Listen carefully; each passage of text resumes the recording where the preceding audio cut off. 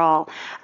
We have a very brief program this morning. I'm sure you all have about 10 other side events you were meant to be in right now.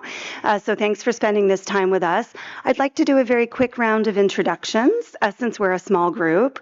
Those of you who are online, we see you. We're delighted to have you. Would you please start introducing yourself in the chat, and we'll make sure that folks in the room can see your introductions. We'll go around here quickly. Just please let me know your name, what organization you're representing, and we'll get into more of the conversation shortly about your priorities.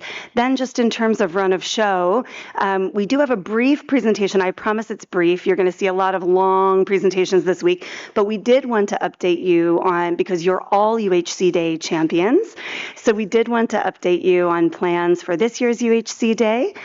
Some of the messages that we've prepared for this week at the World Health Assembly, as well as the beginning preparations for next year's UN high-level meeting on universal health coverage, which are already kicking off. So it's a good time to get started here in advance.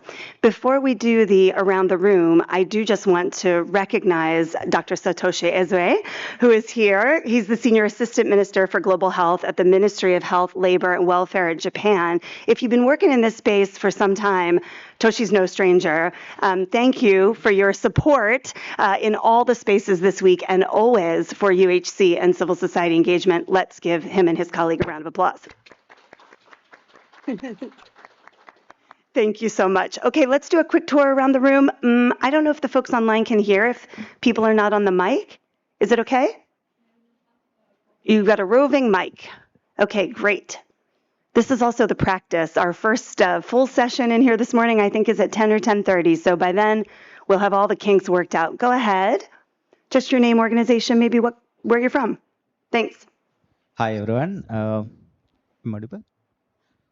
everyone. I'm Pradeep, representing the Universal Health Coverage Working Group of the Global Mental Health Action Network. Oh, great. I'm Ali. I'm from the Civil Society Engagement Mechanism Advisory Group for UHC 2030 and also United for Global Mental Health, joining from Pakistan. Hello, my name is Sarah Bruce and I work for Action Against Hunger. I'm based in France. Hi, my name is Daryl Addison. I'm a medical doctor from Ghana and I'm with the Institute for Global Health Development. Good morning, everyone. I'm Elisha Dunn-Giorgio with Global Health Council. I'm based in the United States. And I'm Waiswani Kwanga. I'm the coordinator of the Civil Society Engagement Mechanism for UHC 2030. I'm based in Washington, D.C. Hi, everyone. My name is Wendy Wang, and I'm from China. I'm from part of the United and Global Mental Health Action Network, and we are the UHC Working Group co-chairs with Jakub and Pradeep. Hi, I'm Jakub. My name is Jakub Biel. I'm from Poland, and I'm co-chair of UHC Working Group at Global Mental Health Action Network.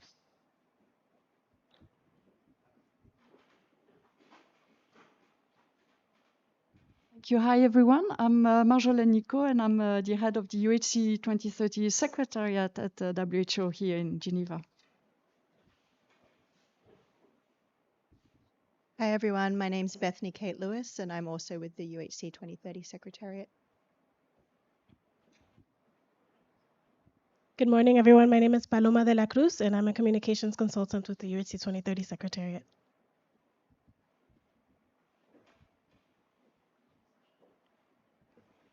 Hi, good morning. My name is Makiko Yoneda from Japan, and I'm Ministry of Foreign Affairs, and I'm working with Toshi and for some multilateral forum, including WHO and UNGA and G7, G20, and so on. So very nice to meet you.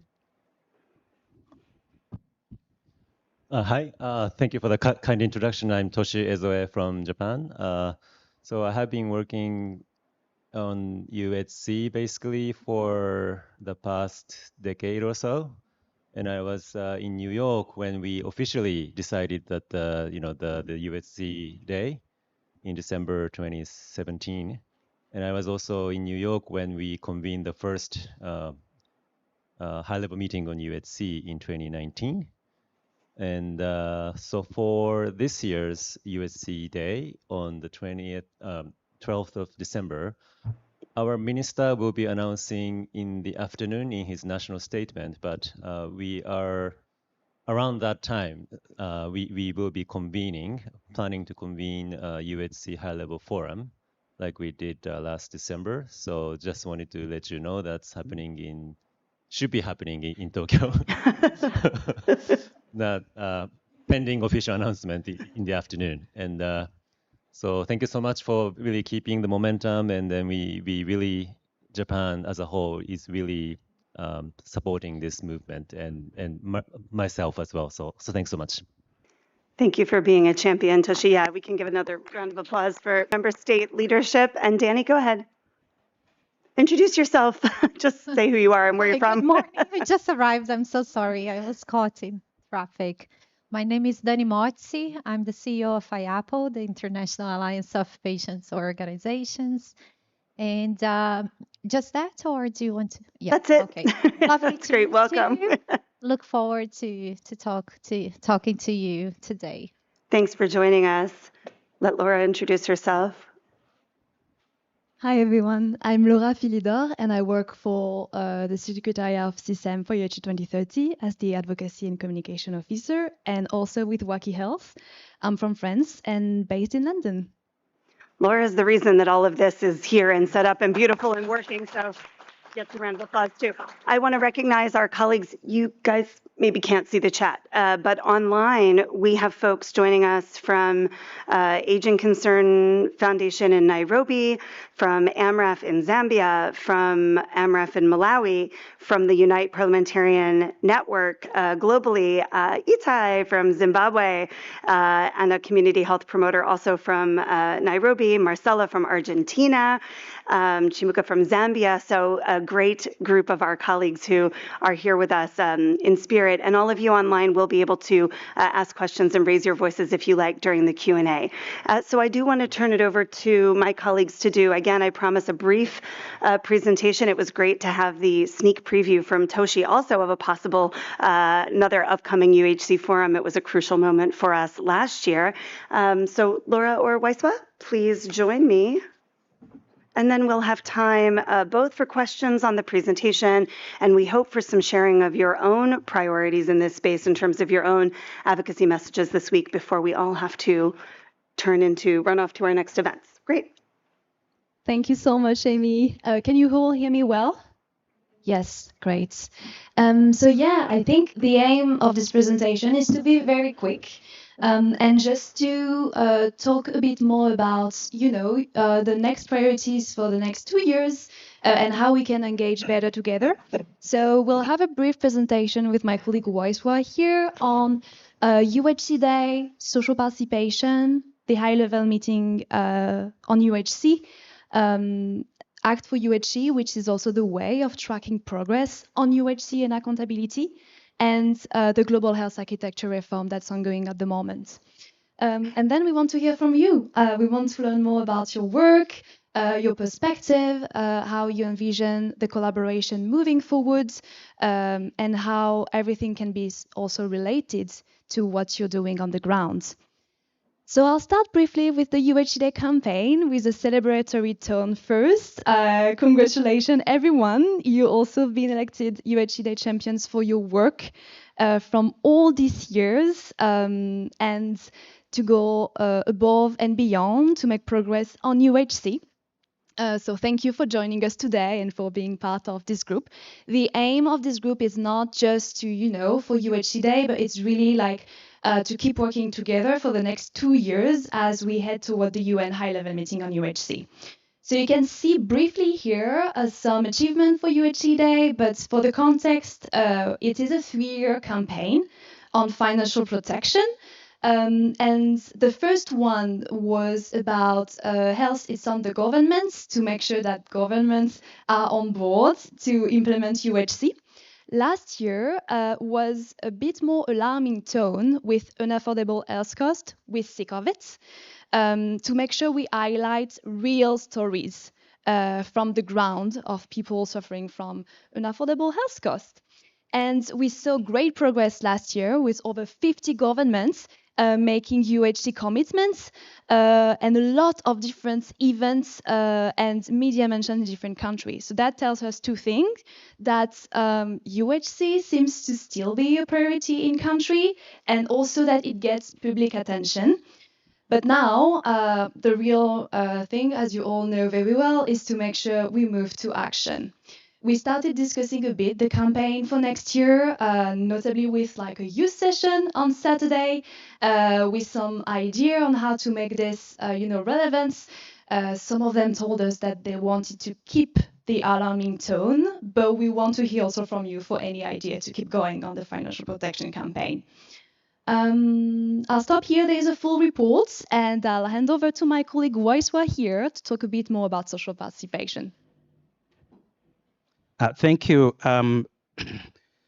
As you all know, a couple years ago, at the World Health Assembly in 2024, world leaders came together and agreed to the first ever resolution on social participation for health and UHC and well-being. And so 2 years later is the time when they're supposed to, WHO is supposed to report on progress to date in terms of implementation of those commitments. And so this has been a big priority for us and will continue to be a major priority for us because we want to see real action on the ground, want to see social participation institutionalized and communities really engaged meaningfully in decision-making processes. And so this week is the first time that WHO will be reporting, and you'll be hearing about these conversations. As they were putting together on report, we also did a survey, a global survey, and did some assessment using different sources to look at how the implementation was working from the perspective of civil society, and so that we can capture what really is going on from the people on the ground. And so this week we will be sharing, I believe tomorrow, so we'll be sharing the outcomes, the preliminary outcomes from that assessment. But this is all to tell you that this is a really defining moment in terms of how we move the UHC agenda forward and how we're going to build on to this week's discussions to take it all the way through UHC Day, but also to the HLM, through the HLM next year, to hold leaders accountable and to make sure they follow through on their commitments. Next slide. And speaking of follow through on the commitments, obviously we've mentioned that there will be a high-level meeting on UHC next year. And as you can see, we're starting from WHA, really working all the way through the process, what the process is going to look like. These are really the main activities that we have here. There's a lot of conversations, discussions, key moments that will happen in between. But the main ones I want to draw your attention to are the modalities resolution and also the UN multi-stakeholder hearing, all the way to UNGA, really being ready to engage. We are working on putting together some resources, advocacy resources that we can all use as advocates in our countries at the global level, regional levels, to make sure that what happens in New York next year is going to be different than what happened before and the time before. We want real action. We want movement. We want to see people not suffering from out-of-pocket spending, health spending, and all these challenges that we still face. Next slide, please. Okay, so how is this process so far going? The planning kind of has kicked in. UHC 2030 has assembled a very strong team of a task force that is helping with developing the process, the plan for engagement. And so the task force is already drafting some initial priorities and the narrative that we'll all build on, and eventually we will have a global consultation in which we'll hear from civil society. We'll have these conversations usually through CSEM, where we talk to civil society at the regional levels and the country levels in key moments. We try to reach out to really hear their voices in terms of what they want to see. And that all goes into what we will have as the key asks that will be presented to the President of the General Assembly, and will help shape the process going forward. Okay. Another key priority of ours is the Act for the UHC report. Now, the one that you see here is the one from last year, but we do these, we used to do them every year. We're doing them now every 2 years. And really, the, the key here is that we can't advocate without evidence. We can't make the case without evidence. And that's what UHC 2030 really does well, is try to connect our advocacy efforts, our political commitments, provide evidence of what is actually happening or not happening in countries. My favorite part of this of the Act for UHC is actually the dashboard, the data dashboard, where you can go and see what countries are actually doing, can sort by country, and see how they're measuring up to the key asks that we developed in 2023. And you can see exactly how your country is doing and what you need, what kind of messages you need to be able to push them, a little bit, nudge them to do a little bit more. And so we ask and really encourage everybody to use this report. This report is not, and the dashboard is not separate from the Global Monitoring Report. They complement each other, and that was by design, that these two reporting systems are speaking to each other. Okay. So another priority that at CSEM and also UHC 2030, we've been really keeping very, very close eyes to is the process around the global health architecture reform. There have been multiple processes convened, starting with Gavi Leap and the EC reflections, the European Commission reflections, to the Accra reset, and all the way to where we are now at the WHO hosted joint process for the global health architecture reform.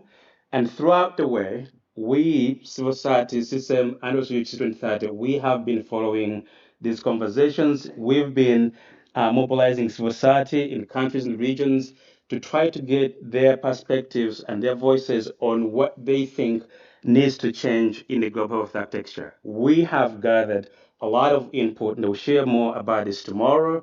And that is also feeding into now the joint process that WHO is discussing this week. And this will remain a big priority for the coming many months until this process is over. So I just wanted to flag for you that we have been involved in this space as well, and it will remain a big priority for us. Okay, so now we want to turn it around and over to you to hear from you about what really you're working on. Some of you are meeting for the first time. Some of you we know more or less, where you work and how you work, but really hearing from you, what are those priorities you have? How can we work together, going forward? And maybe I'll hand over to Amy to take it. Yes, please, to facilitate that part.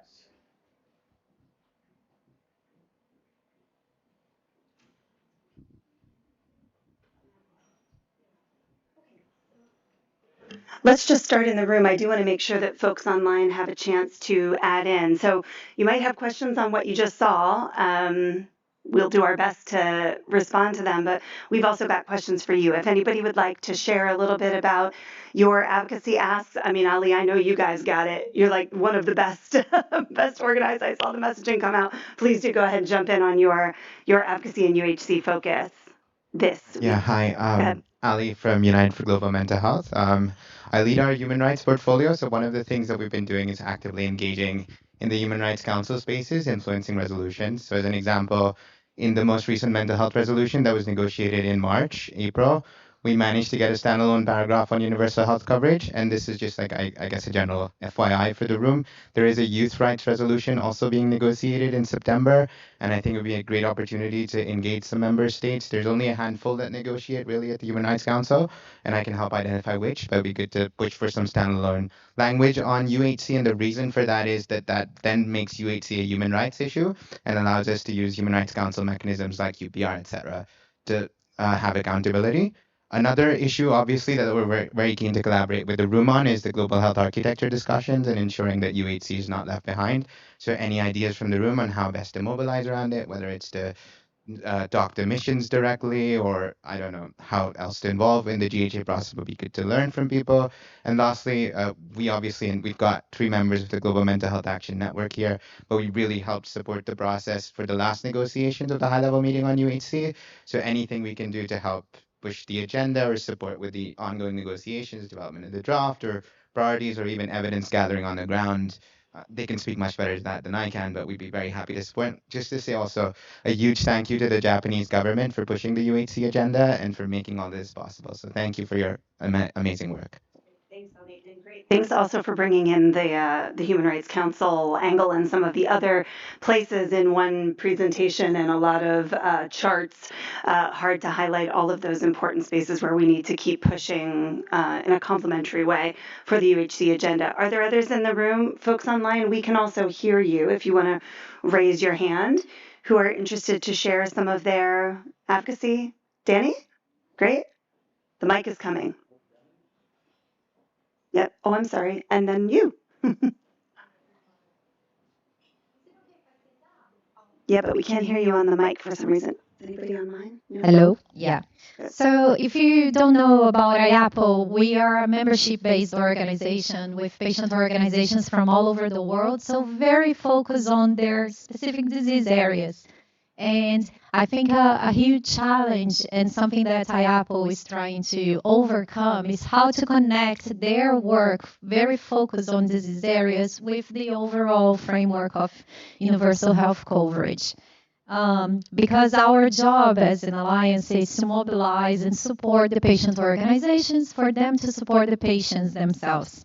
And what we've been doing the last 3 years, in 2024, we came up with, together with a huge group of patient organizations from all over the world, we developed the UHC Compass, which is a tool, an advocacy tool with a lot of information for focus on patient organizations, for them to work with their governments and advance UHC on the ground. And last year, we also created the Global Patient Charter on social participation as another way of translating the social participation agenda to the patient community. And this year, we selected members among our alliance from each one of the 6 WHO regions to help us not only support the patient organizations in their regions using the UHC Compass, the Charter, but also learning what are the challenges, what's happening, what's working, what's not,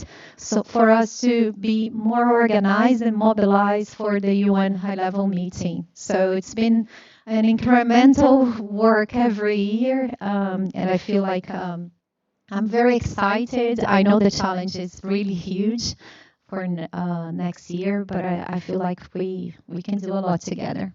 That's great. Thanks, Danny, and thanks for sharing the tools. And just to preview, there's a session on some of that work and those great tools and engagement with patient organizations here tomorrow. So be sure to check the schedule.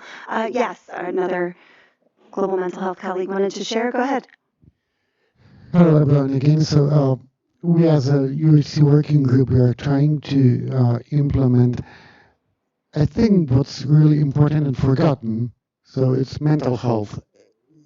We are trying to work on many different levels, including high-level meetings that was held, for example, in Spain in 2025. We managed to implement one paragraph with mental health and human rights. So just to follow what Ali said. On the other hand, we're trying to mobilize civil society as much as we can during our monthly meetings to work on implementing mental health into UHC and primary healthcare in their countries. So it is really, really important not to forget about mental health, and it is connected always with human rights. So we are trying also to follow up the process or processes in other countries in order to respond in a way that would also be responsive to cultural identity of locals, to cultural values, not to interfere with them.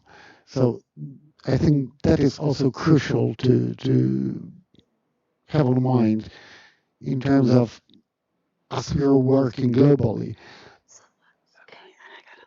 not to go with ready to implement solution, but to focus on implementation per se, that it would be with respect to regional values, cultural values. So I guess that's one of the most important tasks we have to do, both in terms of mental health and human rights. So I guess that's probably one of the most important tasks for us. Also, in like during the whole process of changing global healthcare architecture, not to forget about mental health and not to forget about human rights.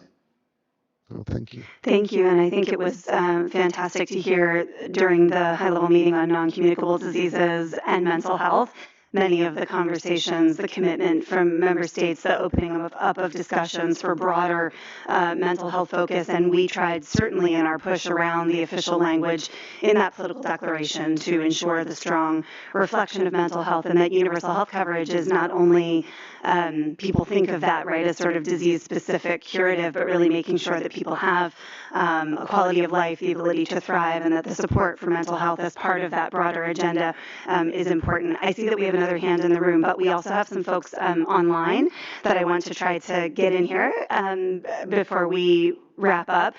So Titus is here from Aging Concern Foundation. We're going to hope that the audio works. Titus, do you want to come in and let us know about your priorities? Welcome. Yeah. Hi, how are you? Good morning. You can hear me? We do actually hear you very well. Fantastic. I wasn't sure. Fantastic. Yes, Thank we hear you. you. Go ahead. That's good. So yes, I'm Titus Aguro. I work with the G Concern Foundation or SDF. We are an older persons organization advocating for the rights of older people based in Kenya.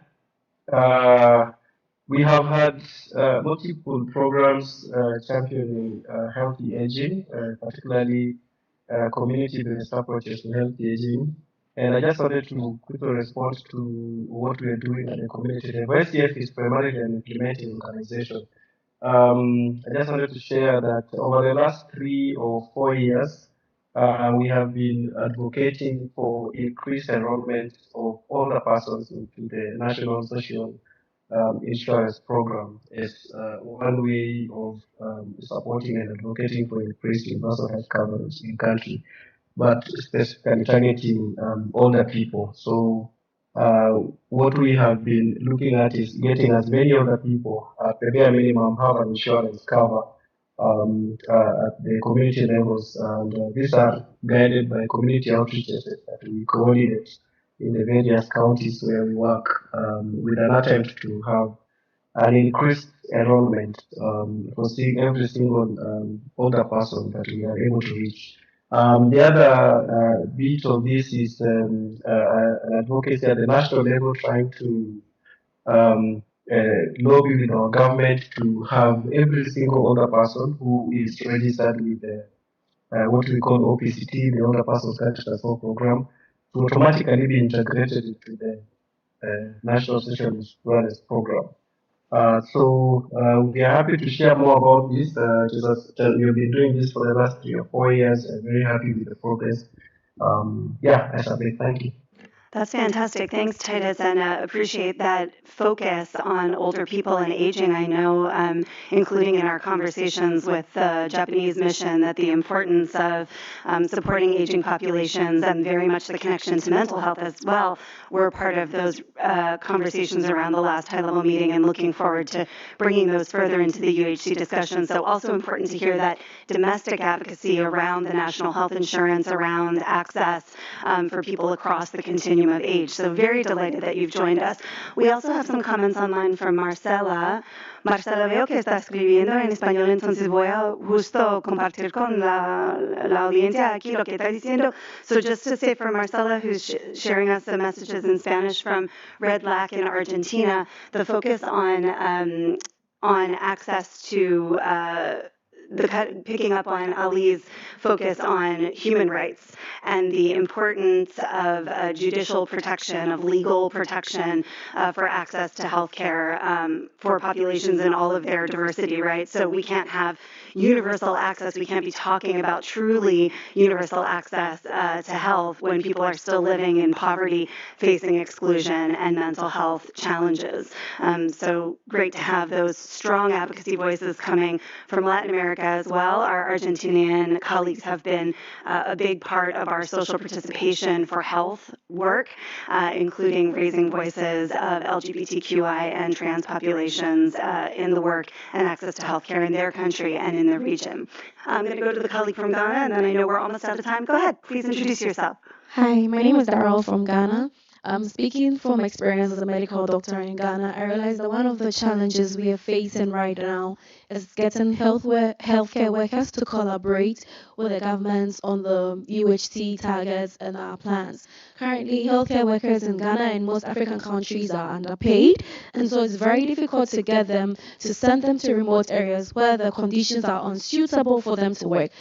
They all believe, like myself, that healthcare is a basic human right that we all need and deserve. However, they also need to understand that healthcare is a profession, and so they need to also take care of their families. They need to have the suitable life and the lifestyle conditions that they deserve. And so being able to meet that at a mutual point, I think is a struggle and a challenge for us at the moment. Speaking about our work with the IGHD, Institute for Global Health Development, and about the reimagining the global health reform. We're trying to get a lot of young people together to try and understand the role of young people in supporting the new global health architecture reform. And so we are open to partnerships to hear from you and to push together to get young people involved and at the forefront. Thank you.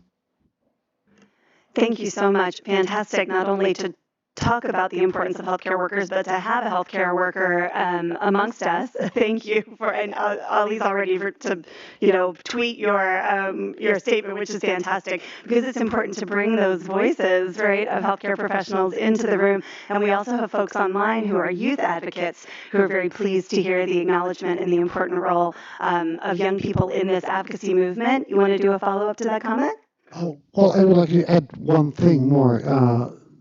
Because as we are discussing the universal health coverage, that's always an impression that we are discussing universal health coverage for people living in countries that are working, that are ongoing, which do have ongoing healthcare. But we shall never forget about countries which are, in fact, conflict zones. So we have also universal health coverage for refugees. It's not only for those who are part of the system, but we should remember also about those who are not. So that's not only the case of pushing the change of architecture, of global health architecture towards those who somehow can afford more or less, but also for those who have literally no access to. We have several huge conflict zones, not to mention Sudan, not to mention Middle East. Not specific country, but like many of them, countries in Africa. So please do remember that we are not only talking about systems and people involved in systems with their social security numbers or whatever it is called, but also for those who don't have daily access. So yeah, I appreciate that reflection, and it's been a big challenge in the negotiations, to be honest, not only in UHC. I'm based in New York, so the focus on migration, countries in the financing crunch that we find ourselves, figuring out how to cover their own populations, how to get health services to IDPs, but then also how to address the very significant refugee flows. So I appreciate you raising that. We're going to take one more from the audience, one more from online, and then I see the people for the next panel out there peeking in the door, wondering how long we're going to be in here. Don't leave when these two questions are over, because you are UHC champions, and we're honored to have you in the room. We want to take a quick group photos. So we're going to have 2 more quick comments, and then we're going to wrap it up and take a photo with the umbrellas. Go ahead. Okay. Sorry, I got to keep us on track. It's Sarah from Action Against Hunger. Just to continue what has been mentioned, I think what is actually important is to keep the focus on the people who are in need of the care and what services they need at what time, etc. Be they refugee or the population living in a stable country. And I think it actually reinforced the point that social participation is central in the health system if we really want to have adequate package of health services that are available for the people who need them in the field, I would say. And at Action Against Hunger, this is also something we are heavily promoting with the CSEM, of course, but also in our way of working.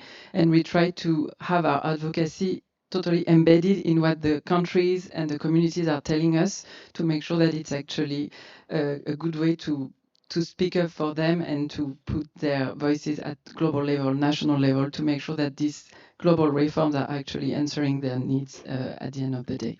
Amazing, and we're delighted to be partnering with you on that. And I know there's quite a bit of nutrition focus on the agenda this week. We're going to have one last comment on digital health from somebody online, and then we're going to wrap up. Thank you. So yes, we see a comment from Mathilde Volsland. I'm hoping I'm pronouncing well your name, Mathilde, the CEO of Transform Health. And she's stating something very important. We'll have an event about that later in the day. I'll read it to you. We would like to see the recommendation from the digital health narrative that is being launched today at the sideline of WHA incorporated into the UHC 2030 action agenda, and also for digital transformation to feature not as a solution, but as an enabler for equitable, inclusive, and right-based UHC.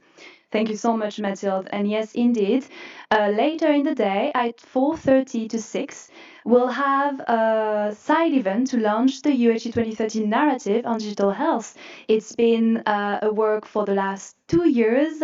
We have also our colleagues here in the room from UHC 2030 who hold the pen on this narrative. We're very proud about it, so please join us. Mathilde will also be one of the speakers. Mathilde, feel free to intervene if you want to add anything before we close this session. Fantastic. Thanks, Laura, and thanks for bringing in that digital health focus. So in the interest of time, I'm going to thank you all again for being here. Thanks to the folks joining us from around the world, which is really exciting. You have your access here to key resources that Laura has also shared on the listserv, but quickly scan that QR code because we do have advocacy messages that you can include in your statements, in your events this week, existing statements, key advocacy messages.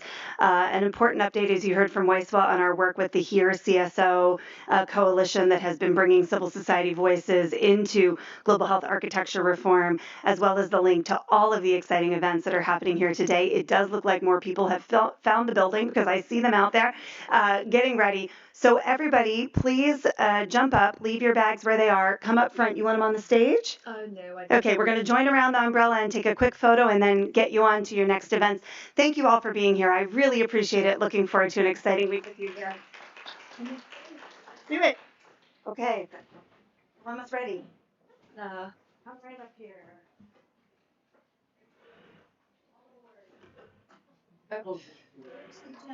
Right.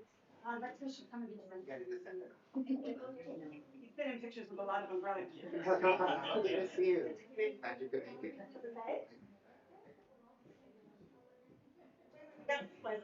I'm with you. No. Okay.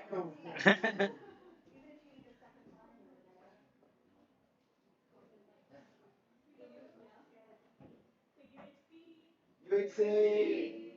Thank you. Awesome. Thank you so much.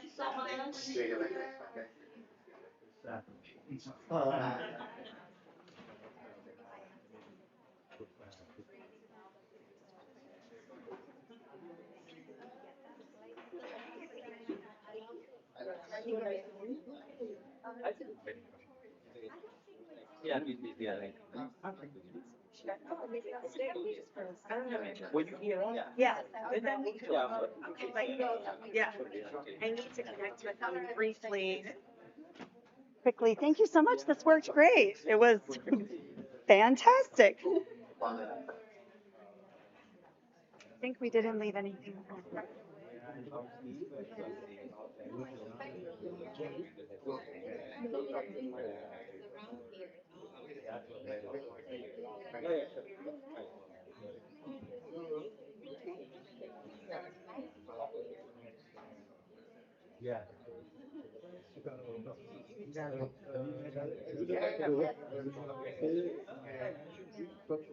Danny, I don't know if you got my email, but no worries. Tu vas laisser tourner toute la journée? Donc, entre deux, j'ai l'impression d'un petit de toute façon, coffee break, break. Is there anyone else in Charlie that might be available? I feel like this is an area where she would like to work with. À chaque fois, c'est des nouvelles situations. And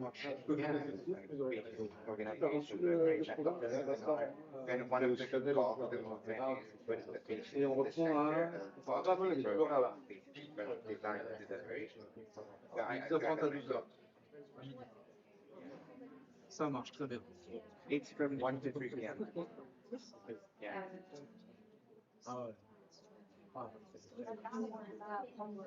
Après, c'est 12h30-14, et peut-être aussi, je sais pas, il y a une demi-heure. Très bien. I mean, I was thinking maybe the prevention for the patient.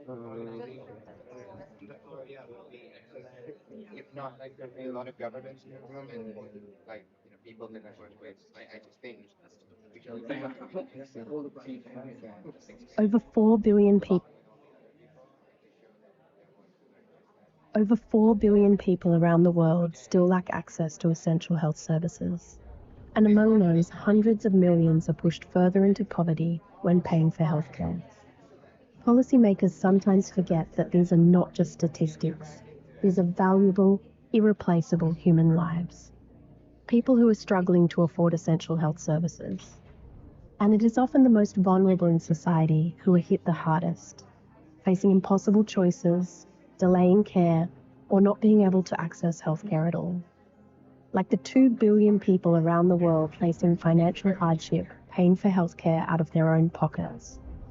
Or the hundreds of millions of people who are spending more and more of their household budgets on health, often at the expense of other basic needs, such as food, education, or housing.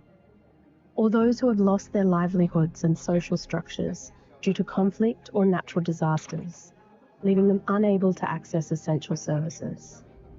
No one should miss out on health services or medicines because they can't afford them. And no one should be at risk of falling into poverty or being pushed further into poverty when accessing healthcare. It's time for governments to prioritise health in their budgets, reduce out-of-pocket costs, and protect our most vulnerable. Because when leaders prioritise people's health as a foundation for sustainable development, it leads to lasting progress across all sectors. And it's not just good for people, it's also good for the economy. Health is a human right. To uphold that right and protect people from financial ruin when accessing healthcare, we need universal health coverage. Policymakers must prioritise financial protection for health and guarantee affordable access to essential health services for everyone, everywhere. We won't stand for anything less. Unaffordable health costs? We're sick of it.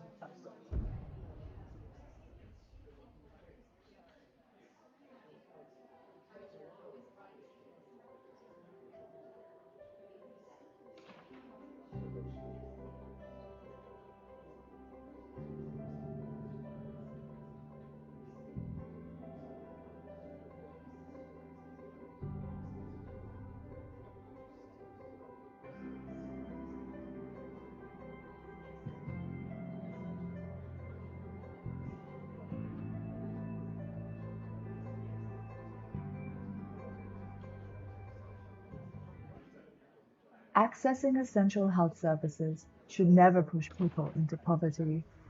Affordable health services save lives. And when populations are healthy, communities and economies thrive. It's time for governments to protect people from financial hardship when accessing healthcare.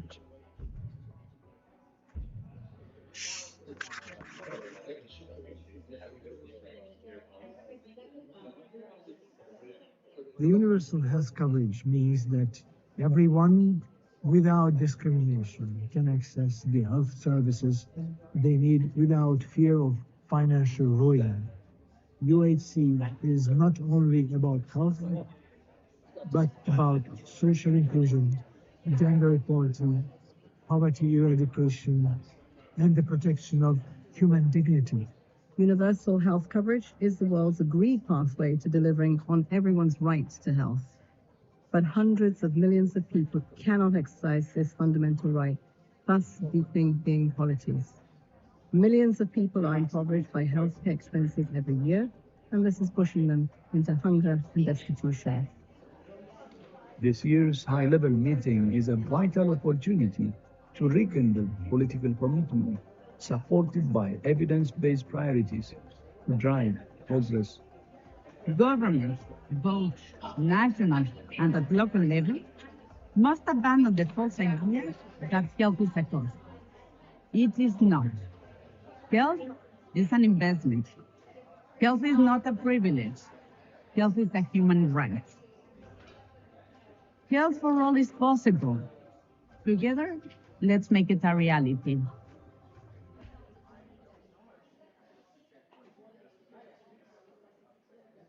Over 4 billion people around the world still lack access to essential health services.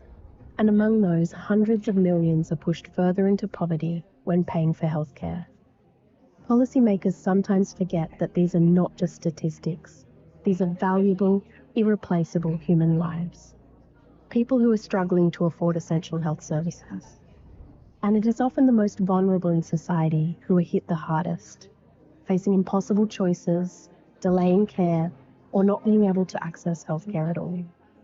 Like the 2 billion people around the world facing financial hardship, paying for healthcare out of their own pockets. Or the hundreds of millions of people who are spending more and more of their household budgets on health, often at the expense of other basic needs, such as food, education, or housing. Or those who have lost their livelihoods and social structures due to conflict or natural disasters, leaving them unable to access essential services.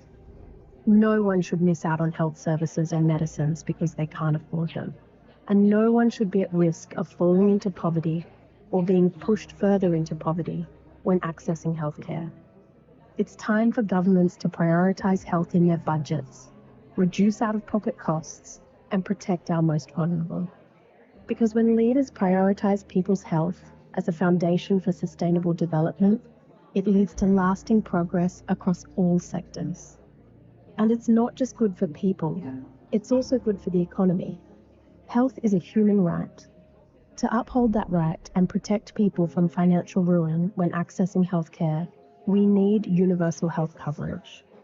Policymakers must prioritize financial protection for health and guarantee affordable access to essential health services for everyone, everywhere. We won't stand for anything less. Unaffordable health costs? We're sick of it.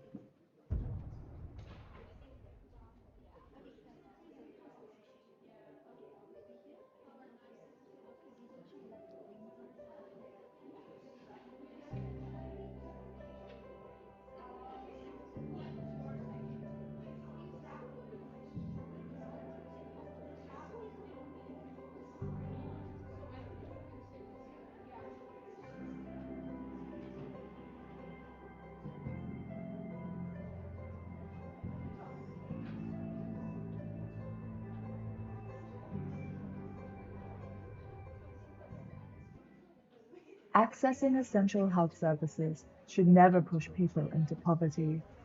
Affordable health services save lives. And when populations are healthy, communities and economies thrive. It's time for governments to protect people from financial hardship when accessing healthcare.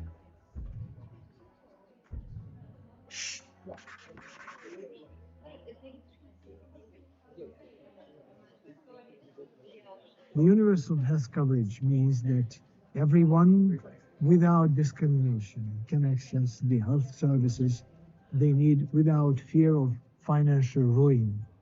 UHC is not only about health, but about social inclusion, gender equality, poverty eradication, and the protection of human dignity. Universal health coverage is the world's agreed pathway to delivering on everyone's rights to health. But hundreds of millions of people cannot exercise this fundamental right, thus deepening inequalities. Millions of people are impoverished by healthcare expenses every year, and this is pushing them into hunger and destitution. This year's high-level meeting is a vital opportunity to rekindle political commitment supported by evidence-based priorities to drive progress. Governments, both national and at local level, must abandon the false idea that health is a cost. It is not. Health is an investment. Health is not a privilege. Health is a human right. Health for all is possible. Together, let's make it a reality.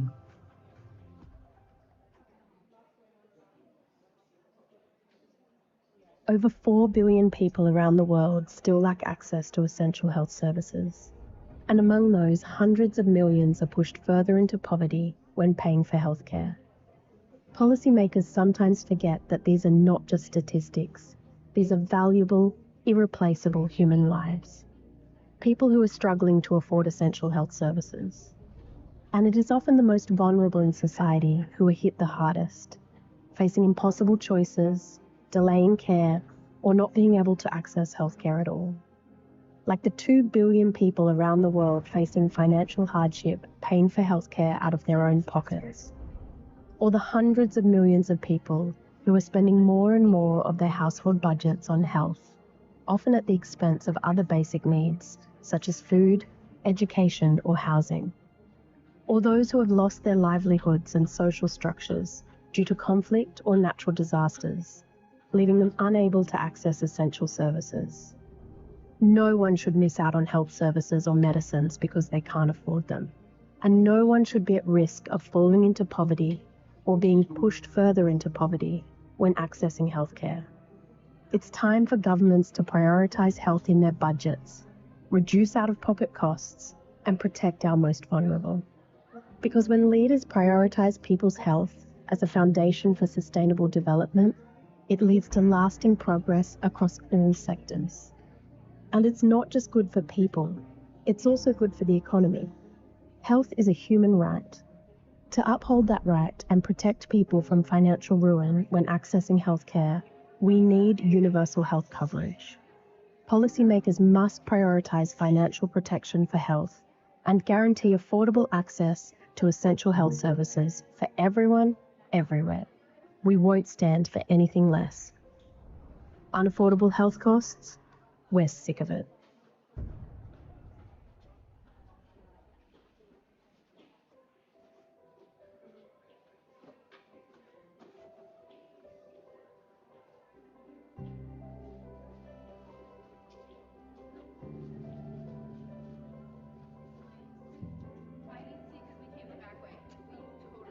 A different direction. Do the slides show down here?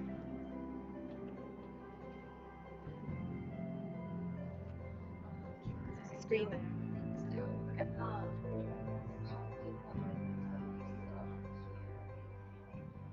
Okay. Accessing essential health services should never push people into poverty. Affordable health services save lives. And when populations are healthy, communities and economies thrive. It's time for governments to protect people from financial hardship when accessing healthcare.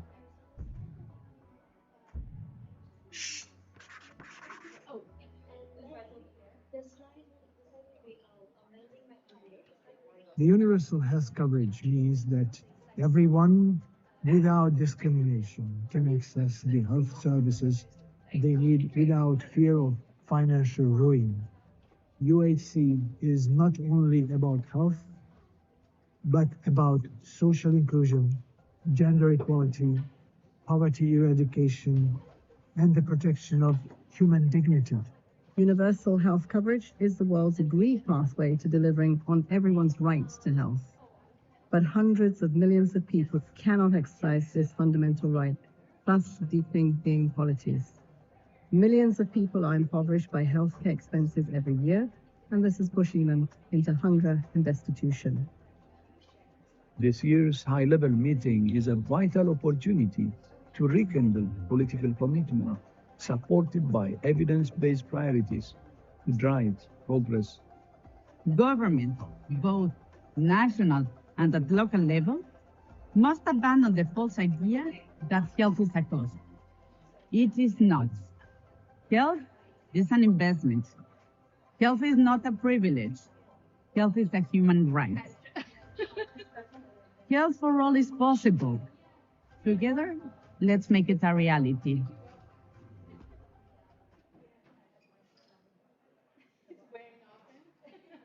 Over 4 billion people around the world still lack access to essential health services. And among those, hundreds of millions are pushed further into poverty when paying for healthcare. Policymakers sometimes forget that these are not just statistics. These are valuable, irreplaceable human lives. People who are struggling to afford essential health services. And it is often the most vulnerable in society who are hit the hardest, facing impossible choices, delaying care, or not being able to access healthcare at all.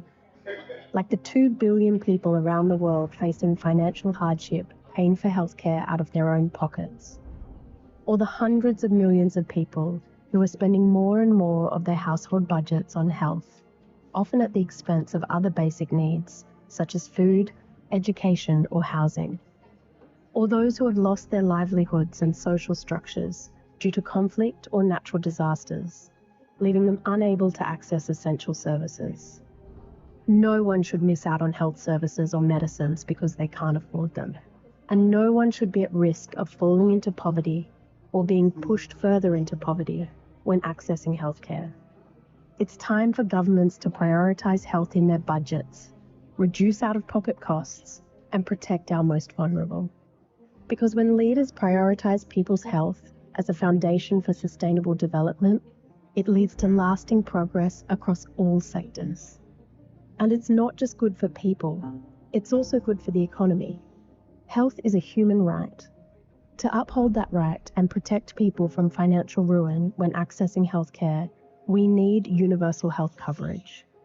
Policymakers must prioritize financial protection for health and guarantee affordable access to essential health services for everyone, everywhere. We won't stand for anything less. Unaffordable health costs? We're sick of it.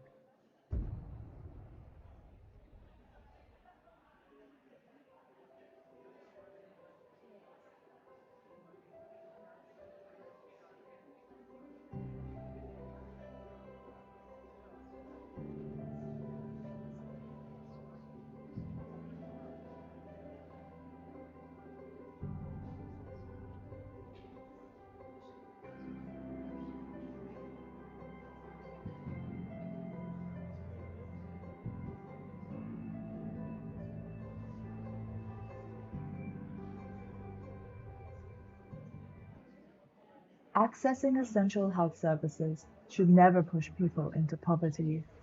Affordable health services save lives. And when populations are healthy, communities and economies thrive. It's time for governments to protect people from financial hardship when accessing healthcare.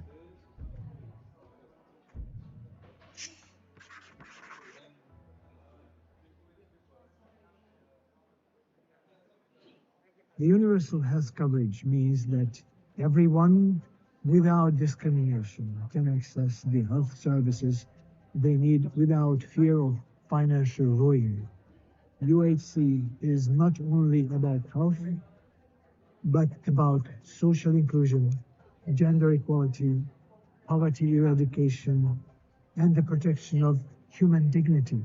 Universal health coverage is the world's agreed pathway to delivering on everyone's rights to health. But hundreds of millions of people cannot exercise this fundamental right, thus deepening inequalities. Millions of people are impoverished by healthcare expenses every year, and this is pushing them into hunger and destitution. This year's high-level meeting is a vital opportunity to rekindle political commitment supported by evidence-based priorities to drive progress. Governments, both national and at local level, must abandon the false idea that health is a cost. It is not. Health is an investment. Health is not a privilege. Health is a human right.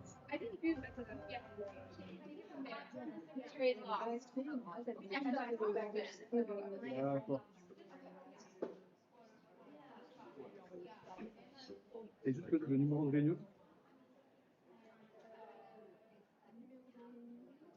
S'il n'y a pas de son, enfin, s'il n'y a pas de lien. C'est ça, soit c'est le lien, soit c'est un numéro de réunion. Non, mais il n'y a pas de Ouais, non, c'est comme il ne prend pas ça. OBS, YouTube, alors, on tourne sur YouTube. Ouais, c'est ça. Toi, ton YouTube, il tourne toujours. Et j'ai pas reçu ton nom d'ailleurs. Je viens pas tous, c'est pas de souci.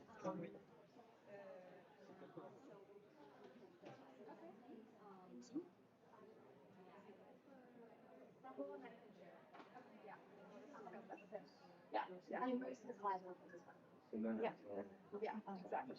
And the French show the doctor. All is possible. Together.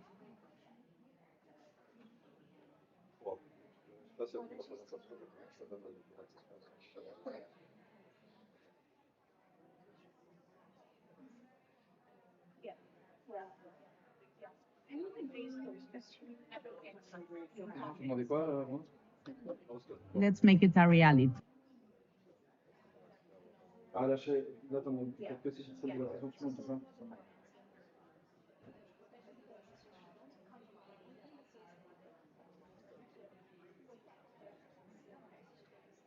Ah, d'accord, c'est vraiment des choses qui commencent à monter ce soir.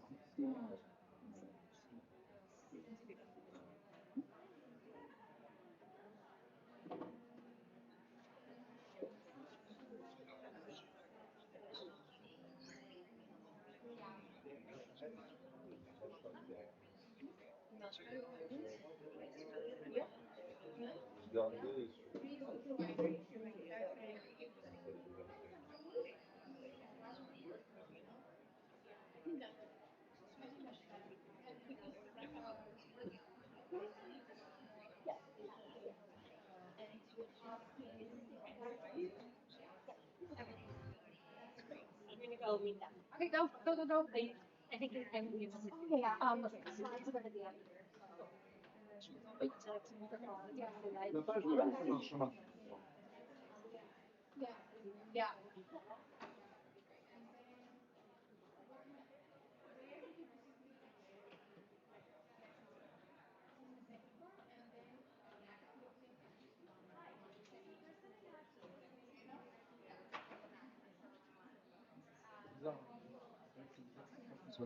Voilà, écoute, regarde, c'est tout, là. Et on va faire le chemin. C'est bien, regarde, parce que c'est plus simple si tu vas sur les apps, tu refais.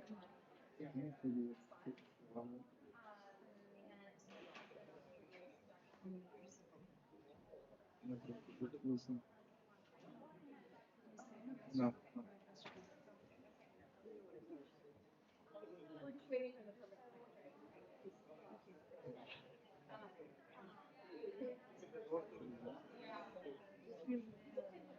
C'est juste.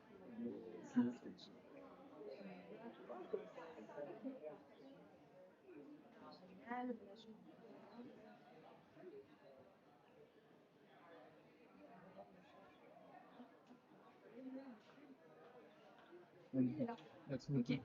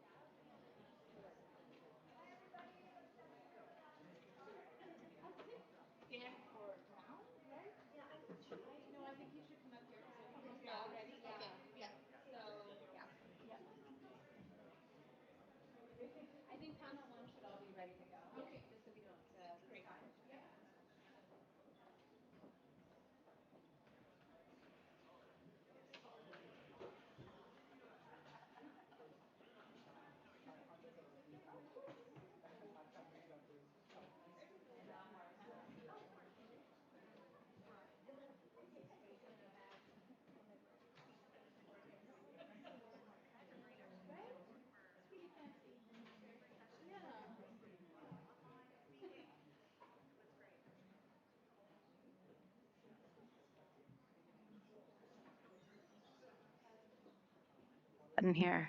Yeah. Oh. Yep.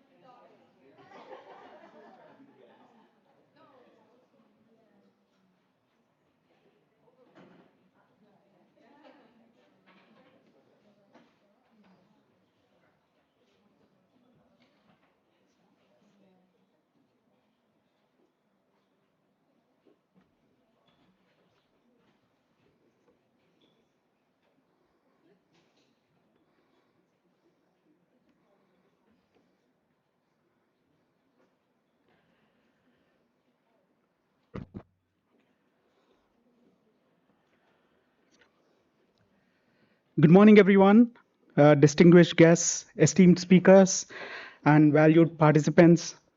I warmly welcome you to the side event, Smart Financing and Integrated Care as Pathways to People-Centered UHC. This side event at the World Health Assembly 79 is co-organized by the Joint Learning Network for Universal Health Coverage based at Amref Health Africa, PATH, and Global Network of People Living with HIV. We meet at this juncture at a defining movement, geopolitical disruption, and global funding contraction, other than not knowing the map to the location here. These are not temporary headwinds, They're going to remove the closure of the road some way, but definitely contraction in funding available for health is not going to be rewritten. There are new rules that we see are going to change health financing permanently. Smart financing means not only having more value for money, but it's about spending differently.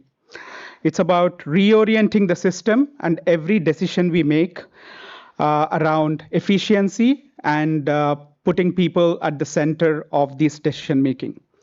As we navigate this transition, Widening inequities are a warning. So innovation and inclusion cannot be afterthought.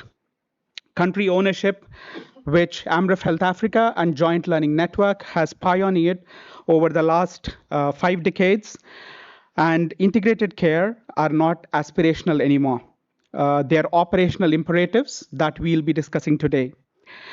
This session is a call to shared responsibility for governments, donors, implementers, and advocates to build a path to UHC that is country-owned and country-led, smarter, more sustainable, and uncompromisingly people-centered.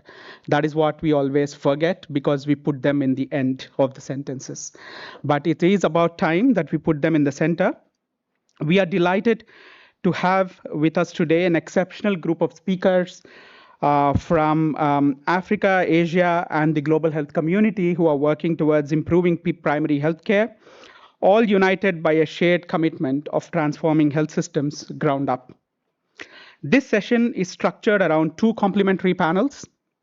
The first, examining how aligned financing approaches can catalyze country-led reforms, which will share the Gates Foundation-led effort through the Joint Learning Network, the Joint Learning Fund, and the collaboratives that we run through the Joint Learning Network, which are built by countries, for countries, and implemented for improving health systems. The second one, exploring how integrated service delivery can strengthen primary healthcare and accelerate sustainable transformation, which was pioneered by PATH and Global Network of People Living with HIV, who will share some of their experiences through the countries that they work in. Together, we will surface practical tools and frameworks, draw actionable lessons from country experiences, elevate the vital roles of civil society and community health workers, and critically reflect on how catalytic funding, alongside community-driven reforms, can build the resilient, inclusive systems our communities deserve. We invite you to engage actively, ask bold questions, and contribute your perspectives, because the conversations we have in this room today have the power to shape healthier, more equitable futures for millions of people across our regions and beyond. Thank you all. I now request Kimberly to share more about the panels and also the context that we'll be sharing the speakers' contributions today. Thank you so much, Rahul, and thank you for the excellent partnership in shaping this discussion today. And thanks to all of you for being so intrepid and finding this building. We really appreciate, we know how committed you are to UHC that you made it here. And so wanted to do just a little bit of framing related to UHC and the pivotal role of domestic financing and integration. So we know that here at this World Health Assembly 79, the world is seismically different than it was last year, and certainly much different than it was 2 years ago. And so, as part of the shifts that have happened, we've been doing quite a lot of work in thinking through what it takes to do really meaningful integration and financing that.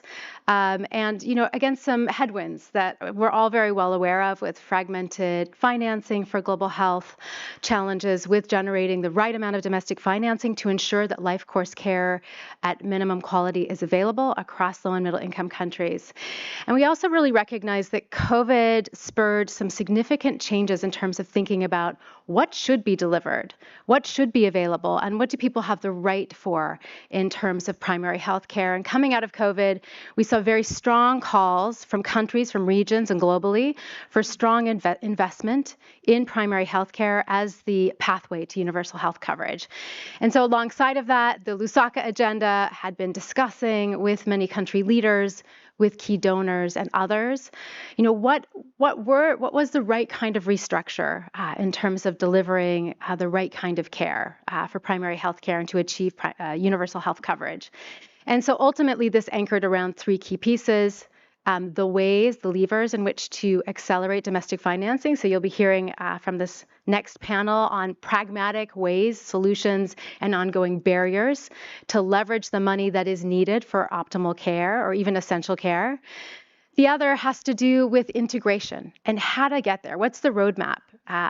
pragmatically, that's differentiated across different country settings to ensure people-centered care. So what we know, though, coming out of all of this is that integration is no longer just an optimization strategy, but a necessary imperative for health system sustainability and resilience as countries seek to maximize the impact of every dollar to maintain and expand access to essential services.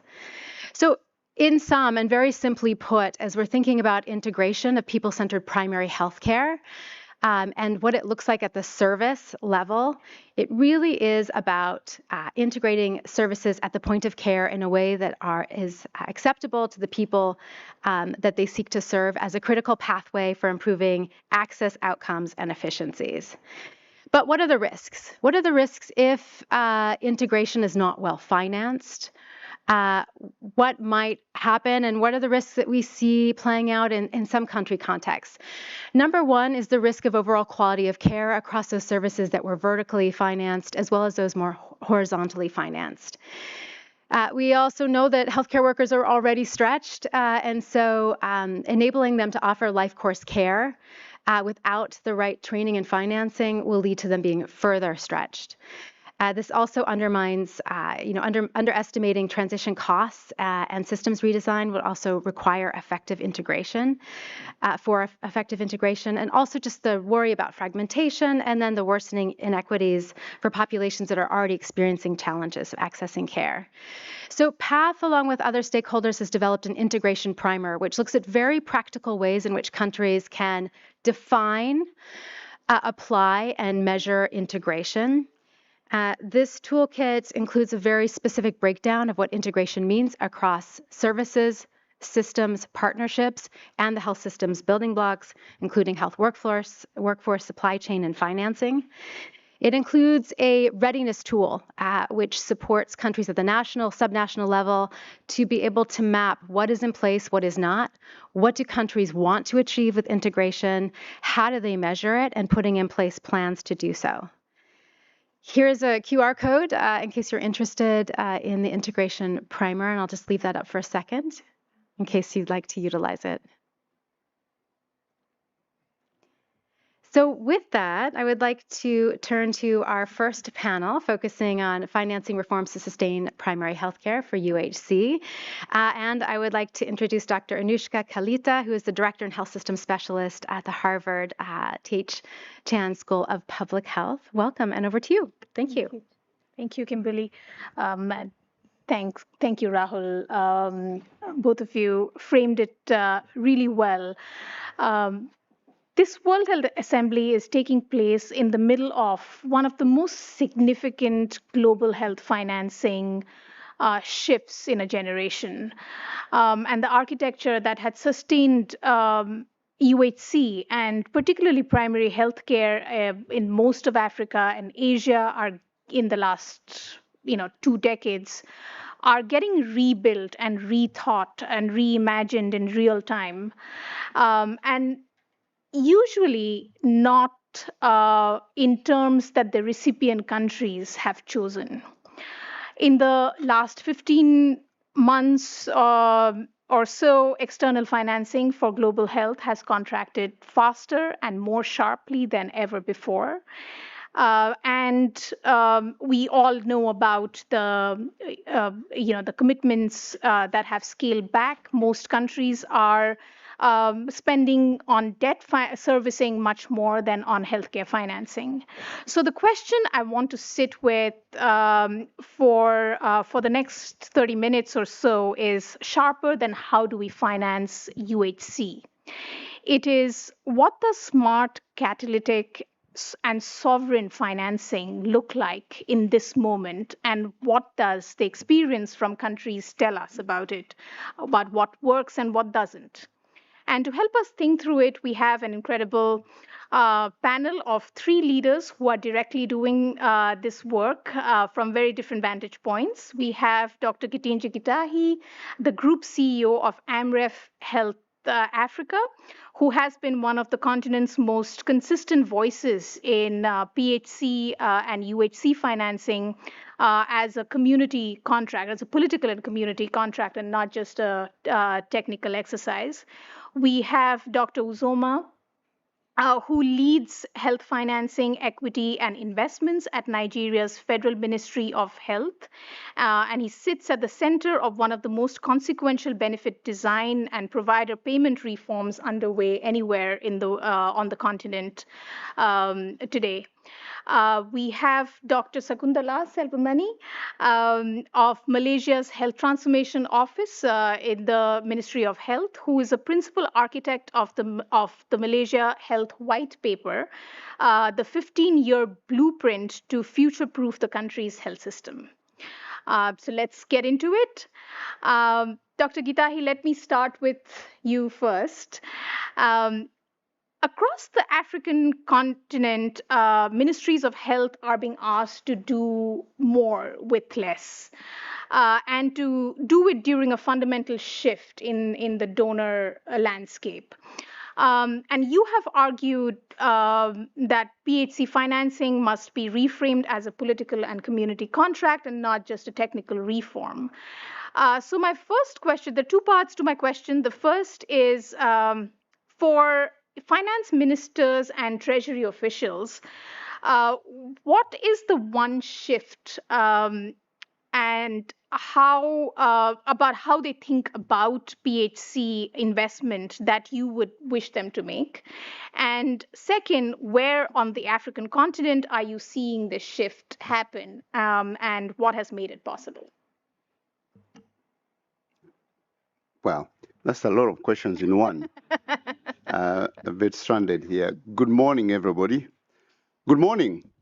Thank you. Welcome to Geneva. This is a complex mix of things, and let me first refer to a conversation I was having with Wanko earlier. He said, and that's just querying whether the Minister of Health and Finance is actually enough, and I don't think it's enough, because he was telling me that in some of the areas, you may need to get the president to the people who know him or her best in their village and take them there to see a man who is unwell, who has hydrocele, and then they're like, oh my God, this thing is so bad. And then they go back and change the budget for help.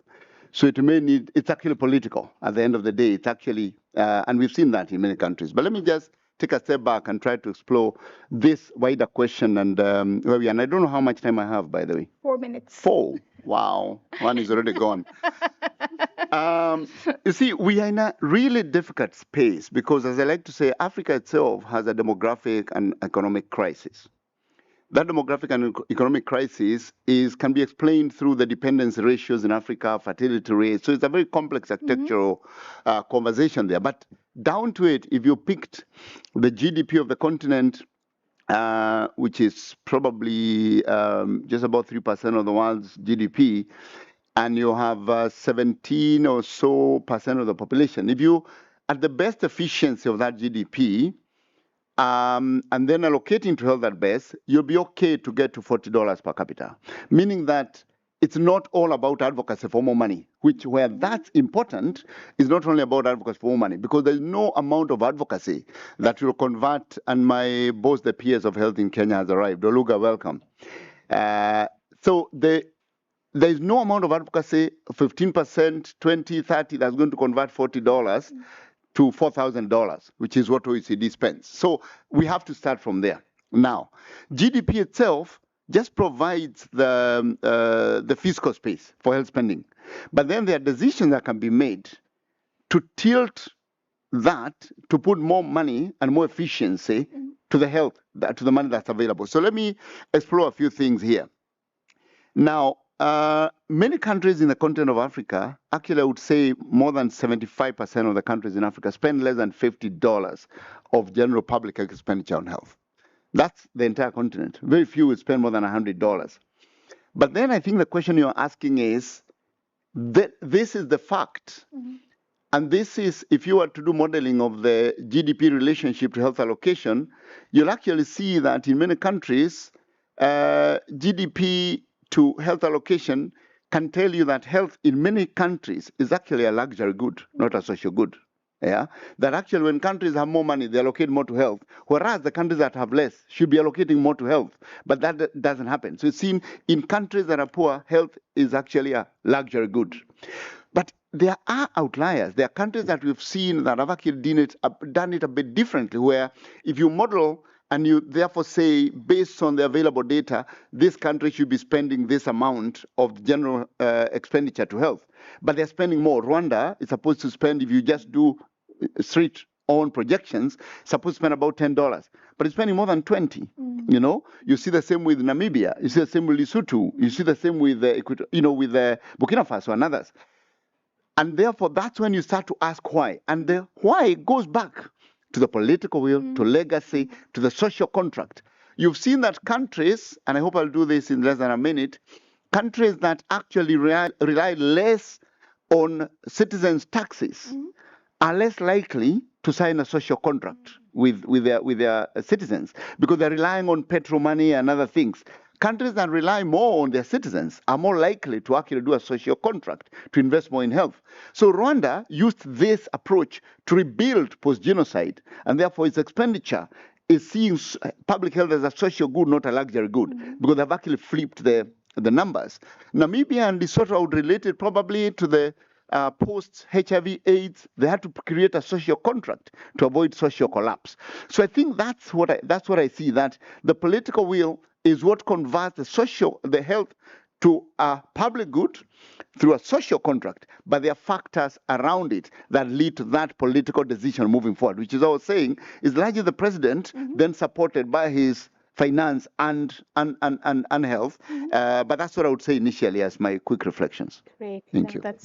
That's really interesting, and we will come back to that at the end. We'll revisit that. Let me go to Dr. Uzoma next. So Nigeria is in the middle of something many countries say they want to do but find it very hard: a serious assessment and redesign of the benefits package, and also thinking about changing provider payment mechanisms in order to incentivize primary health care. With the ambition that the same reform delivers on financial protection, on equity, on efficiency, and quality all at once. Those goals can sometimes pull against each other. Dr. Uzoma, my question is, what are the real trade-offs that you are confronting? When you sit in a room with state insurance schemes and providers and federal ministry and treasury officials, what is the argument that is the hardest to win? And how are you using evidence, and how are you winning these debates? Thank you very much. We try not to win. Better not to have anybody say they lost, because you always have to, it's a very interesting ride for us back in the global south. So I would take off from where he left it, around the fiscal constraints that exist and the reason why this is really important. I mean, in addition to now countries having the responsibility for raising additional revenue, they also need to learn to efficiently utilize what already exists in countries. And so it becomes important to even look at the methods, the PFM systems, how funding goes from national budgets all the way to service provision. So you have the line item budgets, and then you have all sorts of payment mechanisms if you're using insurance. And we all know that whether it's capitation, fee for service, DROGs, that they have their ups and downs, and there is a reason why each method is utilized. And so continuing to now bring evidence and to the discussion becomes really, really important. What we're seeing is, I mean, you also know about our indices in Nigeria around maternal mortality and under 5 mortality. Those are things that have now put priorities of the current government, the Mohammed Ali Pate, our professor and Minister for Health, bringing reduction of those numbers to the fore. And so there is a very clear prioritization of that approach. And therefore, the thinking around how financing flows from the central government all the way to the primary healthcare centers now revolves around the swap approach, the sector-wide approach, where we're pooling resources and focusing them and pursuing alignment across both government, development partners, government, both at the national, subnational level, development partners, around the agenda that government has set that focuses on trying to tackle those difficult problems at those primary healthcare levels. And insurance for us is a very important mechanism for pursuing healthcare, but we're largely an informal sector, and so a lot of people are unable to pay premiums. So government has to necessarily step in, and therefore we've set up something called the Basic Healthcare Provision Fund that provides resourcing for people at that level.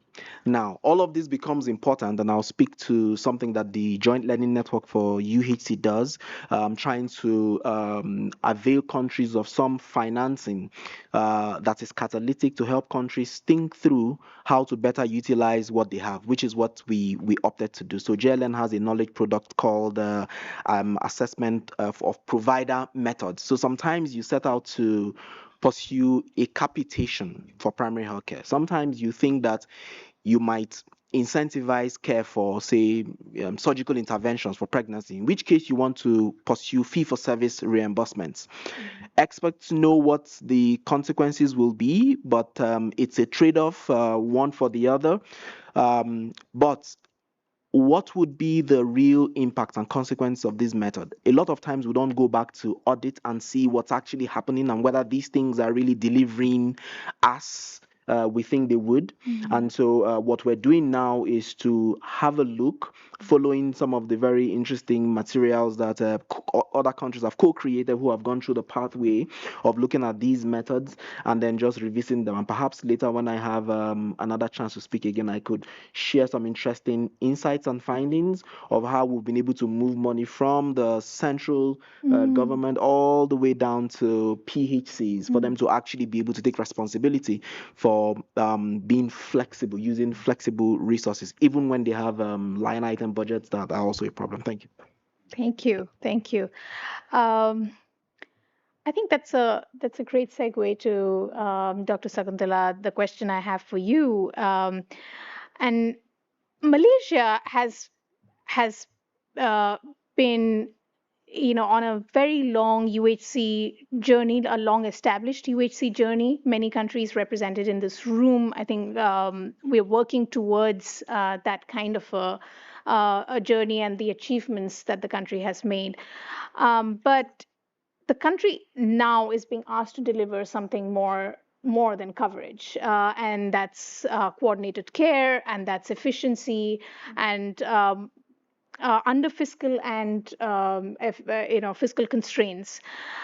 So take us inside that process and the context that you sit in now for a moment, and how are you thinking about raising resources, using them most efficiently while also balancing people's expectations of the health system? Thank you, Anushka. Good morning, everyone. Indeed, it's a very interesting time for Malaysia right now. We actually came up with this. The transformation idea is not something new. I think Malaysia has been working on in reform and transformation for decades right now. And for the past 2 decades, I think things has been going on in a very slow pace, and COVID kind of like set the agenda to, okay, we cannot sustain, right? Because our system is dichotomous. We have a heavily subsidized public healthcare system and out-of-pocket private health insurance depending private sector, right? So the issue right now is that we do acknowledge, relatively, we do have a mature UHC system, and the public has a huge trust to the public healthcare system. But the question right now is, are we really rationalizing the subsidy that we're providing to our people? Are the right people getting the right services when they need it? This is something that we really saw during the COVID and now post-COVID, even with this fuel crisis that's happening all around the world. Recently, even the Ministry of Health Malaysia got a budget slash of 6 to 7%. It's about 4 to 5 billion, right? It's a lot. So this is where I think we have to, as we are working on the transformation initiative, we have to put in place very realistic, very practical initiatives, not just some big bang approach and aim for a nationwide enrollment, but we are trying to put in place very practical solutions. In sense of health financing, we are working on the two sectors. We do have a very long-term public health care financing transformation agenda. We're working on a national health fund. We've been thinking about how are we going to diversify the resources for the country. Yes, it's still going to be heavily government funded, tax funded, but on top of that, how are we going to innovate this mechanism? And right now, concurrently, we are also working on the private sector transformation. Medical inflation is an issue. Our medical inflation is varying from 12 to 15% this past few years. So we are clearly putting in place whole of government effort right now. We're working very closely with the Ministry of Finance, Ministry of Economy, and the Central Bank of Malaysia, and we are developing affordable benefit package under the private health insurance to cater for the top 20 and the middle 40 group, so that there is no need for them to actually rely on the public sector. So those who can afford, let's look at them and see how we can expedite the services from them. But it has to be affordable. And looking at the complex situation that we have in the country, NCD, it's raising, aging is an issue. So how are these premium are going to kind of cover the population? So it's just not for the middle age group, 30 and 35 years old.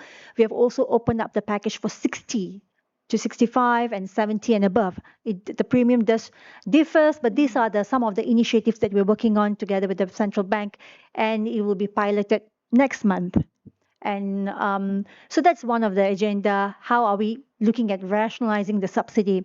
Other than that, I think we are also innovating the ongoing initiatives in the public sector hospitals. We do have something called the full paying patient scheme, where certain elective cases, like for mother-child health department, where we have the ONG, elective Caesar cases, or elective gynae cases, elective orthopedic surgical cases, these kind of things all can be expedited through this full paying patient scheme. So those who afford to pay out of pocket, who will want to get quicker services, they will be able to get access to this. So previously it was very much for I would say it was the main objective for these schemes were to retain the specialists within the public sector, because internal brain drain was an issue.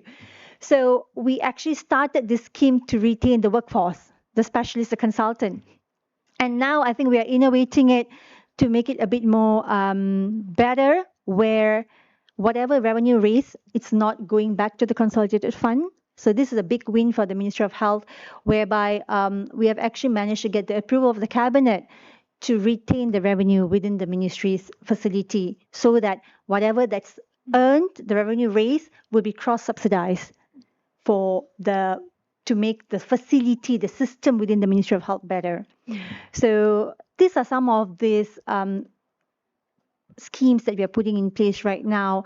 And last but not least, I think it's the bigger health agenda issue, the National Health Fund, where we are right now working very closely on how to diversify the funding, not just rely on tax funded, but on other mechanisms. Yeah. So, yeah. Right. Thank you. So let me put attention on the table and ask each of you to briefly, to react briefly. Where do you actually disagree with each other? As Rahul said, we are all gathered here because we care very deeply about UHC. But Dr. Gitanji, if you were sitting across the table with a ministry team designing a reform like Nigeria's or Malaysia's, what would you push back on? And to the ministry leaders, to both of you, what does Amref's framing that Dr. Gitanji would talk to us about get right? And where does the view from inside the government look different? So Dr. Gitanji first. Well, you're trying to put us on the warpath, so let's do that. And, these are conversations we've had even, with Amref and the Kenya government as well. And Kenya is one of those countries that has actually also started to build a social contract through the reform to the Social Health Authority, a social contract with the people. And it's very difficult because Kenya is highly democratic and people are pushing back. And that's where actually a real social contract building would be a good example if my friend Oluga and the government actually succeed in the experiment at the Social Health Authority. My issue is this, that, and I'm sitting here, and maybe I should move a little further, with the health economists, the health economists, I'm not. And I find my frustration in the health economists is that they tend to narrow down on the money that's available in the health ministry. That's my tension. And they actually leave out the bigger part of health, which is health building, health production, which is water and sanitation, nutrition. And when they calculate their number, the GDP and how much is used, and 15%, is all based on the budget allocation to the Ministry of Health. But in the end, who builds health? It's the communities that build health. It's the household that build health. And I think that the concept of health financing should be delinked from healthcare financing, because I think health economics deals more with healthcare financing. And I think that for me, the tension would be, how do we actually start to move this concept of health financing beyond what is available in the health ministry? My conversations recently also with my brother here, Oluga, is how do we actually start to say, if we are building like what are the social health authorities, the health financing authorities, and all these, and pulling money in, at what point do we start to focus on prevention rather than curative care? How do we move away from offering curative benefits to offering preventative benefits? And how do you calculate that in health economics? I have seen that if you look at our advocacy, we are driving to saying, health, the governments have money to put in defense, they have money to put here, why are you not putting in health? In actual sense, health budget is higher than defense budget in most other countries. When you look at the percentage of health to GDP, health actually comes only after public administration and those things, and education. It's only education that actually has a higher budget than health in most countries. And what is the biggest contribution of education? It's health. When women are educated, they absorb family planning, the educated woman is less likely to have a child with diarrhea than one that doesn't. So how do we actually delineate this so that we are not just pushing for health to be above everything else? I think the question is, if we are saying countries are putting more money in defense, why don't we put more money in defense of health rather than war of health? I think that would be my tension. Thank you. Yeah. From the ministry leaders, brief remarks on what is the disagreement? What is it from the government's point of view? How would they push back, wearing your government official for the policymaker hats? I think this is something that's been going on for a very long time. It's not, we have not just walking the talk. We've always been saying that it's time to focus on promotive. I couldn't agree more with Dr. Gitanji. Actually, we have been saying that we have to focus on promotive, preventive, but we are not walking the talk. And the money is always being put for curative. So it is important with this time and era. I think it's important to focus to keep the population who are healthy. That's one. And those who are already in the cohort, in the illness, let's make sure that they don't fall ill, even don't worsen their condition, complications. I think complications are the one that's killing the people, especially with diabetes and all the NCDs. Those who are elderly, let's make sure they are, whoever that's in the early frailty phase, make sure they can maintain or even get better to have a better ADL independent situation. All these kind of things will not escalate the cost in the future. So I think in terms of health financing, it is important to cater for the curative element. I'm not saying that we shouldn't cater. Those who are ill still need the support. But at the same time, to build a better social environment, productive nation, it's very important to put the money at the preventive and promotive. And I think it must come along not just with health literacy, but the right financing literacy, so that people will have the mindset that I don't have a system to fall back to. I need to take care of my, it's just not universal healthcare. I think self-care is something that everybody must look into as well. And also, I think it must come along with digital literacy. At this point of time, care, accessibility to care is just not physical attendance to the facility. I think teleconsultation, virtual clinics, all these elements must be utilized. So digital, financing, and health literacy all must come along together. So there's not that much tension, as you can see. Don't worry, I'm about to change it. Okay. So he knows I'm Nigerian, and I sit on the other side of the aisle. I like this question a lot. And he knows necessarily when government sits with development partners and donors, the first issue usually will be alignment of priorities. So financing comes with preconditions. There are contextual realities in the country. And I give you an example. Say you know that there is a need for water in some area, and by the initial scoping work done, all you need to do is perhaps to go and rehabilitate a rundown well. And so you allocate resources to do that. You get there and find that actually there isn't any water in the waterbed at all. So for you to be able to produce water, you need to go further. You need to expend more money. You need to dig this borehole in another location that could be more expensive. And perhaps you might need to also modify a road track so that people can actually get there to get the water. Will he be willing to spend the money to build a road to be able to get to, achieve the result of the work? The decision maker doesn't have these realities because he's not on ground with him. He needs authorization from somewhere in HQ, and that's the nightmare for him, for me. And I'm like, you're not going to plow it into this rundown existing well. So are you able to do that? So issues around that are a very normal findings in the sort of sectors that we work. He talked about health not being, and health economics just looking at health. Okay, so healthcare. So the fact of the matter also is that if let's say the U.S. government, wants to be able to expend money in a country, part of what would happen is that commodities that would also be delivered would be produced in the U.S., right? Say even vehicles. Maybe you're going to have project vehicles that are Ford, because it's U.S. brand, because it's also the economics. If I told you, and okay, let's even use bed nets, mosquitoes and bed nets in Africa. Okay, you're producing them somewhere else, and the individual who has local capacity to produce mosquito bed nets, be it in very small scale, you bring all these things into the space and get him out of business, and then suddenly he's not able to earn anything to procure malaria medications or even take the child to school. You distort the economics in that area. So those conversations are tough to have.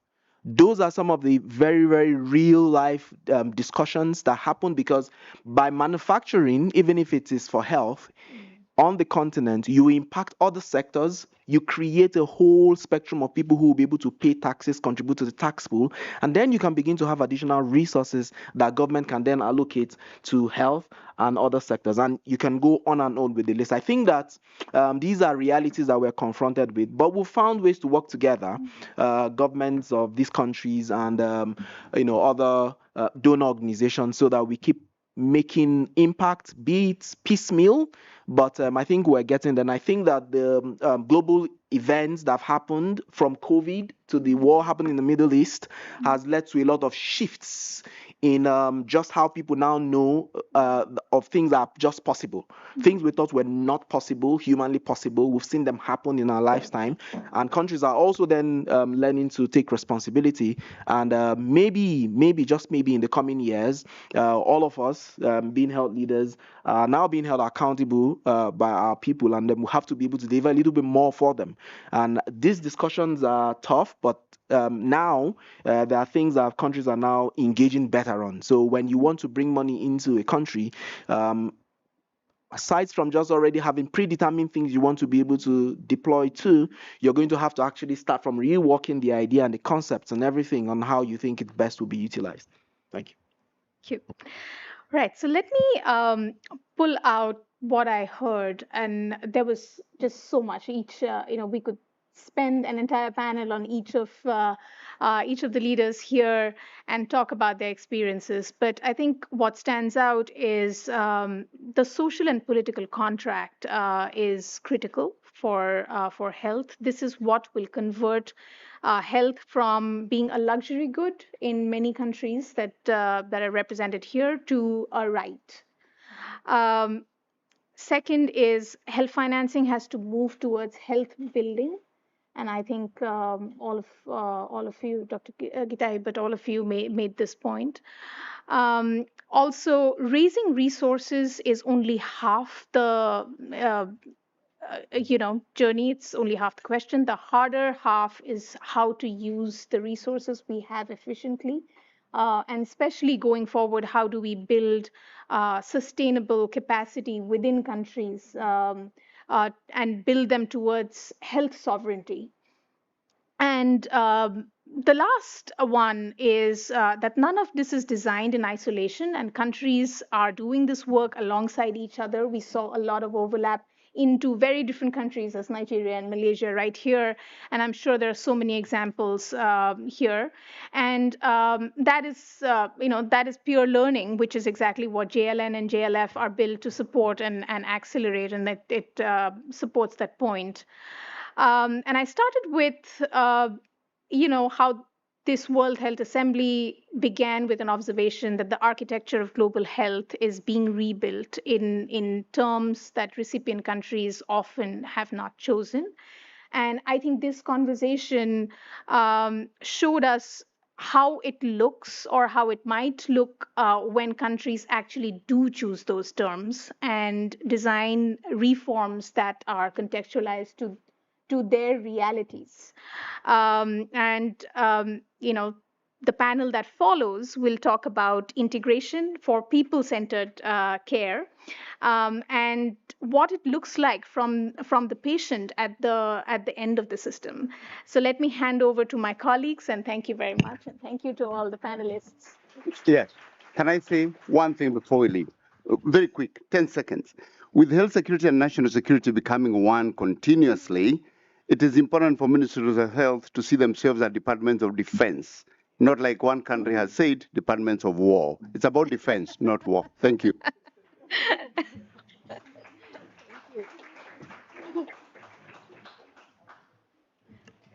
Thanks so much, Dr. Kalita, and thank you so much for the stellar panelists.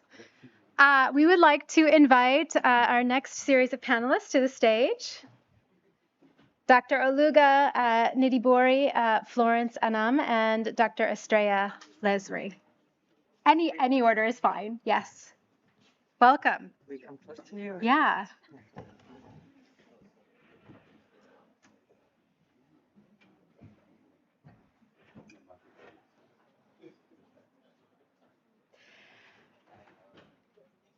So, as we've heard, financing for UHC involves great complexity, albeit with excellent models of countries that have achieved it or are on the road to.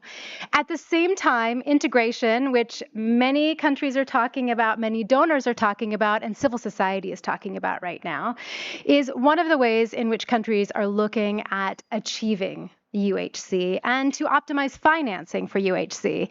But there are many open questions that are really yet to be addressed, and our stellar panelists are going to be responding to some of them. Number one is integration as we think about it and we define it. In many countries, they're looking at it as life course. And to the previous panel, really, they were emphasizing we cannot forget health promotion and prevention. It's overall part of how we get to good, healthy citizens, and also how we get to greater efficiencies and reduce cost for healthcare. So, looking at life course, how do we get to a place where that package includes promotion, prevention, curative, and palliative, all of the critical elements that need to be made available. And then, how are countries, civil society, donors, and others really thinking through what that means?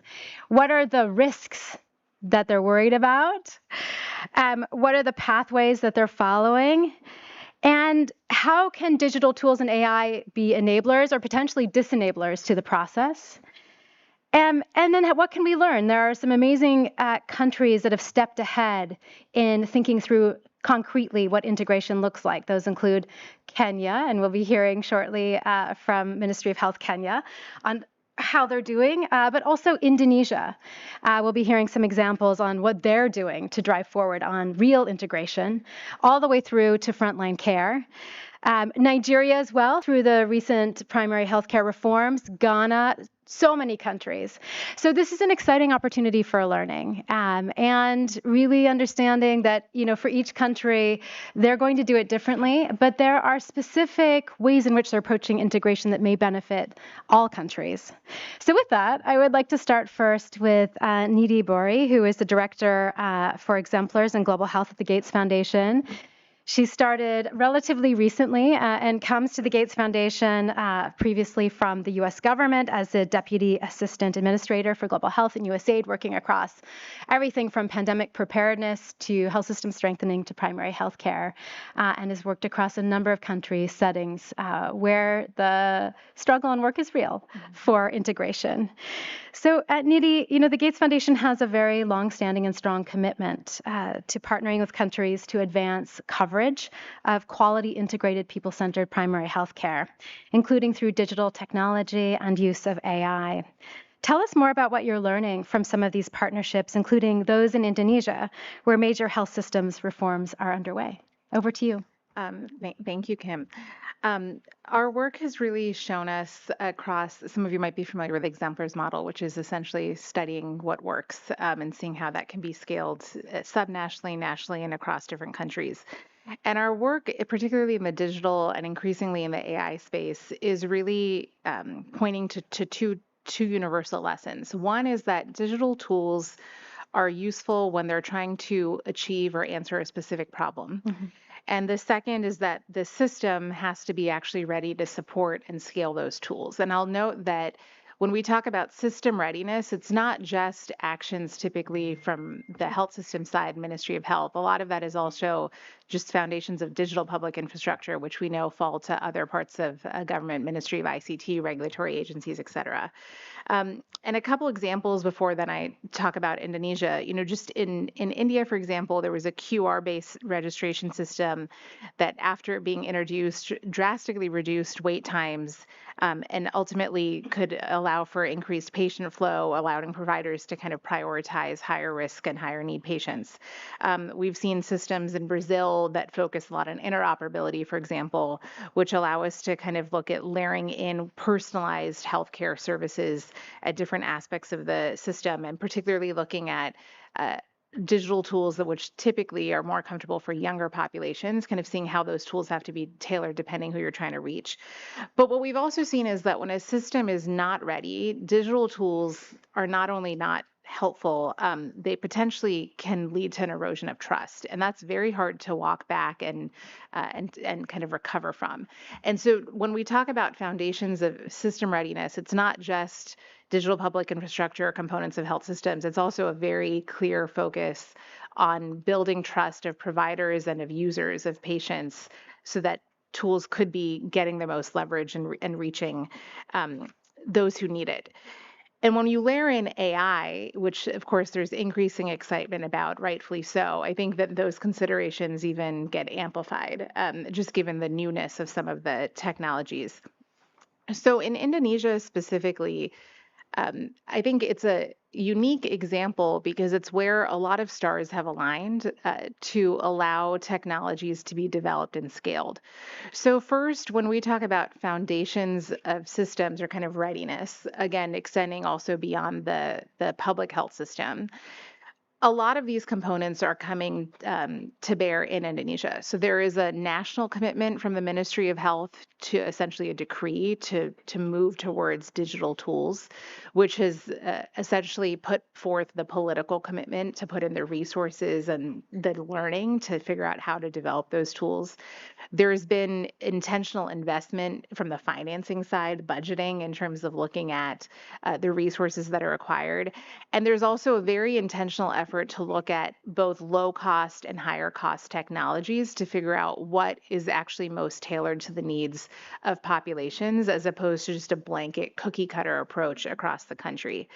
The second part is that there is a development of tools that are both patient facing and provider facing, but in parallel, a throughput of a focus on interoperability.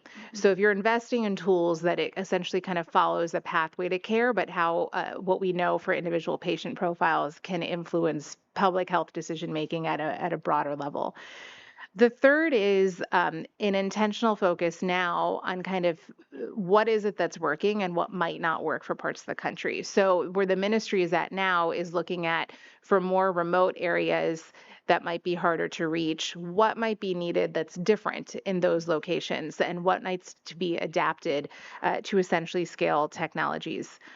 And then the last part is that in parallel to a focus on digitizing the health system, there is a very heavy focus on promotion. So not just looking at treatment. And part of that focus of promotion is really centered in a commitment to equity and looking at if the goal is to reverse very specific trends.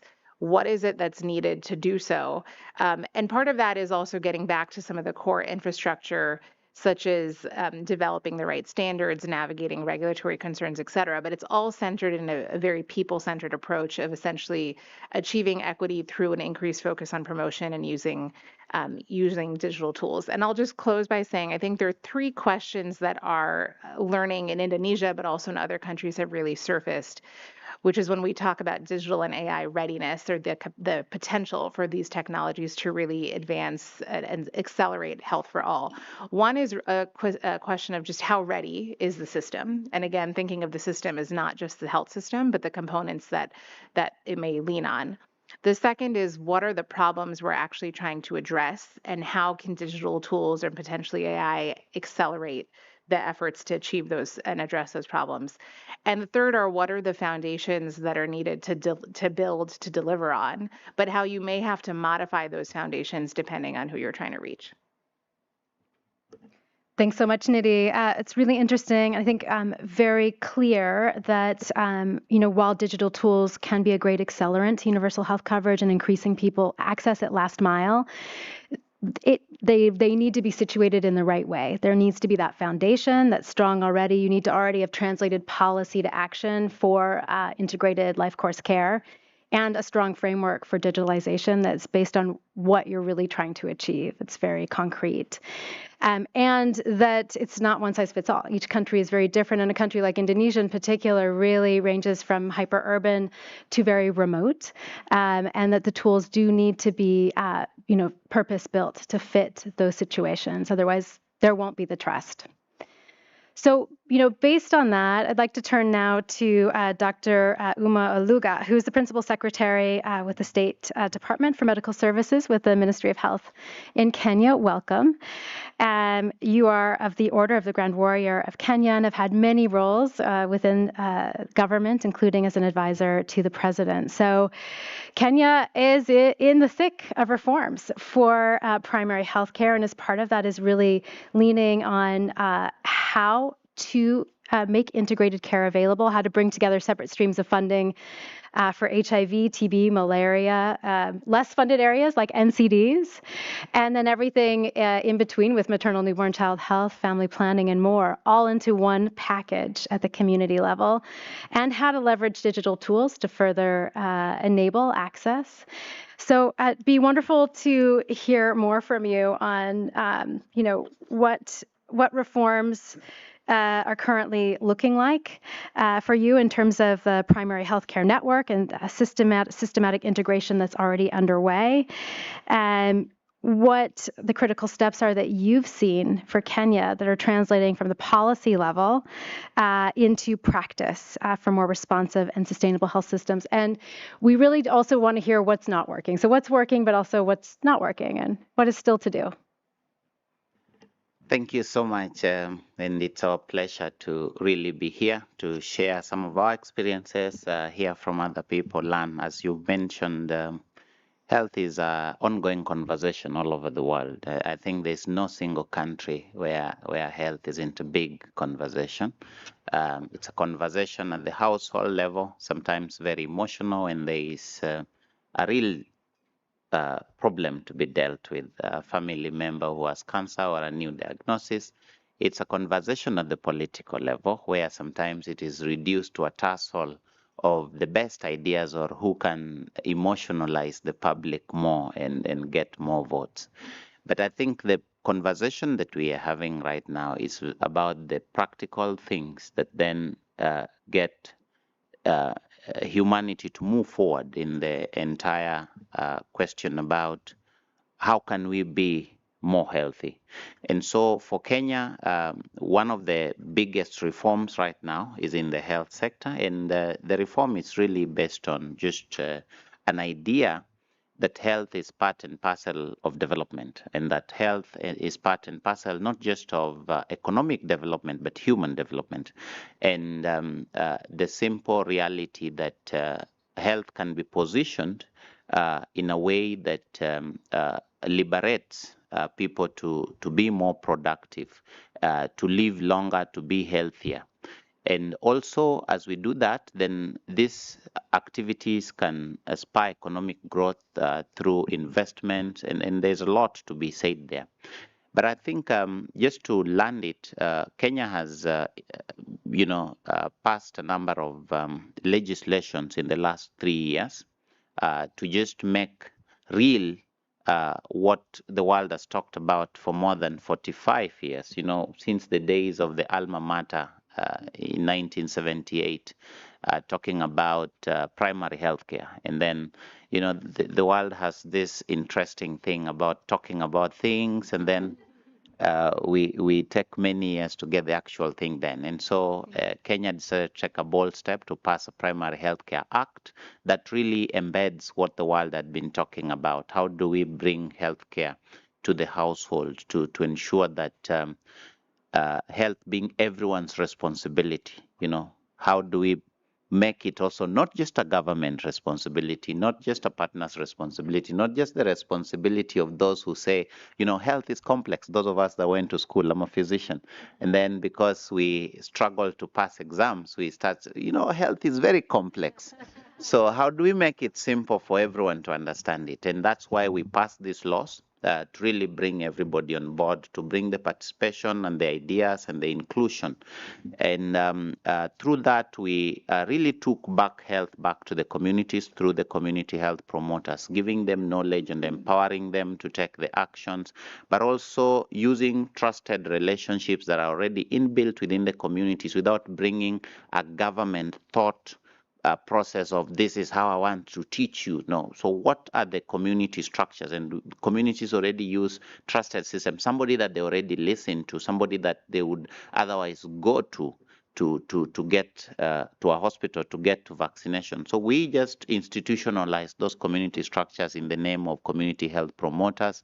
We have now 107,000 of them. But then we also connected them and tried to organize a system, what my good friend Gidinji would call the care system at the primary level. So organizing the dispensaries, health centers through a network that we call the primary care network, PCNs, and really to make it easier for the communities to participate at that level, both in terms of prevention, but also looking at the alma mater principles, really the entire continuum of prevention all the way to palliation in the comprehensive definition, as we would say here in Geneva.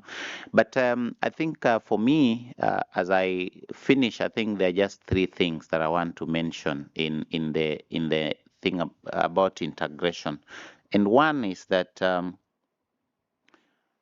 there are fundamental entrenched realities that have stopped integration. And even though the evidence has been there, what brings lack of integration?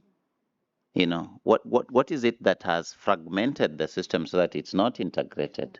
Number one has been leadership and governance. So the driving seat, and that's where we talk about political commitment. And that's big because our president has decided to make health his pet subject. Even when he's talking about housing, he talks about health. When he's talking about mining, he talks about health.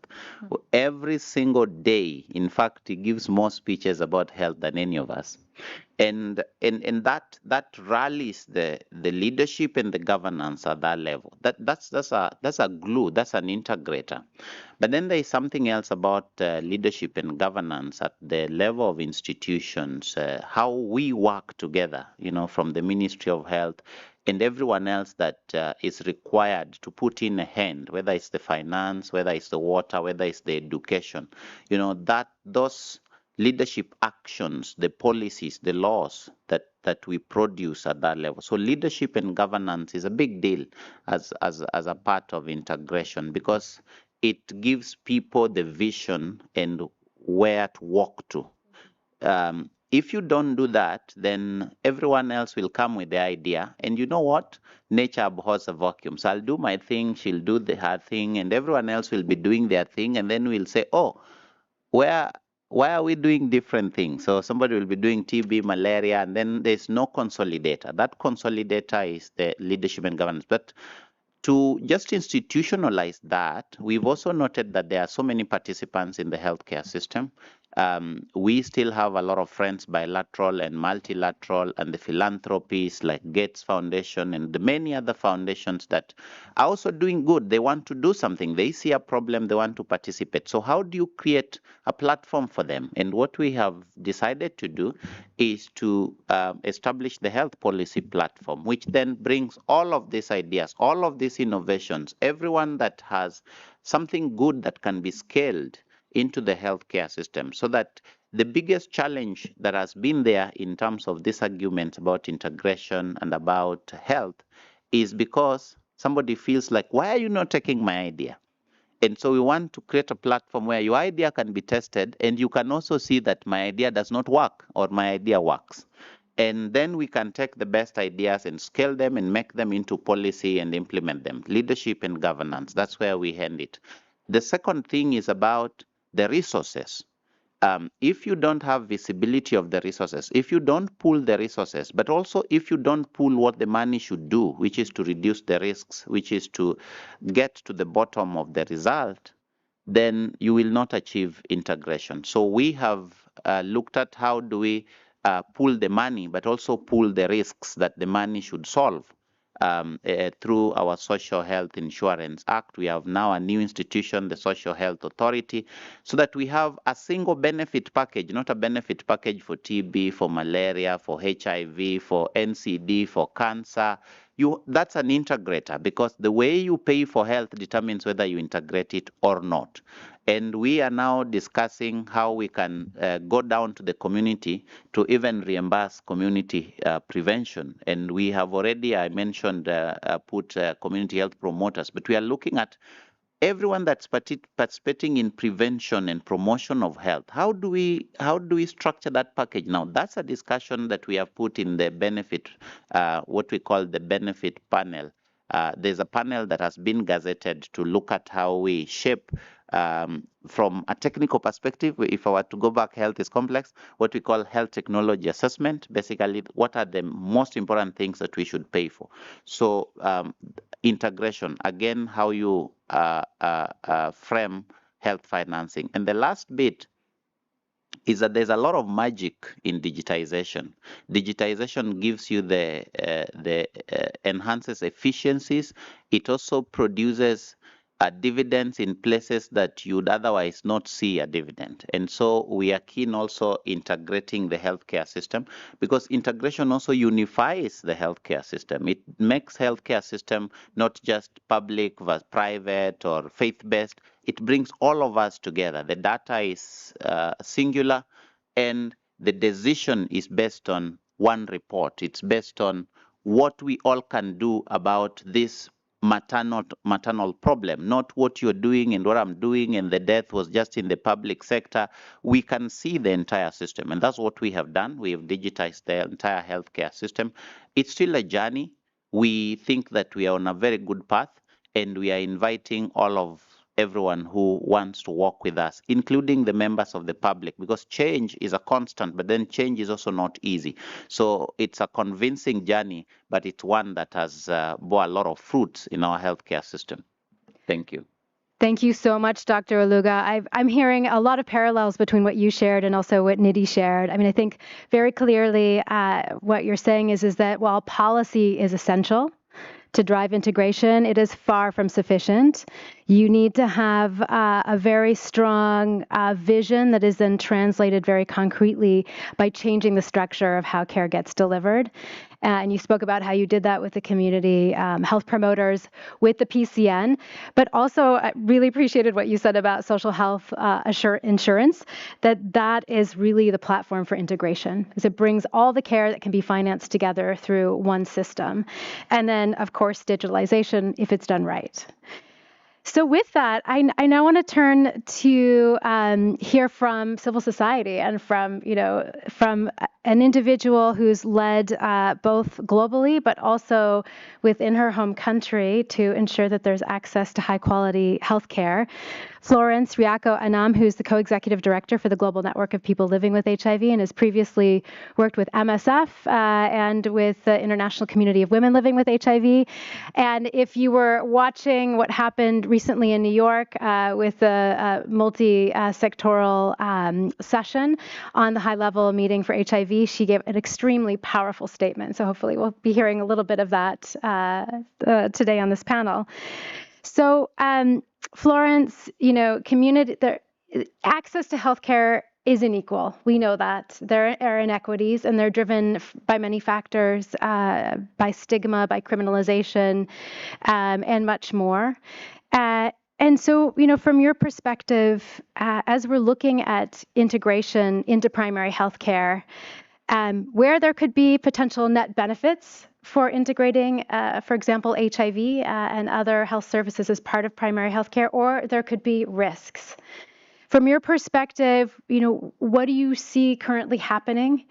What would you recommend that needs to be done better? What do you see in your home country, Kenya? Speaking to these reforms that are underway and in other settings. Over to you. Thank you.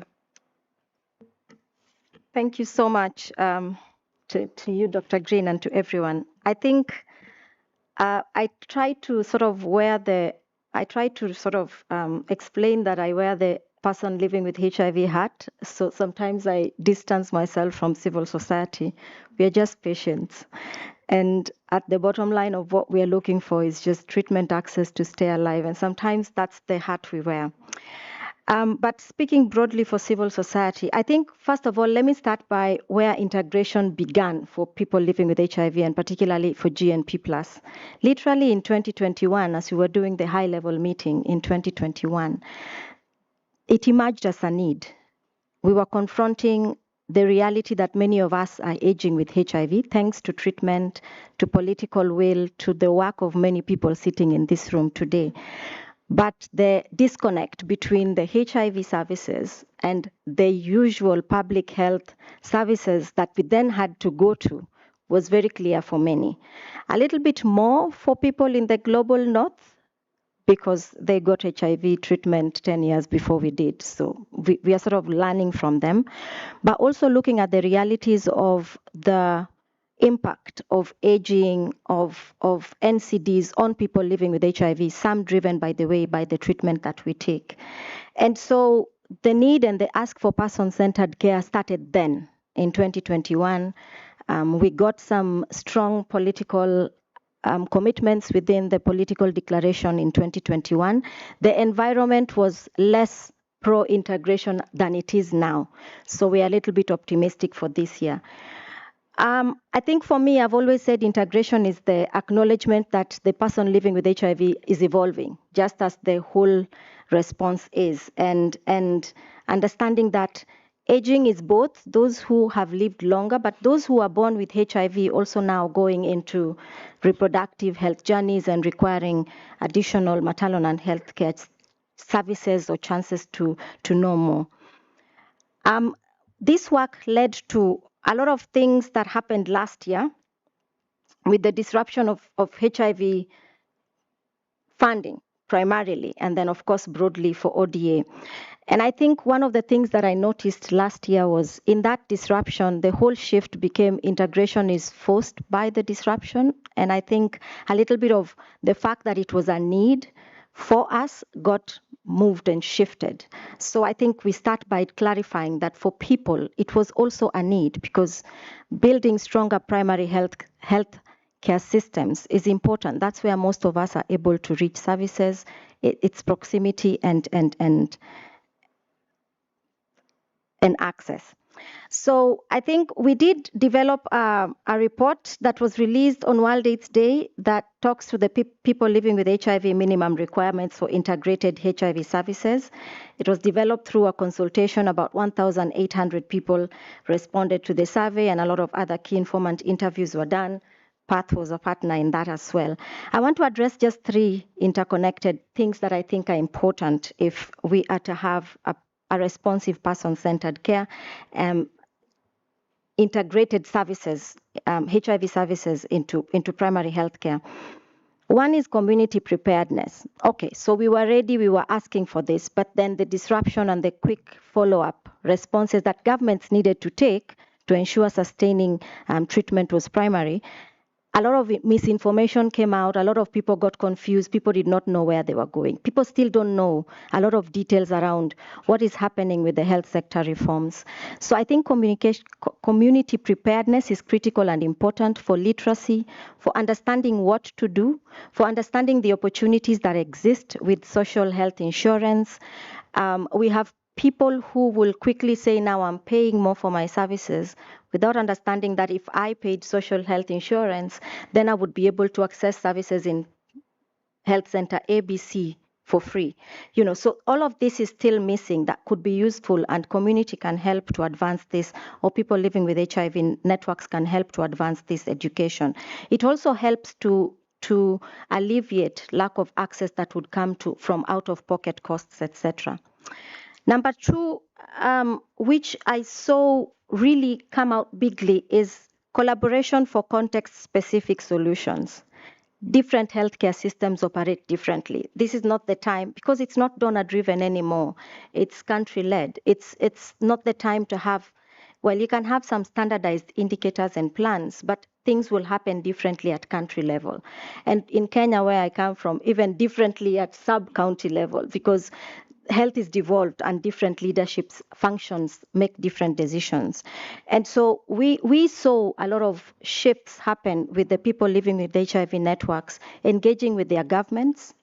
And we sort of really anchored on that and have continued to anchor on that for informing policy, for informing the need that people living with HIV have, for informing tensions, even as the transformation is happening. And I think that has been useful and can continue to be useful. It has also been useful to utilize the opportunities to inform on self-care, to promote prevention through undetectable, equals, and transmittable messages, looking at people living with HIV as also equal players in trying to create a healthy society for all. And then finally, I think the principles need to be grounded in human rights and accountability, and as actually looking at aspects of equity and non-discrimination are critical and important. Confidential care, person-centered care that looks at the whole needs of someone. Meaningful participation, important. We have asked for the continuation of the JIPA principles, the greater involvement of people living with HIV, and sustainability of the projects, including its quality and access is important, but can also be driven, as also Dr. Oluga has said, by community who continue to offer community peer level messaging and trust building. And these are practical, critical things that I think would be important moving forward. Thanks. Excellent. Thank you so much, Florence. I'm really underscoring the fact that probably in most countries there was an under-anticipated investment in community preparedness, and communities really understand the transformations that were happening, how to continue to access their care, what it meant, but also, to your point, to be able to inform those changes and be a partner as the changes are happening, and really underscoring fundamentally that this is all about equity across the board. Like universal health coverage, what that really means is healthcare for all, like underline all. So thank you so much for that. I want to turn now to the Global Fund, to Dr. Estrella Lazary, who's the Senior Integration Specialist within the Resilient and Sustainable Health Systems, or Systems for Health team. And you've worked with MSF, you're a family practitioner, an emergency doctor, so you've worked across many different settings. And now you're leading part of the integration effort within the Global Fund. And you've developed really clear guidance around integration. How many of you have seen the Global Fund guidance on integration? Okay, not so many people. Well, I highly recommend after this session to talk to Estrella because they have put forward a guide that is, I think, excellent in terms of breaking out what integration means for countries that are partnering with the Global Fund, and specifically concretely how to integrate HIV, TB, and malaria, which all require slightly different steps. So it'd be great to hear more about why this was developed and any early responses you are hearing or seeing from countries in terms of how they're designing their funding based on this guide. Thanks. Thank you. Thank you. Is it on? Yeah. And similar to what Florence was saying, the guidance was also developed in a very collaborative way across partners, including yourself. So thanks for that. And it was definitely necessary because the reason to put out this guidance now, integration is not new for us or for the Global Fund or for anyone. It was part of the Global Fund to 2023 to 28 strategy. But similar to what Florence was saying, it's now the right time to be talking about integration. When there were lots of funds, countries, donors, we were happy with continuing to work in a relatively fragmented way, and now. As the previous panel mentioned, and as you mentioned, it's not an option anymore. It's an absolute need. So this is why the guidance was put out now to also show it's one of these strategic shifts of this cycle, and we needed to put out the guidance to show that change in mindset, and so that's why it came out now. It's responding to the current financial context, but it's also a way to work with countries to provide a smoother transition towards self-reliance.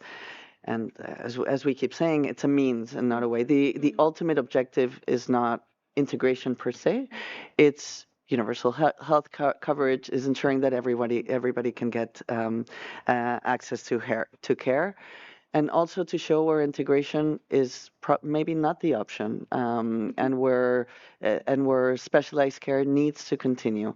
So it's also important to say that integration doesn't mean that it doesn't completely exclude specialization, and some of that will continue to be necessary. And I think the GNP Plus report shows that very clearly. So what we're seeing in terms of early responses from countries. So one of the things that we've been doing to show this change in mindset is to do workshops in countries. So we've done workshops already in touching 17 countries. Overall, there's a good response. Overall, countries are very much on board. This is something that they were already doing. They see the urgency. And they see how it needs to be addressing different levels of progress and done in a very ad hoc way according to what we're seeing. So they're also identifying risks. Communities are being very outspoken in identifying the risks. Their countries are having a more inclusive country dialogue, including actors that were usually not privy to those conversations. So programs such as MTH, immunization, NCDs, NTDs as well, coming to the table, not so familiar with how the Global Fund works, but still participating in conversations, because the conversation needs to be about population or patient health and not necessarily about program needs. So that shift is what's happening, and they're articulating very clearly changes in need in governance, in service delivery, and in the different health systems pillars. There's also a shift in how the grant design is happening. So and in grant implementation, shift in implementation arrangements towards more government or Ministry of Health PRs. Not always Ministry of Health, some other government agencies as well. Having program management units new program management units based at the Ministries of Health, and also aligned with other partners, with Gavi, the World Bank, the GFF, and also in the way their grants are working. So more grant consolidation instead of having an HIV, a TB, and malaria grant, and sometimes an RSSH, a health system strengthening grant, having one grant that covers everything, so that there can be more conversations, especially across the health systems elements. So all of that kind of trying to work towards a more integrated approach. We know that everything will not happen within one grant cycle. This is a marathon, it's not a sprint, and it needs to happen in a paced way, also including elements to be able to learn and to course correct. So including communities, including integrated community-led monitoring, for example, as a method to ensure that the end beneficiaries are contributing to the feedback loop, and ensure that countries can course correct how they're using their funding to ensure better access to care. Thank you so much. It's a really a huge transformation from how the Global Fund used to work, for those of you who have worked with the Global Fund, and it's really exciting to see the very thoughtful way in which you're restructuring everything, including the grant application process, and how you're orienting communities, countries beyond HIV, TB, and malaria, bringing everyone together. So with that, I want to thank this stellar panel. Each of you have brought great depth on where you see things working with integration, where the risks are, where integration may not be needed. And so with that, I just would like to give you like a very deep round of applause. Thank you.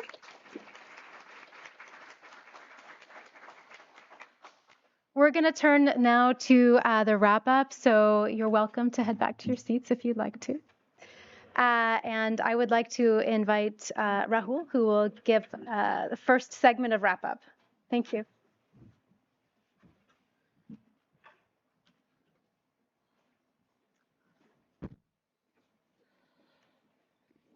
Thank you, Kimberly. Thank you all the speakers for a wonderful session. I think it's more befitting to call ourselves now to be in defense of ensuring more financing for primary healthcare, rather than to be at war with other sectors that are competing for the same funds. We all understand we will be able to balance this out only if PHC financing is visible. We make it more predictable and accountable. When this is not the case at the countries, we know that PHC is the line that is going to be wiped the first. We do understand there are competing priorities, but it's about bringing that balance through evidence and ownership that you see the Joint Learning Network and the partners here have been able to push for in the countries to audit practically what works and what doesn't. It's not always about the guides or the frameworks that we are very focused on at the global level, but how do these frameworks interpret the country context and how the innovations at the country level are taking shape, so that this voice and ownership of countries, they are able to choose the right approaches that provide sovereignty first, followed by resilience and sustainability. Definitely, I think this session provided us that context from the countries themselves in trying to choose what they plan to receive, rather than just being passive recipients of the discussions here. Over to Kimberly to share more about how these innovations at the primary healthcare level push integration at the countries. Thanks, Rahul. Just really briefly, I think Florence said it best. Integration has always been the need. People and communities have always required having access to good life course care. But this is a forcing function in the moment of now that we're in right now. And you've heard from Dr. Aluga and from Nidhi that It's not just the policy that is required. Policy is essential to create that alignment on where we're headed in integration and what it means. But it's really transforming that policy into well-financed implementation and clear guidance and reform in healthcare workers and how they work, but also in those digital tools that can enable integrated life course care. And, you know, as we also heard from Florence and from Estrella, it's really important that communities are part of the shaping of everything that's happening in the transformation from now into more integrated care.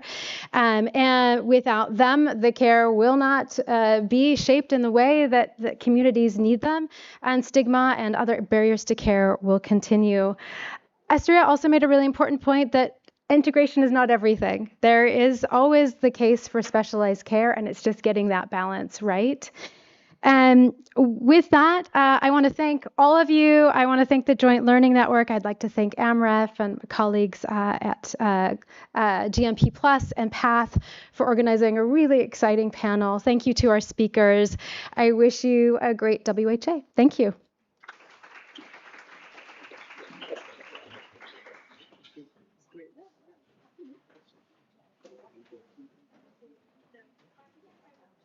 Yeah, let's get a photo. I need to yeah.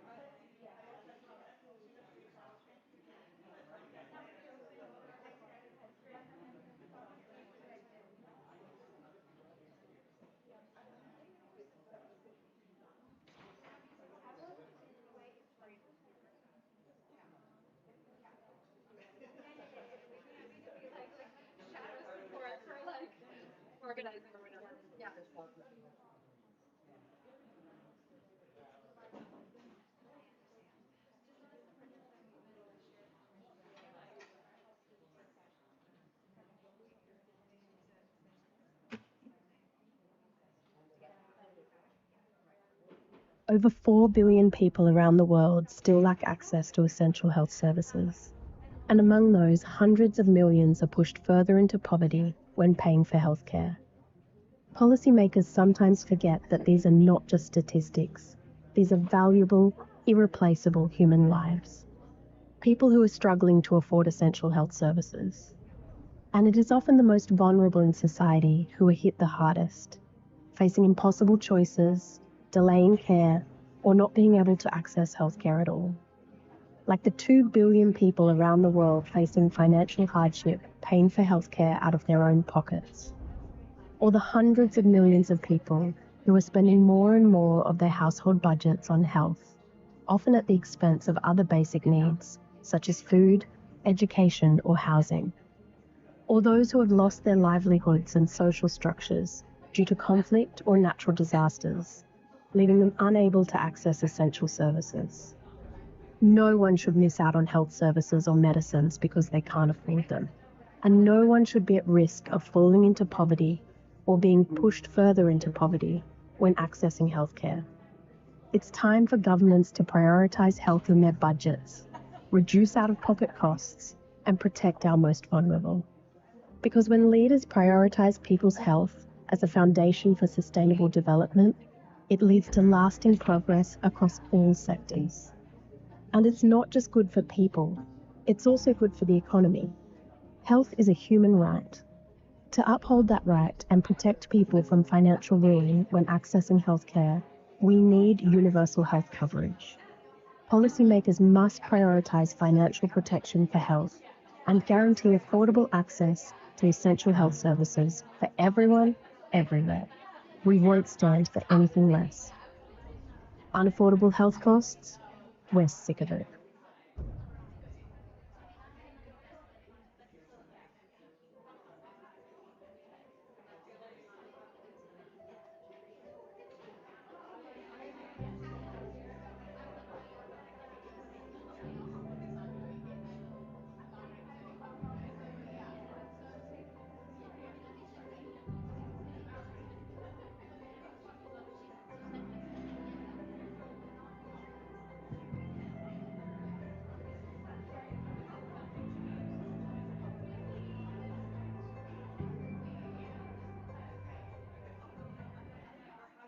Accessing essential health services should never push people into poverty. Affordable health services save lives. And when populations are healthy, communities and economies thrive. It's time for governments to protect people from financial hardship when accessing healthcare.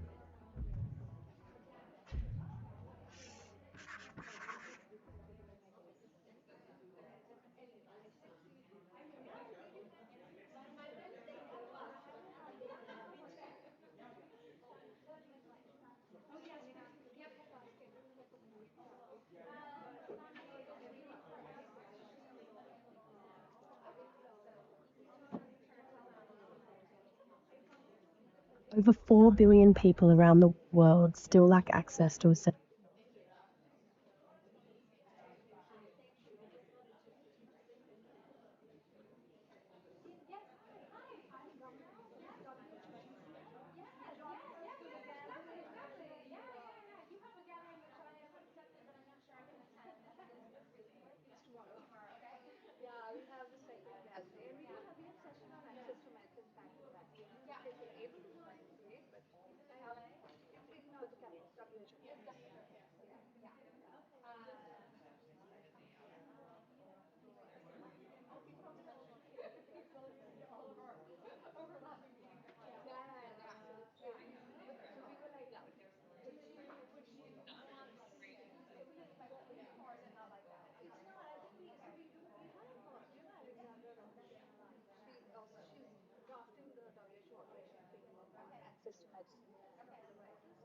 she's kind of talking a little bit about that thing. As in, Joanna from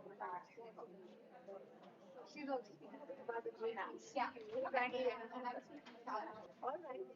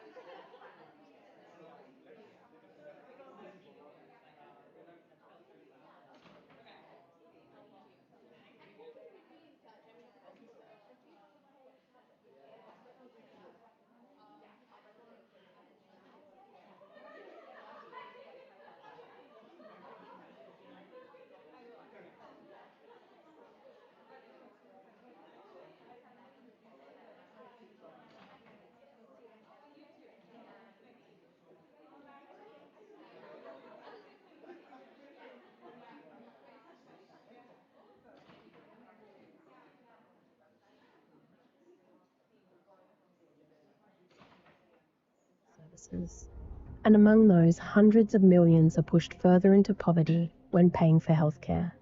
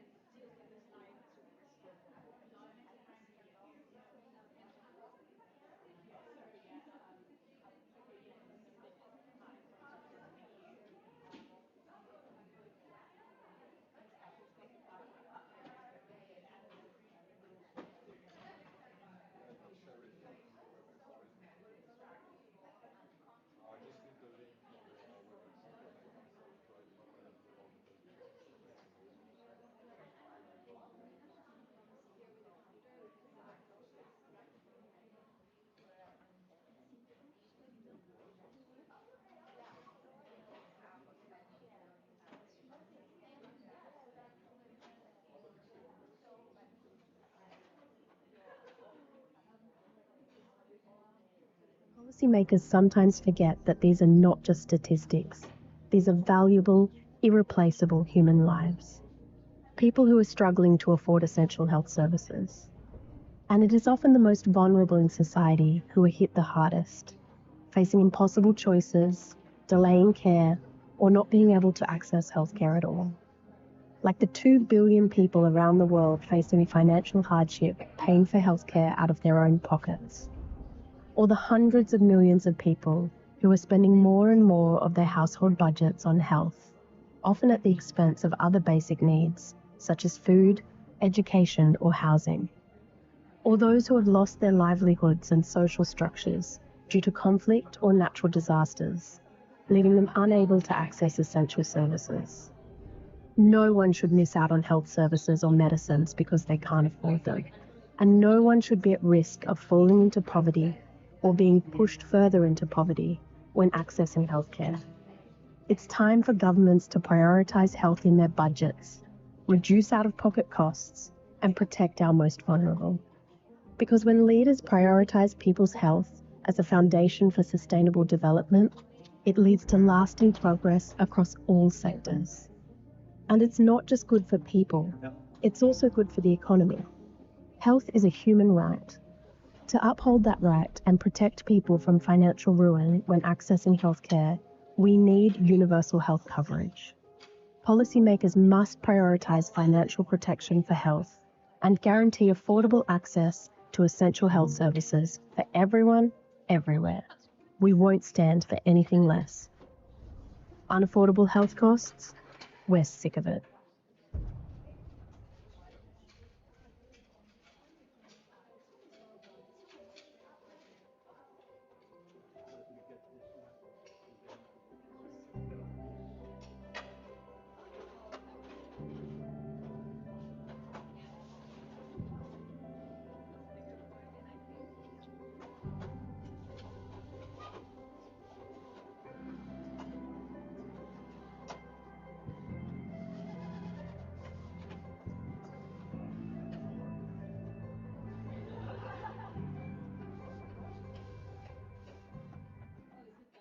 Accessing essential health services should never push people into poverty.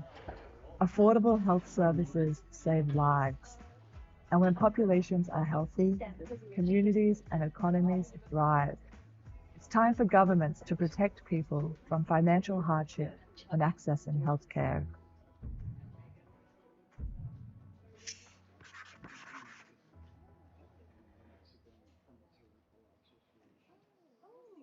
The universal health coverage means that everyone, without discrimination, can access the health services they need without fear of financial ruin.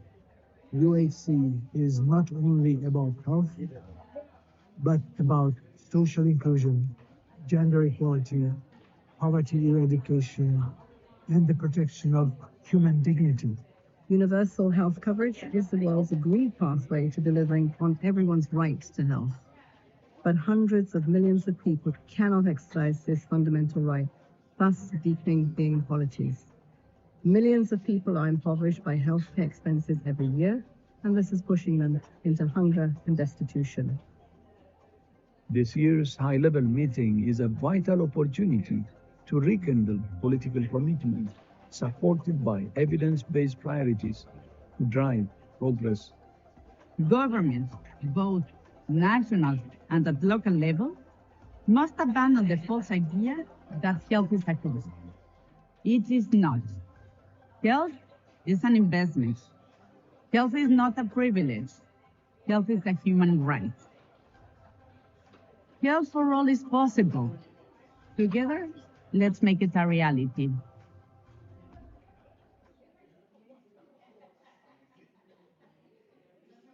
Over 4 billion people around the world still lack access to essential health services. And among those, hundreds of millions are pushed further into poverty when paying for healthcare. Policymakers sometimes forget that these are not just statistics. These are valuable, irreplaceable human lives. People who are struggling to afford essential health services. And it is often the most vulnerable in society who are hit the hardest, facing impossible choices, delaying care, or not being able to access healthcare at all. Like the 2 billion people around the world facing financial hardship, paying for healthcare out of their own pockets. Or the hundreds of millions of people who are spending more and more of their household budgets on health, often at the expense of other basic needs, such as food, education, or housing. Or those who have lost their livelihoods and social structures due to conflict or natural disasters, leaving them unable to access essential services. No one should miss out on health services or medicines because they can't afford them. And no one should be at risk of falling into poverty or being pushed further into poverty when accessing healthcare. It's time for governments to prioritise health in their budgets, reduce out-of-pocket costs, and protect our most vulnerable. Because when leaders prioritise people's health as a foundation for sustainable development, it leads to lasting progress across all sectors. And it's not just good for people, it's also good for the economy. Health is a human right. To uphold that right and protect people from financial ruin when accessing healthcare, we need universal health coverage. Policymakers must prioritise financial protection for health and guarantee affordable access to essential health services for everyone, everywhere. We won't stand for anything less. Unaffordable health costs? We're sick of it.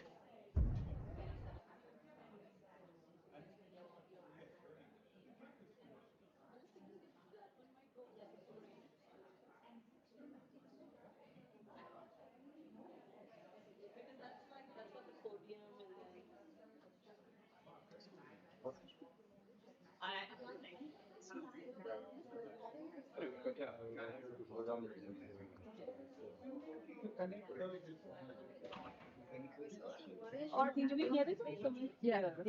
I think let me know if you can see it because we need to see like really next to it. Yeah, Right? I think maybe that. Can you Recording in progress. right? Yeah, so you can see this, right?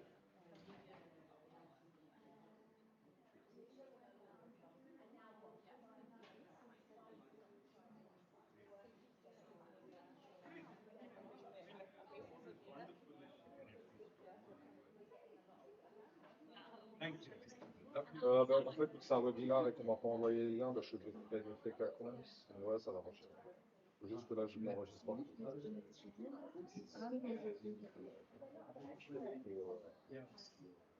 Après, on va mettre la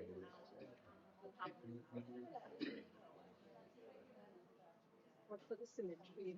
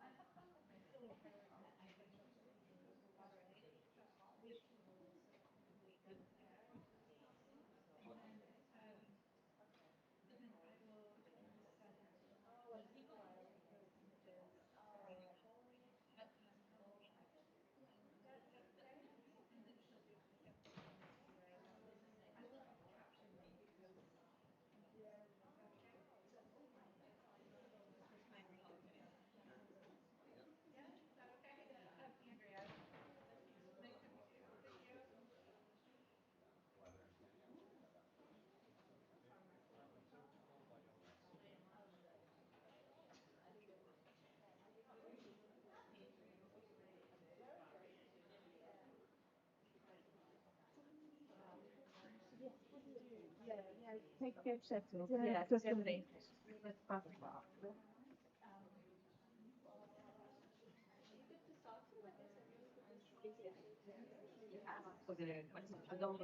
Recording in progress.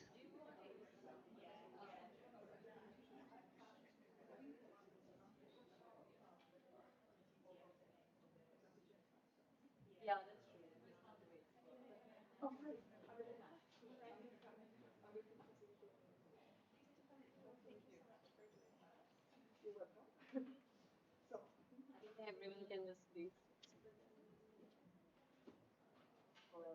And then like that. Just do. Maybe can you look at me? Yeah. Good to go. Yeah.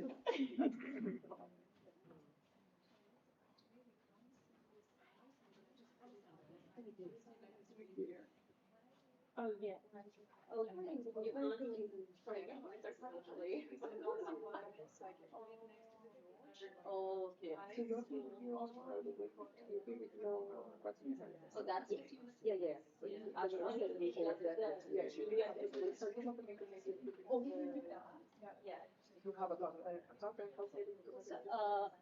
How much of this side are we getting? We get that at what? Yes, this we're getting quite a lot. So then we can have like and one right. Yeah. So I think this one there.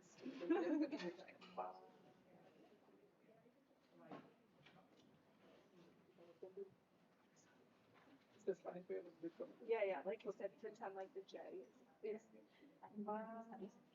right. Okay. It's so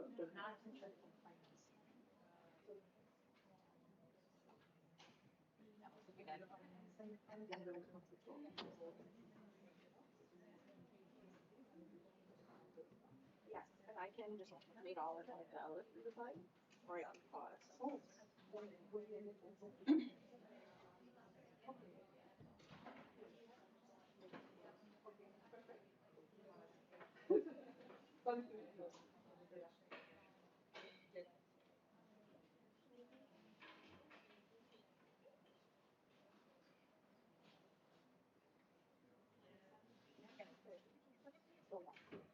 So you go to the first one and then lessons. This is very kind of you. It's actually isolated Because then you go, I don't need the last year. Exactly, yeah. So then you have this long one, you go, short, and then again. Okay.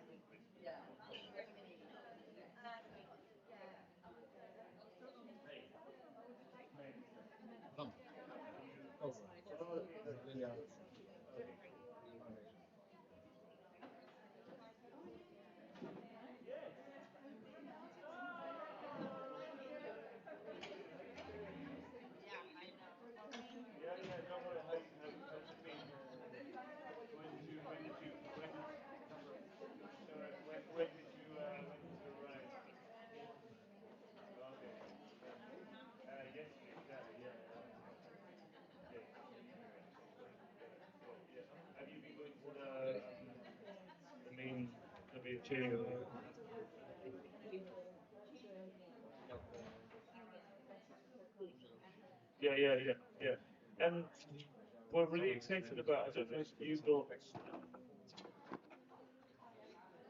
we only mentioned having a meeting basically on the second day of the summit in the afternoon. We're going to have a strategy meeting with Professor Van Beek and some organizations in Germany around the kind of German mental strategy. And we'd love the HHT there. I know you've got a donor meeting. You only said you have a donor meeting, but she said maybe somebody. Can I check from here if it works?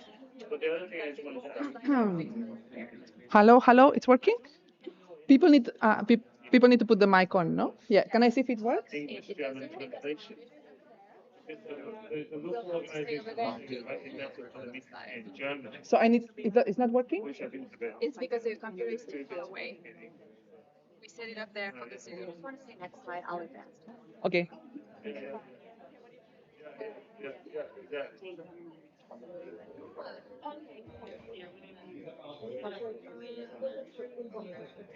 Well, maybe not free. Well, if we can find an actual people more experience than you. But anyway, that's less important. I think it's more important if you're available.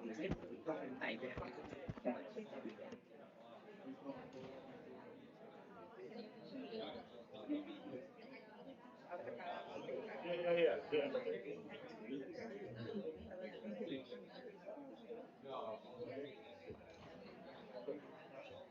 That was the other thing I was going to ask is if the space I think can take 40 people in the Oyster for the German Mixed Health Foundation. And Leona said that maybe if we know a bigger space, that she could have some to herself.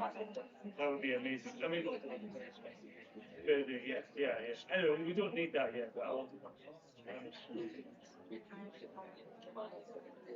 okay. I'll tell them to kind of and I don't know if you're available this week, so I know you've got so many things on. Yeah. We've got, I can't remember which one, Peter, but we've got one tomorrow morning and also one on Wednesday morning in a bit. Tomorrow is the one on self-care. I wonder if you invited. And then Wednesday's for HPV. So self-care is 8 to 10. I can forward it to you. That'd be helpful. Yeah. And then go. Honestly, it's today. Well, today, that's the same I did. Yeah. So this event, I was like, I want to be, you know, when you search your emails, I want to know. Right.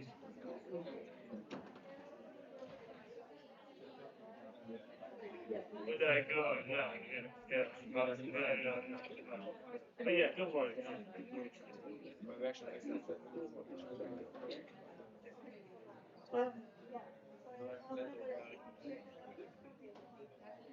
Tomorrow, yeah, later, exactly, yeah.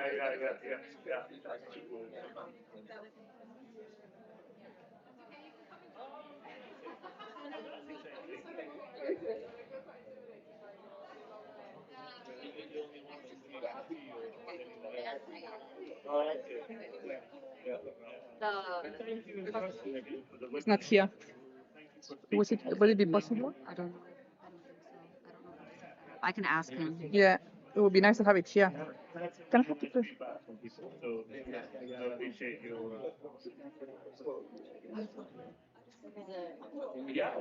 Okay. I'm going to ask the guy.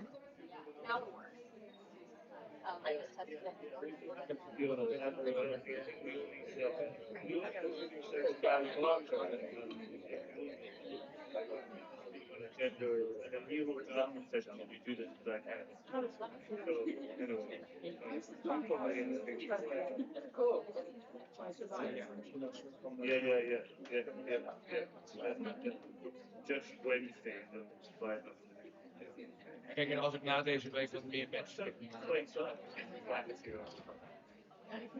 Was it? Sorry. Okay. Are you?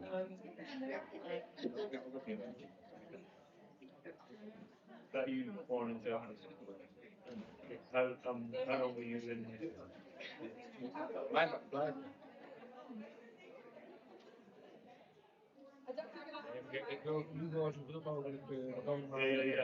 Yeah, but if you're a bit like my wife, it's going to be, she's really picked up the accent. So we were in South Africa for 4 years, and people keep singing this South Africa. And she's suddenly British, but it's just used to Scotland originally, yeah. Edinburgh. So I used to have a much stronger accent when I was young. No, yeah. So I thought maybe I should try it. Yeah.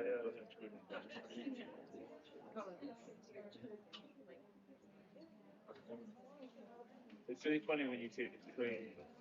The one so close to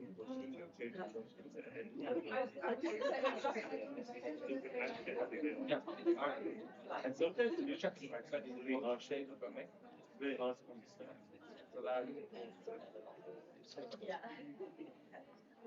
Look.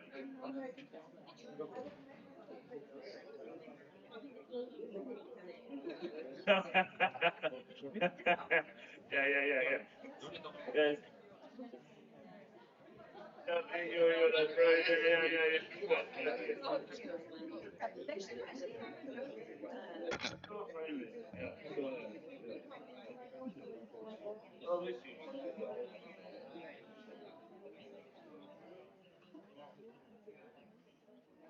Oh, but men with such love, you know?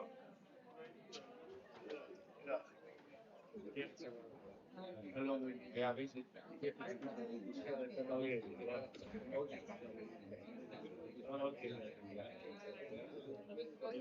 Yes.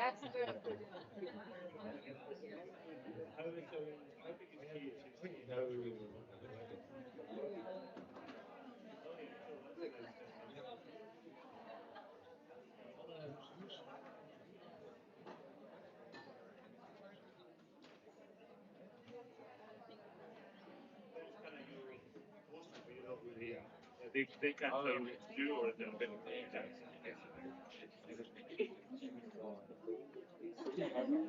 die andere kan alleen.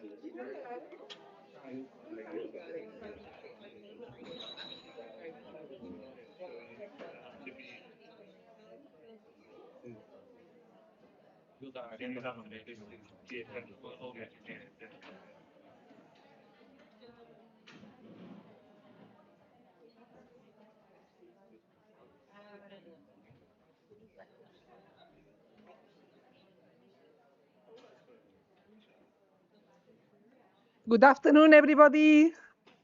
Can you all hear me properly? Yes? Is everybody still energized? Yes. Well, very good to hear that. I've heard that today is the busiest day, so we're all running from one meeting to another. But I think this is going to be the most exciting meeting of the day, if not the whole event. No pressure. So good afternoon, everybody. My name is Elena Legido Quigley, and I'm a professor on health systems and global health. And I'm based at the George Institute for Global Health in the UK and also Imperial College. So today I have the honor to be facilitating this session, and I'm really honored to have our keynote speaker, Dr. Magda Robalo here, amazing panelists. And I'm going to say a bit about the plan, but first I think it's good to say thank you to the organizers before I forget. That normally happens with facilitators, and I have to say it in the last minute. So I'm going to take my time to thank everybody that has been involved. So you can see here in the first slide, Message UK, based at the George, Women in Global Health. I see some friendly faces from Women in Global Health. Also the Civil Society Engagement Mechanism for UHC 2030, WaterAid, NCD Alliance, Handicap International, Humanity and Inclusion, Imperial, and the George Institute. So thanks everybody for helping us to organize the event. Maybe we can do a little clap. And if you don't mind, I would also like to thank Megan Wilson-Jones here on the front page, front row, for doing amazing work organizing this event. So thanks a lot. Okay, so today's session, the agenda is the following. We're going to go through the objectives. We're going to hear our keynote speech that I already mentioned, the case for gender-responsive health systems. We're going to have the panel discussion. And if I do my job properly, we should have between 10 to 20 minutes for questions and comments. So hopefully we get a bit, because we want to hear from all of you. So what are the objectives of the session? So specifically, we want to share some examples, opportunities, and challenges to drive progress on inclusive gender-responsive health systems. We want to center the responsive health system within the key World Health Assembly agenda items and global health architecture reforms that is currently happening. And we want to mobilize. I think it's very important for us to leave this room with energy and mobilize to the next step. And we will share some issues at the end of the meeting, some ideas that we can all work together. We want to mobilize partners, also particularly preparing for the next meeting, ANGA, UHC, not this year, but the next year. So we have 1 year to prepare, mobilize, and think of new initiatives. And what is a bit of the context? As we all know, I think I don't need to explain it to all of you, that there's 4.6 billion lack of access to essential services, people that have access to essential services, and 1.6 billion people are pushed future into poverty after seeking care, which is very worrying, and we're going to hear around that, around the financing building block. And we all know that women and girls are disproportionately affected. We are focusing quite a bit on NCDs, but of course, we're very much welcome to hear from infectious diseases and other disciplines. But we know that non-communicable diseases are the leading cause of death in women globally, accounting for more than 50%, and this is data from 2021. And of course, we also know in terms of NCDs that girls and women experience unique exposure and other risk factors encounter systemic barriers to care. And I think we're very keen of looking at the building blocks, health systems that I'm sure you're all aware, but also looking at the systemic barriers. In terms of what evidence there is, and me as an academic, I was doing some research on before coming to the meeting, and I have to say, it covers all my areas of interest and all my passions because I'm a professor in health systems. I really work on UHC, and I'm also part of the Women in Global Health movement. But there's not a lot of research in the area. But today we are lucky that we're going to be presented 2 of the major reports, or they're going to be highlighted in today's talk. But here I'm challenging you all, and I will mention it afterwards, to think about what work do you have in this area?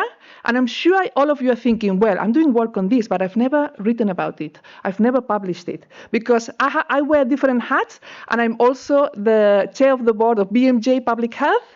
And the idea is that we want to do a special issue. So I'm going to drop the idea here, but by the end of today, I will present a little bit more. And the idea is that we all think of coming together with a special issue to document what is happening in this area. I'm not going to say a lot about this report because it's the highlighted report of today, and we're going to have our keynote speaker talking about the report.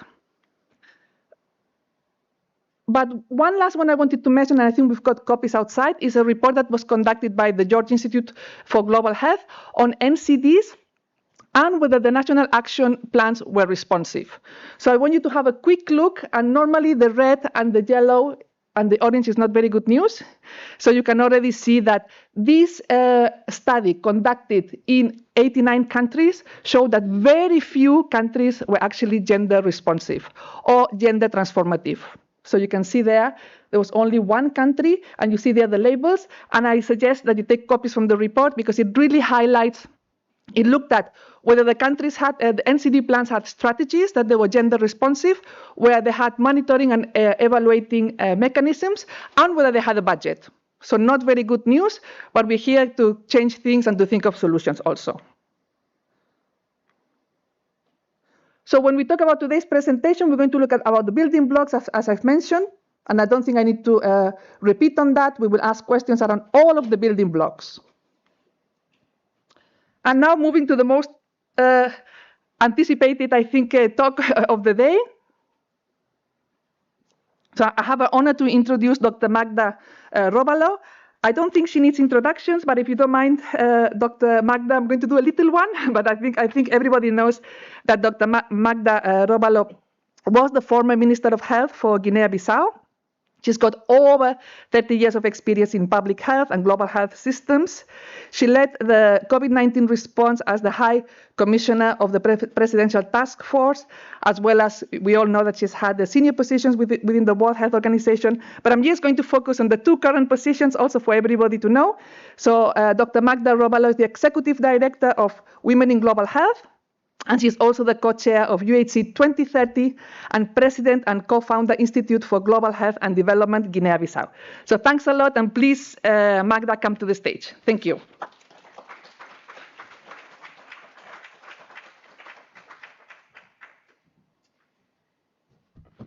Thank you very much. I'm reluctant to be here because I know you can't see me. Can you see me?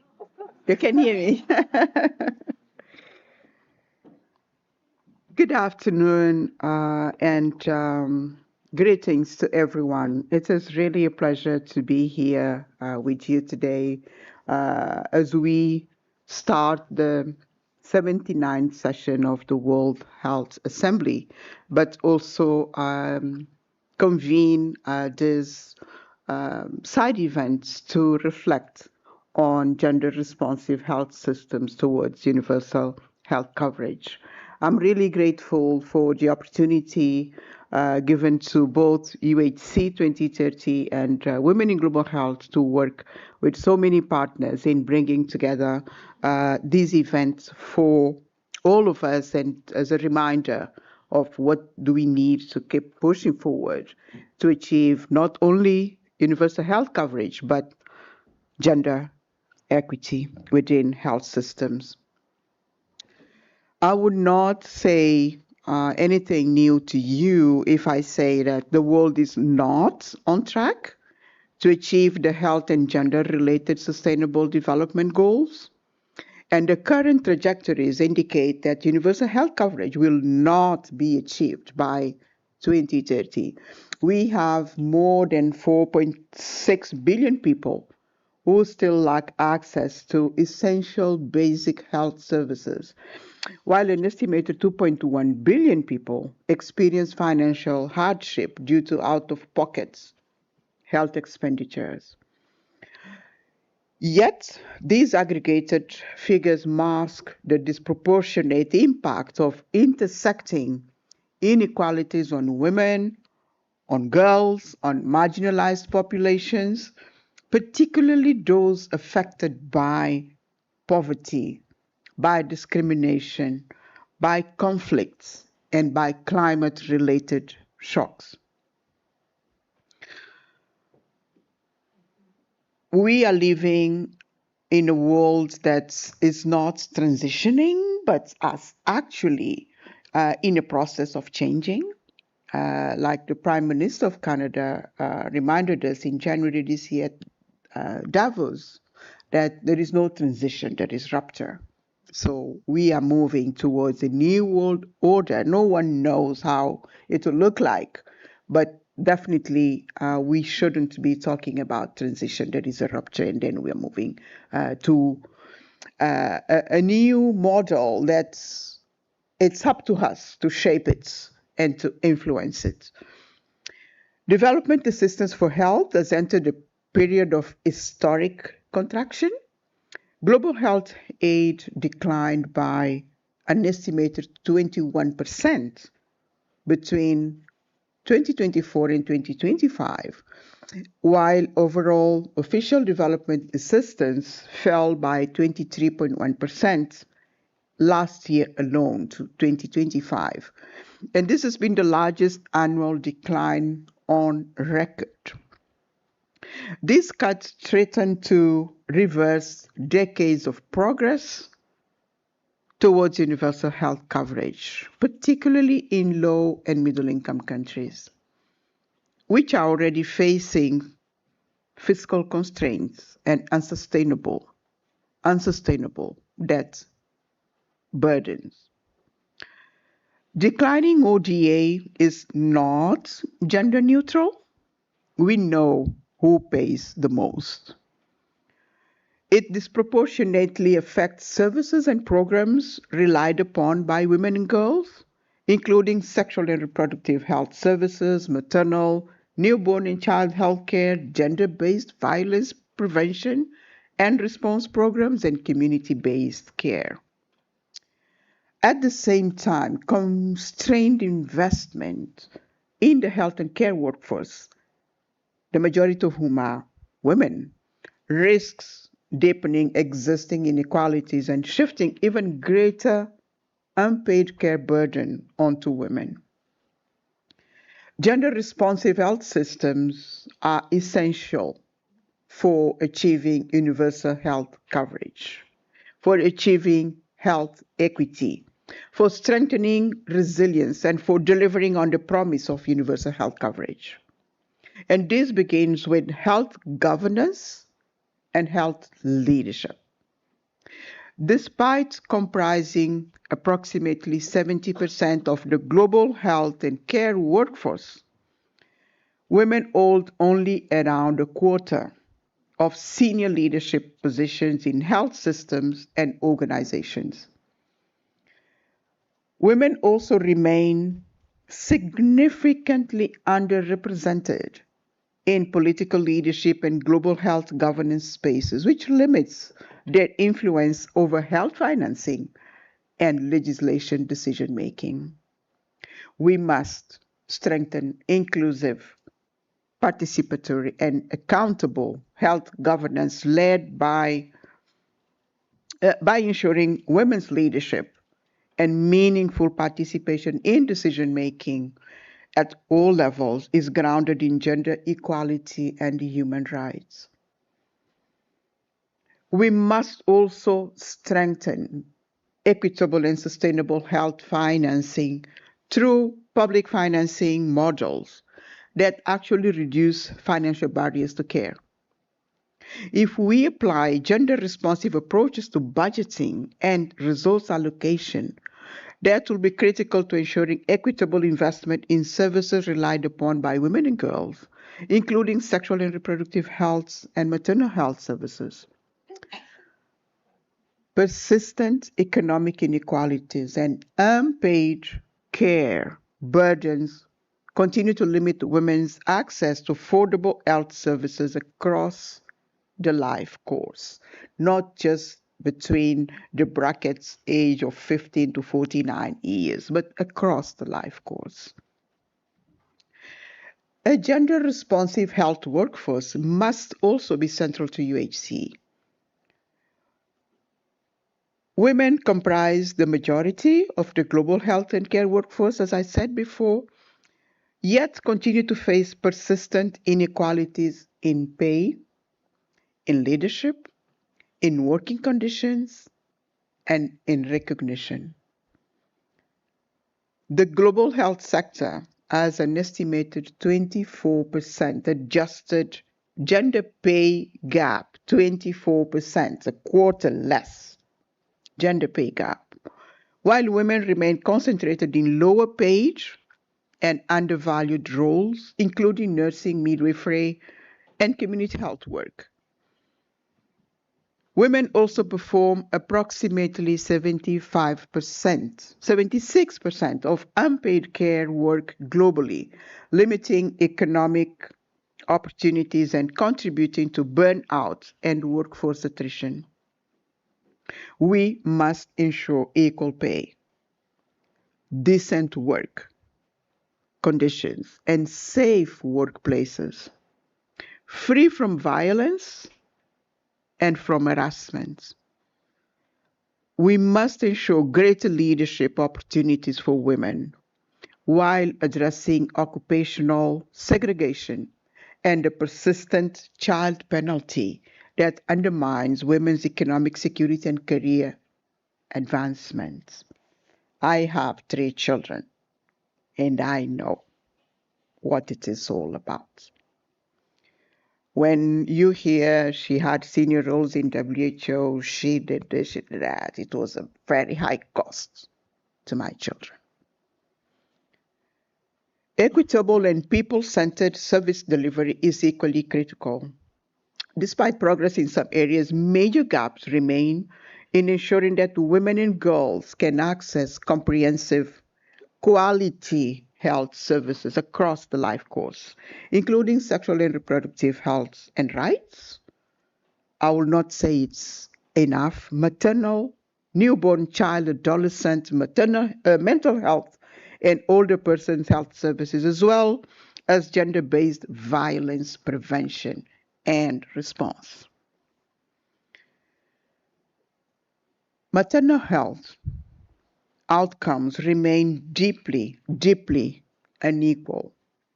I'm a survivor of 3 cesarean sections, and unfortunately, many women out there don't have a chance of delivering 3 babies through quality services for cesarean section and still be alive to be speaking about it.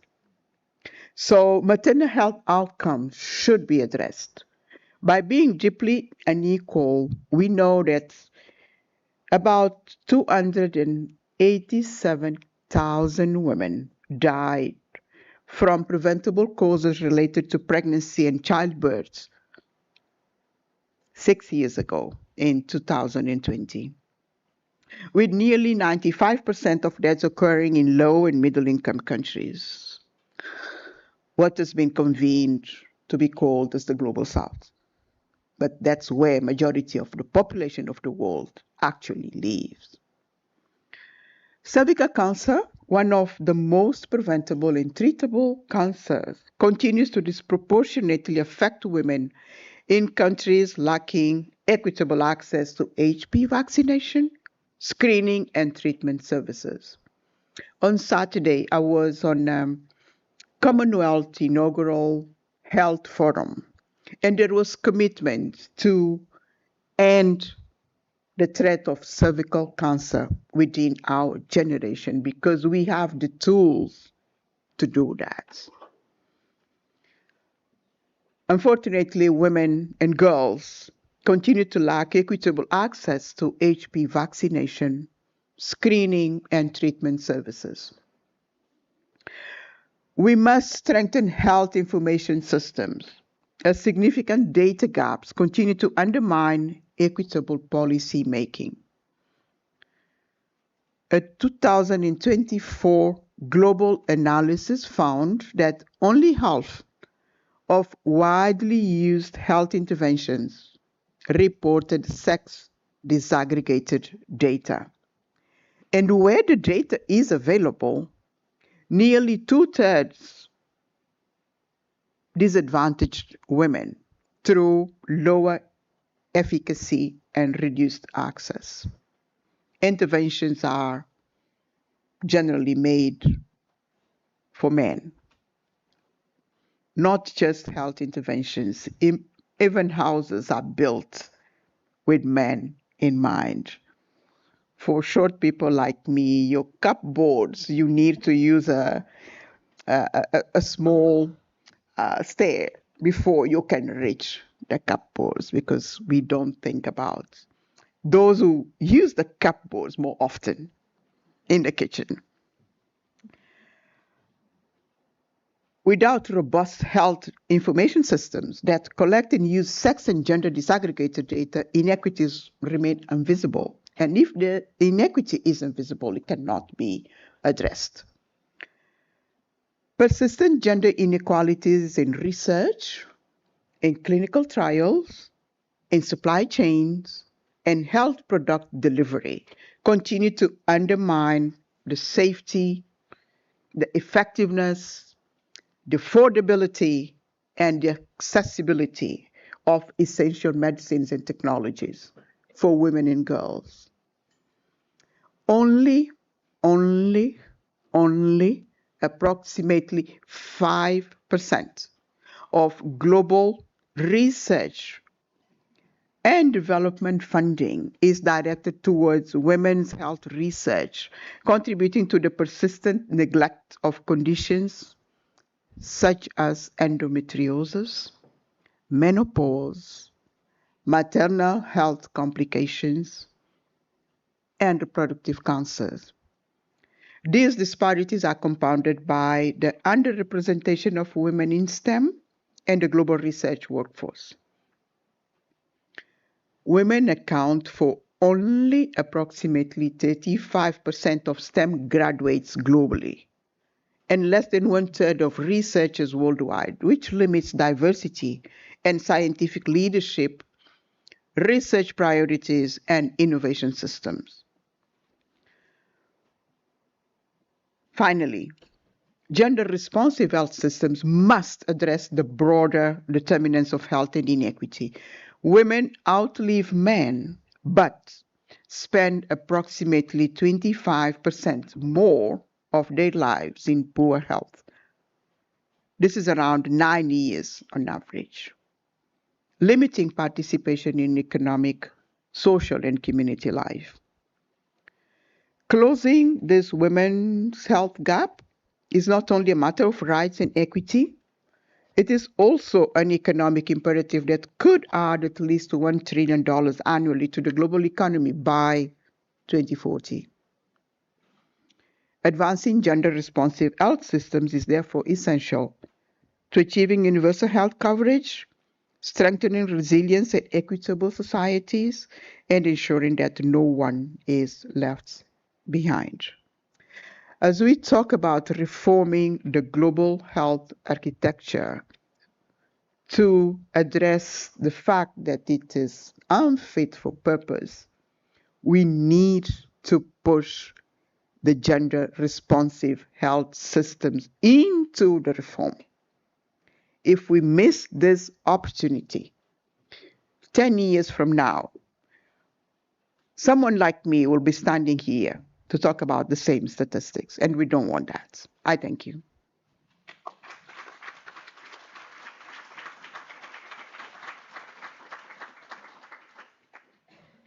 Thank you, Dr. Magda Robalo.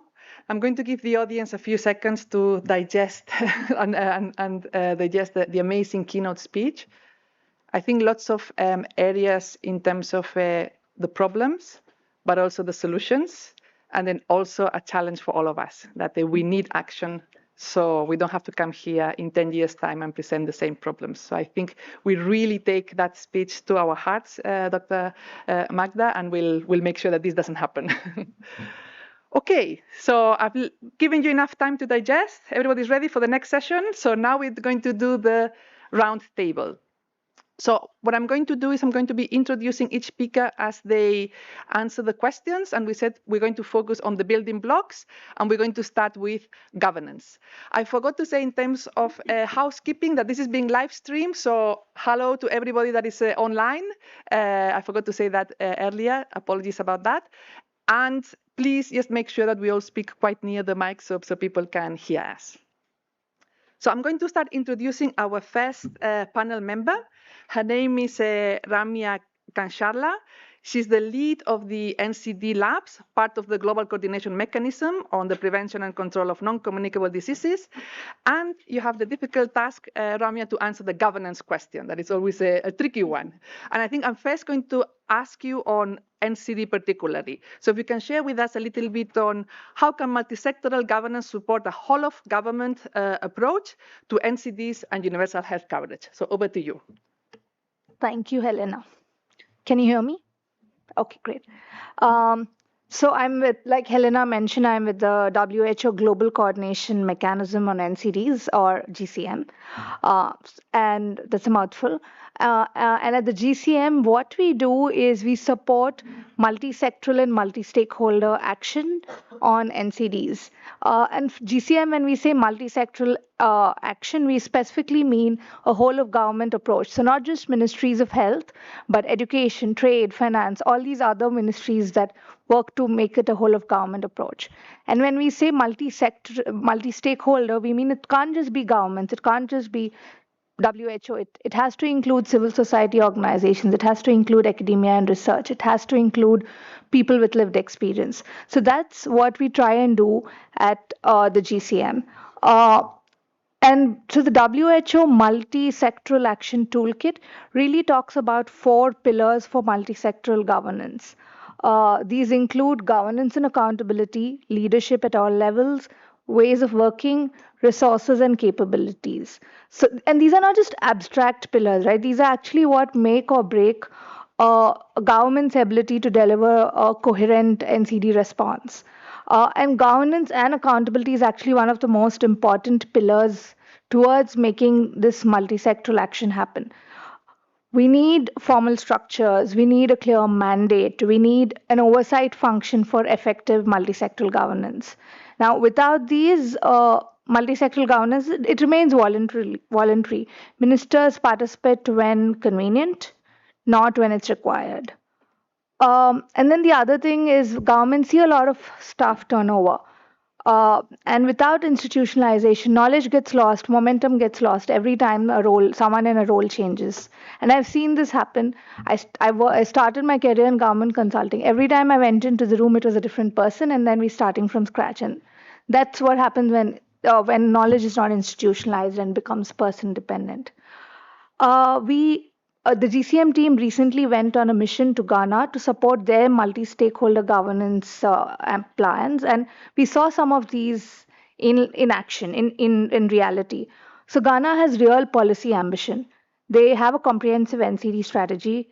They have a multi-sectoral steering committee in place, and they've made really strong progress on tobacco and sugar taxation. But challenges remain, and a lot of them are what I kind of alluded to earlier. So the steering committee does not have a formal mandate. And especially the roles and responsibilities of non-health actors in the steering committee, they're still unclear. They're parallel coordination mechanisms, which work on specific risk factors, but they tend to operate in silos. So they're not really into the overarching structure.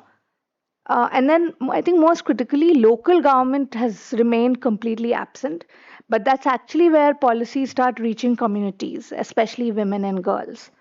And when all of this happens, the reality of the result is that multi-sectoral action remains something that's being encouraged than something that's required and that happens. So what are we at the GCM doing to change this? So we started with mapping what countries are or aren't doing. So really to identify the gaps and the challenges. So we've done country assessments and case studies for 95 countries globally. What we're doing right now is trying to start providing technical assistance to support governments with strengthening multi-sectoral action. This, like what we're doing with Ghana. We're developing practical tools that governments can use. But I think that's not really enough. And where we need support is for civil society to step in and advocate. So multi-sectoral action has really been on the global health agenda for many decades, but it's lost momentum. What we need is support from civil society to actually rebuild it, to hold governments accountable for the commitments they make, to hold governments accountable for actually putting these structures and processes in place and to involve communities, to involve people with lived experience, to involve civil society actors in making this happen. Thank you, Ramya. I think the next question is linked to Dr. Magda's challenge to us to find solutions. So I wanted to ask you on how is the WHO, CSEM, and NCDs and NCD Lab on women and girls supporting innovative initiatives that drive gender transformation? Over to you. Thank you. So the NCD Lab is a WHO platform that identifies and supports grassroots innovation, especially on NCDs and mental health, and with a focus on low resource settings and low resource contexts. It consists of 3 thematic areas. So we try and identify interesting or promising innovations in 3 thematic areas, women and girls being one of them. And in fact, the George Institute is a co-chair for the Women and Girls Steering Committee to surface these interesting innovations.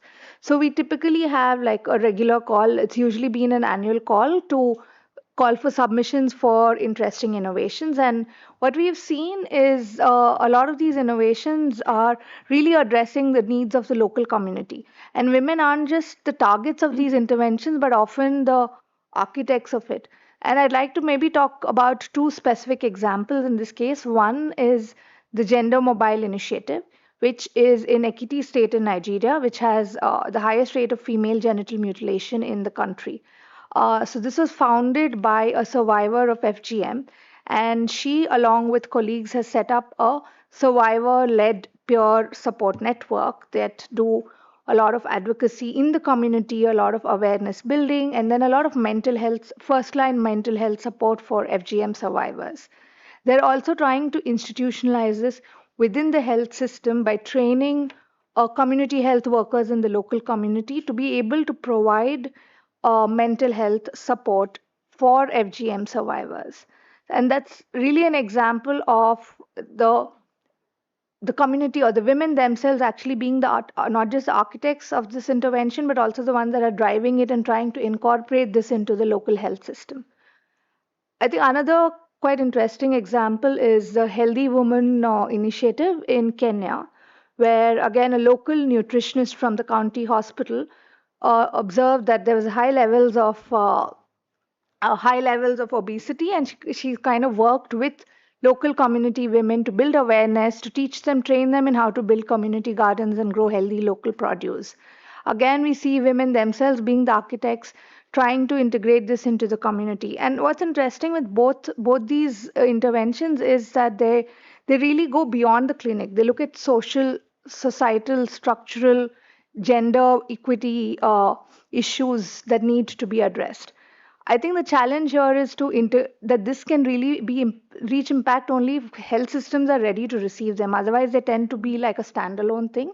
So the challenge is how to integrate and scale them into the health system. And that's really what we're exploring going forward. Thank you. Thank you, Ramya, for those 2 excellent examples and for highlighting also the need of integration. That is key.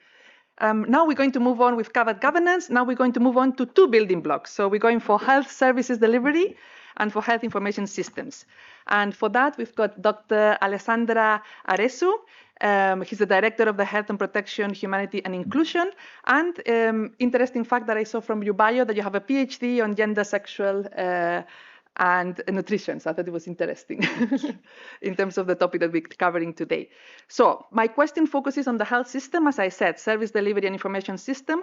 How can service deliveries and information systems be designed to better support more integrated, that we've already started bringing that topic, and inclusive care, particularly when considering marginalized populations and the intersection with gender, for example, like disability. And then once you cover that question, maybe if it's not too much, some of the lessons learned. So over to you, Alessandra. Thanks a lot. Thank you. Thank you. Good morning, good afternoon, and good evening, everybody. I hope you can hear me well in the room and online. Thank you for this opportunity to discuss about the intersection of gender, disability, and age, which is very close to my heart and my daily work. I will start by highlighting why disability is important in today's discussion, because maybe not all of you are aware that about 16% of the world population experience disability. And this means 1 in 6 people globally and around 1.3 billion people. And when it comes to women and girls with disabilities, they represent about 20% of the world female population. And a large portion of this population lives in low and middle income countries. So it is important to address this topic. Yet, despite these numbers and these figures, persons with disabilities continue to experience major inequities in health access and outcomes, and face multiple barriers to access services, including physical, financial, cultural, attitudinal, and informational barriers. We have data that today show that people with disabilities are 3 times more likely to be denied health care, 4 times more likely to be treated poorly when seeking services, and women and girls with disabilities are 3 times more likely to have unmet healthcare needs. For example, 22% of unmet needs for contraception among married women have been documented. Women and girls with disabilities also face unique forms of violence and discrimination linked both to disability and gender, including, for example, forced sterilization, forced abortion, forced use of contraception, and increased exposure to gender-based violence. We also know that there is an intersection between disability and NCDs. Persons with disabilities experience higher rates of non-communicable diseases and mental health conditions, while many NCDs themselves can lead to long-term impairments. This is why integrated primary health care is so important. And SRHR, NCDs, mental health, and rehabilitation services cannot continue to operate in silos if we want to achieve equitable health outcomes and universal health coverage. And so, with this introduction, what HI does to address these challenges and promote inclusive health systems. Some of you know that we are an international NGO present in over 50 low and middle income countries, and we design and implement projects to promote equitable health systems and services with national and international partners. Today I have the time to give only a snapshot of our work, but there are materials that you can reach through the QR code on the banner and materials at the entrance. And of course, you can ask me at the end if more questions come. Before giving some example on our projects, I want to highlight that HI promotes inclusive health system not only as a single organization, but also as part of a key network, joining forces with other stakeholders. And a very key one was launched in November 2025 and is the WHO Disability Health Equity Network, particularly in Workstream 3 on inclusive health systems that I could share with Sarah, who is also in the room. HI is working really with countries and partners to operationalize inclusive service delivery within routine health systems and primary health care. And what does it mean? It means embedding inclusion across how services are designed, delivered, monitored, and financed, not through isolated projects, but through the core functions of health systems. For example, in Ethiopia, HI has supported the Federal Ministry of Health in developing the National Disability Health Equity Action Plan, helping to translate commitments on disability inclusion into practical actions across governance, workforce, service delivery, and health information systems.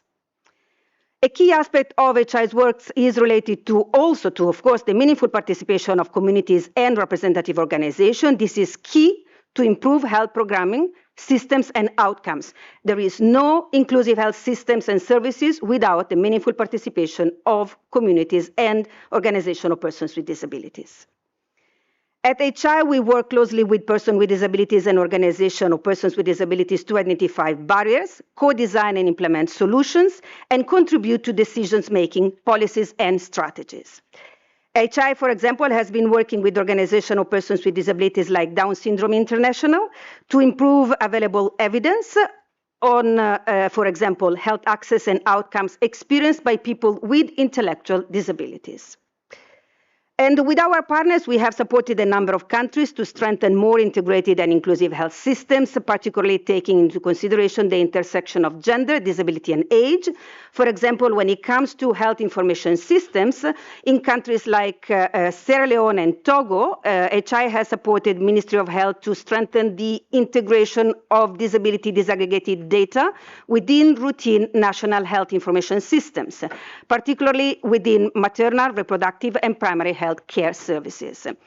This work is important because many health systems still do not know whether persons with disabilities are accessing services, where barriers exist, or whether health outcomes are equitable or not. And without disability disaggregated data, persons with disabilities remain largely invisible within planning, financing, and service delivery decisions, making it harder to effectively target health interventions. And moreover, persons with disabilities are not in a homogeneous group, as you can imagine, and experiences of exclusion and access to health services can vary significantly across different types of disability and intersecting identities. And however, global and national data often fails to capture this diversity and nuance. To conclude, and I move to the when it comes to service delivery, that the other aspect of the question. HI has worked with the Ministry of Health and local health systems to integrate disability inclusion within routine primary health care, SRHR, and NCD services. A key lesson from this work is that inclusive service delivery model cannot rely on standalone projects or one-off adaptations. Inclusion must be embedded within health workforce training, referral systems, community outreach, supervision mechanisms, and continuity of care pathways. For example, in Madagascar, HI worked with the Ministry of Health Division of Family Health to validate and integrate a model on disability inclusion into the national family curriculum, planning curriculum used to train public health service providers nationwide. And in Uganda, HI has worked with district health system and refugee hosting communities to strengthen more inclusive primary health care and continuity of care for persons with disabilities with a focus on women and adolescents. Time is very short today, so as anticipated, more could be said, and I'm happy to add more during the discussion or to meet you after the session for a more in-depth discussion with you. Thank you.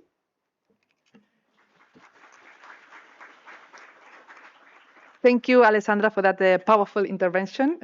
So now we're moving to the healthcare workforce. So we're going to hear from the healthcare worker perspective, and it's an honor for me to introduce Ms. Silviana Swallow. She's a senior nursing officer from the Muhimbili National Hospital in Tanzania. And I've got two questions for you, but I'll start with the first one on how do you think, Silviana, gender norms within the health workforce affect the quality of care you're able to provide? And if you can share a moment from your work, that it's also nice to hear that sometimes your own experience. So over to you. Thank you. Thank you. Good afternoon, everyone. As she has introduced me, I'm from Tanzania, Muhimbili National Hospital, and I'm working as a midwife.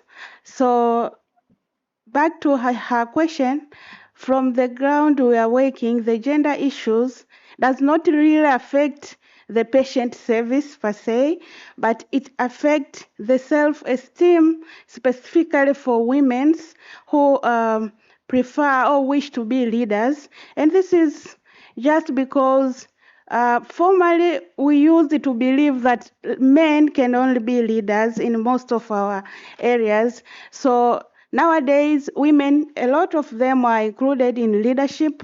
Specifically in my facility, my executive director is a woman. My director in nursing and midwifery is a woman.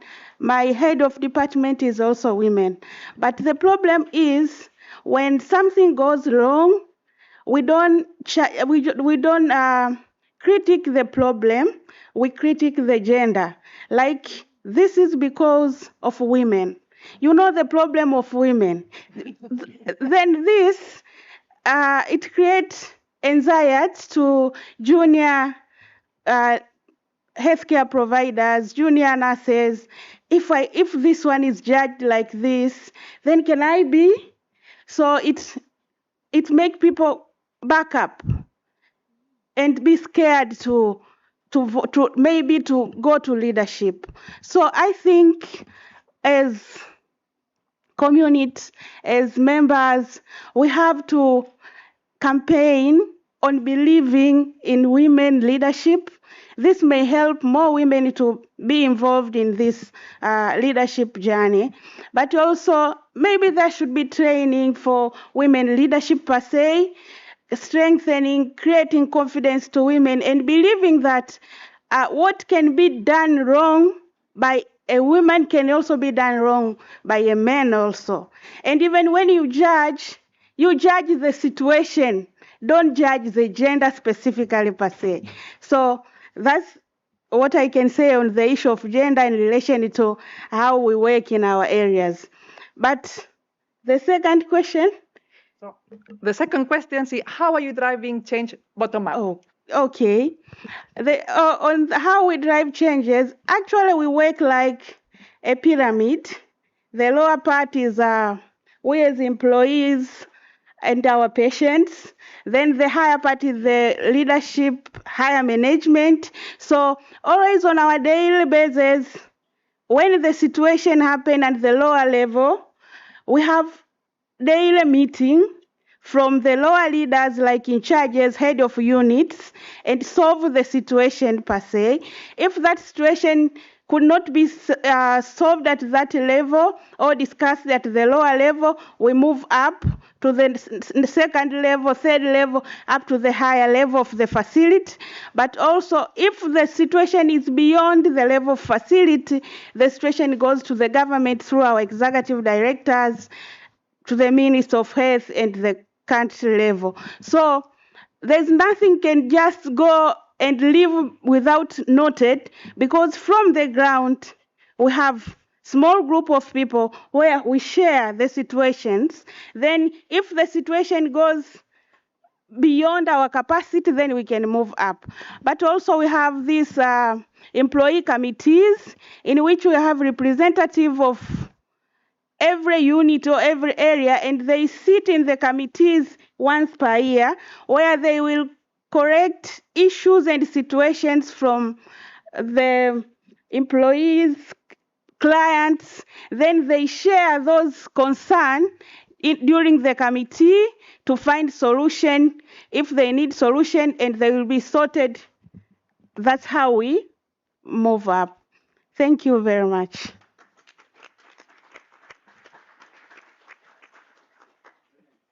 Thank you, Silviana, for this excellent, and I heard from the crowd, brilliant examples. So thanks a lot for that. So now we move to, actually, we're going to move to Marijke Kremin, who's at the end, if that's okay, and then we'll jump to Alice, and we're going to talk about financing, the funding that we need. So it's always the question mark. How do we do that? But Marijke is going to give us the answers to the difficult questions. Sorry to put you on the spot, but let me introduce you first. So Marijke Kremin is a policy and advocacy manager for the NCD Alliance, and she also coordinates several committees on financing NCD mental health. So the key question for you, Marijke, is how can gender-responsive financing, and we're going to focus more on NCDs in this situation because that's your area of expertise, minimize the higher burden that we're always worried about of out-of-pocket expenses faced by women in order to make progress on UHC? And if you have some good examples that you can share with the group. So over to you, Marijke. Thank you so much, and very happy to try and tackle this tough question because financing is really what sort of enables all of the changes that we want to see happen and the solutions that we've talked about so far today. So to demonstrate just how underfunded NCDs are, I'm going to share a few quick statistics. As mentioned earlier, NCDs are the leading cause of death and disability worldwide. So 75% of deaths are the result of NCDs. And 82% of premature deaths, so deaths before the age of 70, are occurring in LMICs. With this in mind, you would think that there would be a lot of funding channeled through development actors and that the WHO's programming and technical support in this area would be robust, but that's not the case. Over the past 30 years, NCDs have averaged about 2% of ODA for health. And in WHO's 2024-25 budget of $6.8 billion, NCDs received $430 million. That's 6%. And last year, there was a member states adopted the fourth political declaration on NCDs and mental health, which actually attempts to, I think, start developing those financial protection policies that we need to start reducing those out-of-pocket expenditures. So that target is 60% of member states have developed financial protection policies or measures that cover and limit the cost of essential services, medicines, diagnostics, and other health products. But it does sort of miss an opportunity to ensure that a gendered perspective is in there and really brings these benefits to women and girls. And that's probably, no surprise given the sort of tense political climate that a lot of negotiations in New York are facing. But let me return to the subject at hand. But women and girls experience a unique exposure to NCD risk factors and encounter systemic barriers to NCD care as a result of a lot of the structural discrimination and socioeconomic challenges that other speakers have covered, and that higher out-of-pocket expenditure. And because women have higher out-of-pocket expenditure, as there were 11 national NCD plans that were gender responsive. One was gender transformative. And if you look within that report on the detailed budgeting component, the data is really weak and in often cases just not there, indicating the sort of lack of attention that's needed to address this pillar. So what are some things that we could be looking to member states to do to reduce those out-of-pocket costs on NCDs? I mean, first, most obvious is stopping gender blind and gender neutral budgeting and really starting to track and allocate funding based on those health needs explicitly. So there's, investment in prevention and care for conditions that disproportionately impact women and girls, like the HPV vaccination and breast cancer screening, which do have a proven return on investment. So the HPV vaccination has a 3-to-1 return, and that's according to the WHO global strategy. We can also look at implementing financial protection policies and intervention that cover workers in the informal economy, which women are, a large component of. Integrating NCD services into existing maternal health programs will also save lives and save money long term. Currently, NCDs are outside of a lot of national health packages, and 10 to 15% of maternal deaths in LMICs are due to things like high blood pressure and pregnancy. So this is a really sort of easy step that we can take.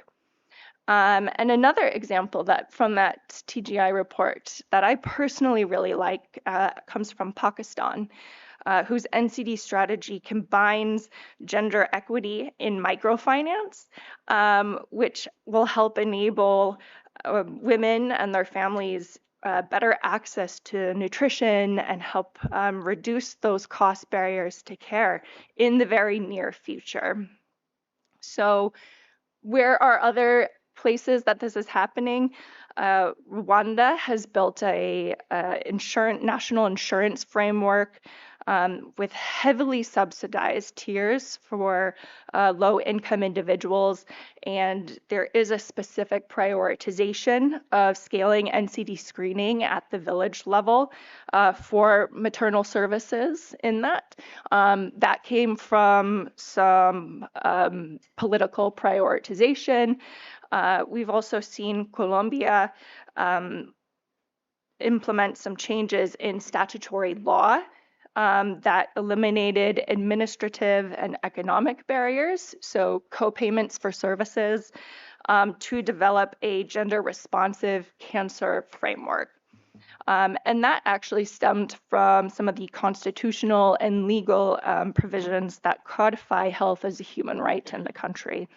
So overall, I hope the message that you all take away from this is that there is a significant gap when it comes to UHC that sits at that intersection of the lack of investment in the NCD care and prevention and, of course, gender. Thank you.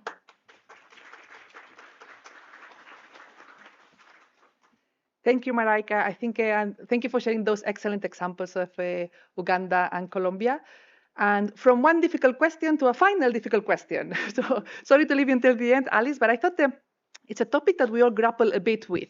So this idea of what Alice is going to go through today, this idea of sex and gender desegregated research and guidelines that can support medicines. So I'm sure I'm mentioning these headlines and you're like, oh, how do you do that? Is there a way of doing it? Do we have research? But I couldn't think of a better speaker to go through that with us today because Alice Witt, she's a senior policy fellow at the George Institute for Global Health, and she's also co-leading the Message project together with Imperial College, and together with Kate, who is here, also the co-PI. They've been thinking about these key questions, and actually they have some of the solutions. So, so no pressure again, Alice, on that. But my first question is going to be on how does sex and gender desegregated research and guidelines support the safety of a complex topic. Also, we're moving to medicines. So over to you, Alice. Okay. Thank you. And thank you for the opportunity to be on this fantastic panel. I've learned so much. So I think that the kind of simple answer to your question is we can't have gender responsive healthcare if we don't know that the treatments and the interventions that we are delivering actually work for women and for girls. And that is the current status quo. What we know is that the majority of the evidence existing in the medical space has been conducted on a male body or on using the male norm. And that is translating now into reduced safety, reduced efficacy, reduced quality of research, and then also and that's ultimately going to be affecting the products, the medications, the treatments, the interventions, and therefore the health outcomes that affect that we have.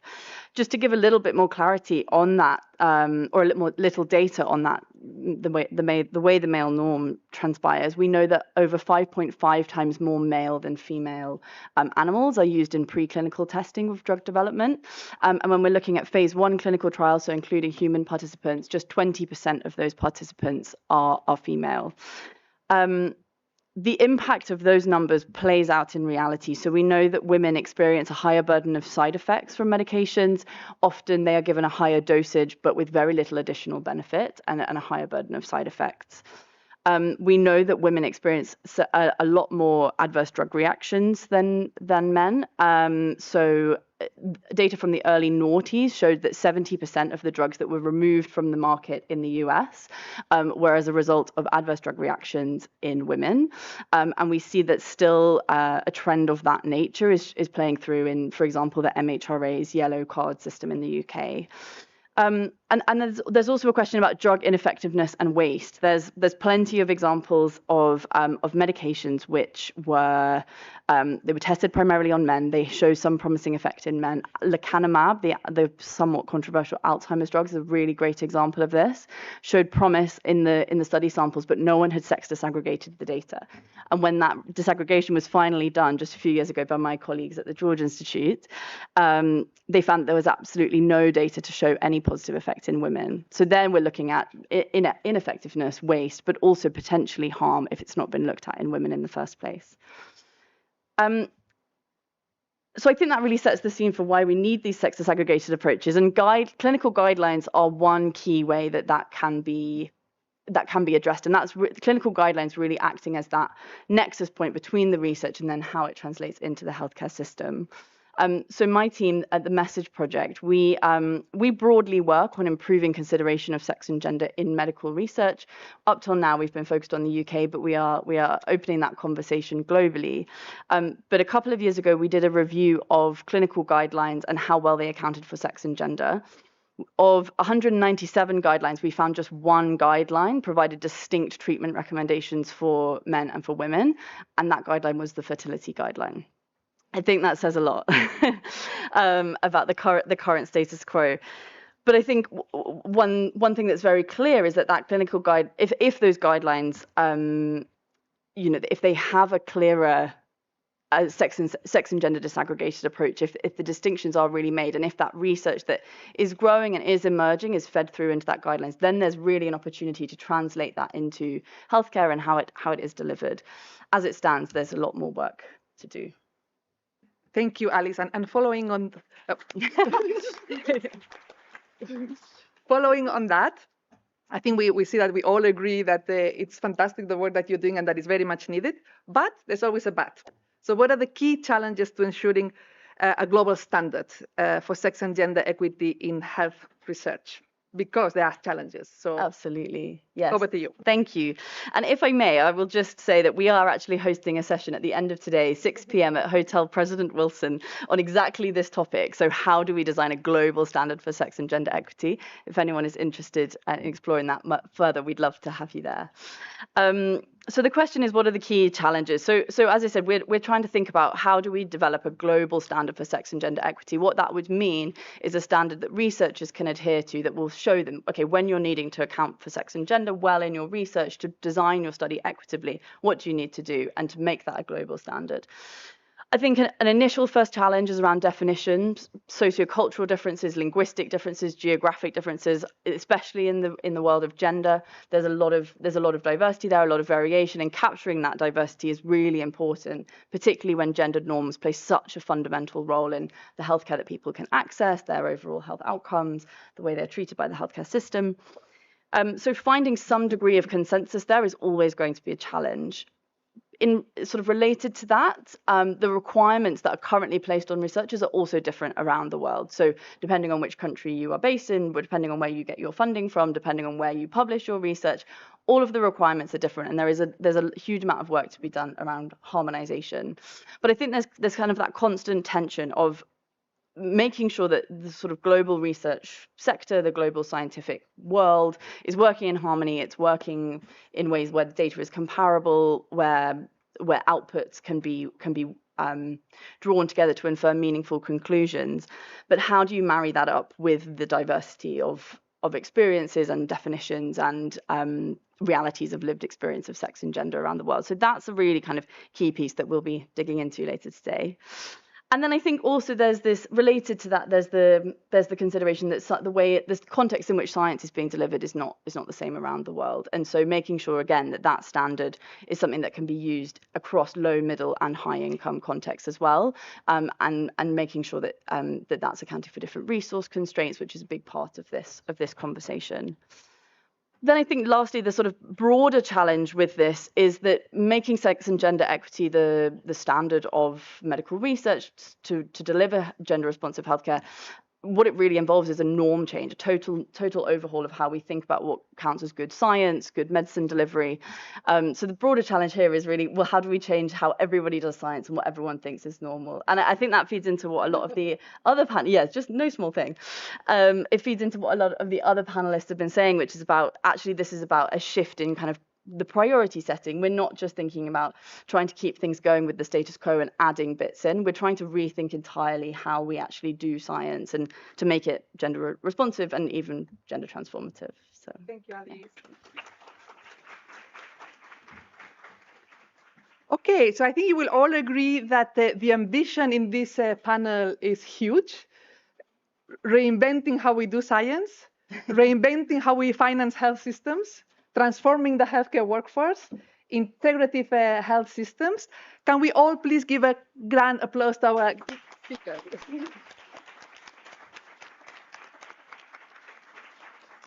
And now over to you. Okay, I didn't do as well as I hoped, but we did start a bit early, so it's not everything my fault. So I think now we've got a bit of time for questions. So I'm going to move to the next slide. I think questions that you have for the panel members, comments, suggestions, all over to you. So I'm going to try to moderate, and I think maybe we'll get a couple also from the online. Megan, you can let me know. And I think I'm going to start, if you don't mind, this side of the room, and then we'll move to this side. So we'll start here with 3 questions, and then if you don't mind, I'll come to both of you. So we'll start here. Gentlemen, please. Thank you very much. Thank you very much. My name is Ibrahim Musa. I work for WaterAid in the Ghana program. Brilliant panel members. I really wanted to find out, especially to Dr. Magda, and maybe link to Mariak. Okay. You know, she made a very good presentation around financing, innovative financing. In the context of my country, the president recently launched free primary health care program. And I wanted to find out, you know, to advance gender equity, one of the very simple but basic things to promote gender equity when it comes to universal, health coverage is ensuring that we have decent, toilets, water running, and hygiene facilities in healthcare facilities, because it's one of the simplest but almost forgotten. So within the context of planning, gender responsive planning, how do we convince ministers of health, to ensure that that always come as a separate budget line? I mean, sitting in national budgets, so that when it comes to implementation, they don't scratch their head, especially at African Union level, because our governments are now, talking brilliantly about health sovereignty. How do we push them to really ensure that it's clearly budgeted? And the reason I was talking to Dr. Magda also is that because she once sat in that chair as health minister. Thank you. Thanks a lot. Unfortunately, Dr. Magda had to leave us because she had another event. But maybe, Maraika, is it okay if you respond to that question on financing? Yeah, I mean, I can attempt to. I don't claim to have all the answers. I think one of the challenges, and I'm speaking, of course, from the NCD perspective, as that's what I know, not overall health systems budgeting. One of the challenges that we typically face is just I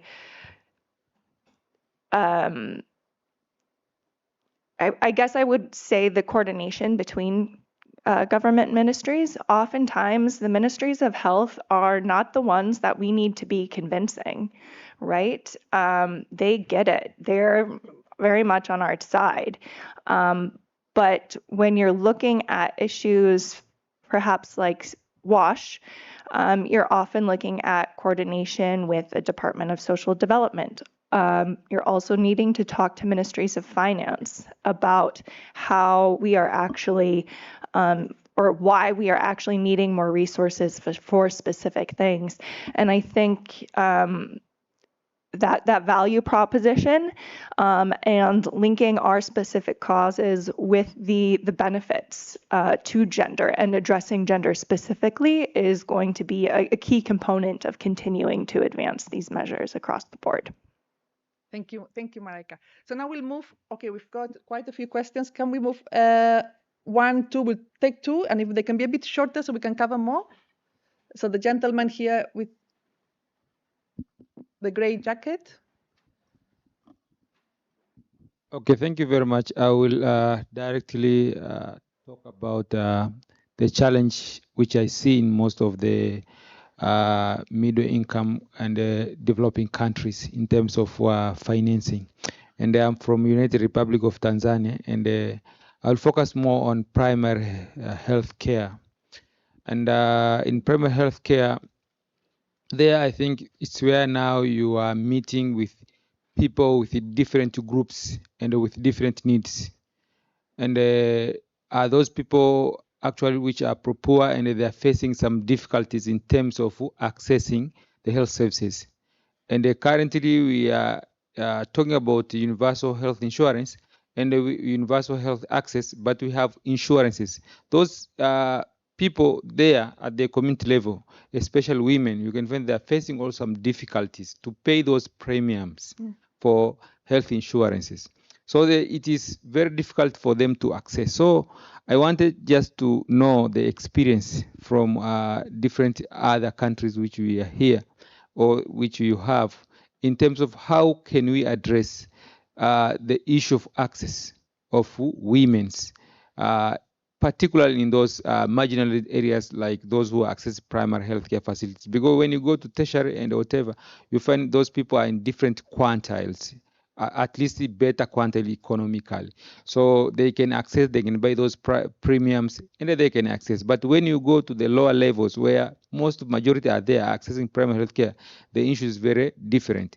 And you can find even when you go to the healthcare facilities, primary healthcare facilities, even the issue of accessibility, not financial, but the accessibility, like you go to the dispenser or the lower one, even he's going there to deliver, is disabled a woman, accessibility to the facility, to wash infrastructures, it's become very difficult. So there is an issue actually we should have commitment and the policies which are addressing this, particularly I think in primary healthcare facilities. Thank you.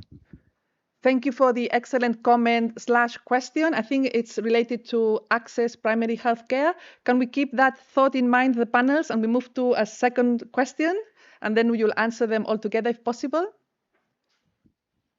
Thank you. Great panel. Thank you very much. My name is Chandramouli. I used to lead WHO's work on adolescent sexual and reproductive health for 30 years. I retired 2 years ago. I continue to work on this independently. You've talked about sexual and reproductive health. You've talked about girls, but not in very much depth. So permit me to say a couple of things. Yeah. Contraception. The proportion of girls whose demand is satisfied with modern methods globally has increased from 38 to 60%. Over 30 years since the International Conference on Population and Development, we've learned what works to make services adolescent friendly. A growing number of countries have now integrated these proven adolescent friendly health service elements into health systems. We've just published a paper describing how Chile, Moldova, and Ethiopia have actually integrated proven elements and increased contraceptive uptake and reduced adolescent fertility. So I shared with you at the organizers a copy of that paper in SRH, Sexual and Health Systems, Social and Science and Medicine. I'm happy to make that available. My questions to you are, one, we will not have money. You know, you've talked about lack of money. How can we learn lessons from sexual and reproductive health in your area? There's no discussion of that. And you talked about gender, but you're really talking about women. Men also face difficulties in obtaining health services. Many men don't come to health services because they think it's for women. So sometimes men are not the enemy and men need help. And we need to use gender as a social construct, not just another word for sex. So these are my points. Thank you. Thank you for your comments and for also complimenting our panel. I think we'll take another one and then I'll move to the panel if that's okay. Final one, I think we'll go here and then I remember we have two here. We'll come back to you. Yeah. So we'll move to the other side and we'll cover these two here. So remember for the panel, we've got access, sexual reproductive health. I think it's the gentleman here and then the lady here, but please quick questions so then we can move to the left side. These two final questions for the right side and then we'll move to the left side. Hello, my name is Thanatat. I'm a medical student from Thailand. I'm representing the IFMSA. I would like to ask that how can we better advocate for the integration of NCD service into existing maternal health program, considering that 10 to 15% of maternal deaths in low and middle income countries are due to non-communicable issues like high blood pressure. Sorry. Fantastic. So now we're moving into integration. And then last question, and then we'll move to the panel.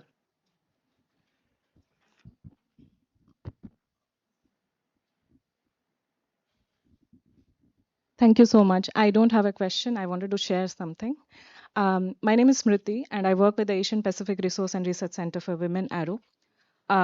We work on SRHR, and one of the intersections that we work on is disability and SRHR.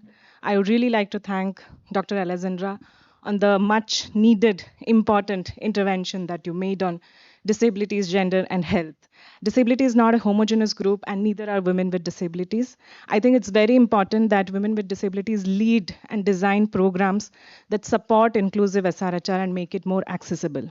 Amongst the important SRHR work that we do, we also have a robust capacity building program for women with disabilities and health service providers providing SRHR services to reduce stigma, especially on contentious issues like contraception and abortion. Some of these women with disabilities are now, they're adapting our manual into their localized disability context and in their countries to make it more accessible to women with disabilities from more marginalized backgrounds in their countries. I also have in my hand Arrow for Change, a publication on disability rights and SRHR, which focuses on more intersectional approach to reduce violence against women with disabilities, including in health settings. So I'd request all of you to also go to our website and access these tools that we already have. Thank you. Thank you very much for that comment. So now we move to the panel. Anyone wants to answer, refer to the 3 questions? Yes? Thank you. And I think I'll take a stab at the question around primary health care and access. I think this kind of goes back to one of the things that I was mentioning earlier in terms of, how do we enable better access in a gender responsive way. One of the ways that we can do so, and we have seen some countries look to do this, is create these tiered financial protection structures that make accessing these services low to no cost. For NCDs and chronic conditions, which are a big portion of those disease burdens, this is particularly relevant because NCD services and medicines are estimated to cost twice as much as infectious diseases when people are visiting a provider. And this is because these conditions are still largely outside of health benefits packages. And so I think that once we start to see that slower integration, then we can, make improvements on both of these fronts. Any others want to answer the question on integration and sexual reproductive health? Yeah, Silviana? Thank you. I will respond on how to integrate non-communicable disease to maternal and child health services. I think we have to treat maternal and child holistically because we have this, let's say, antenatal services and postnatal services.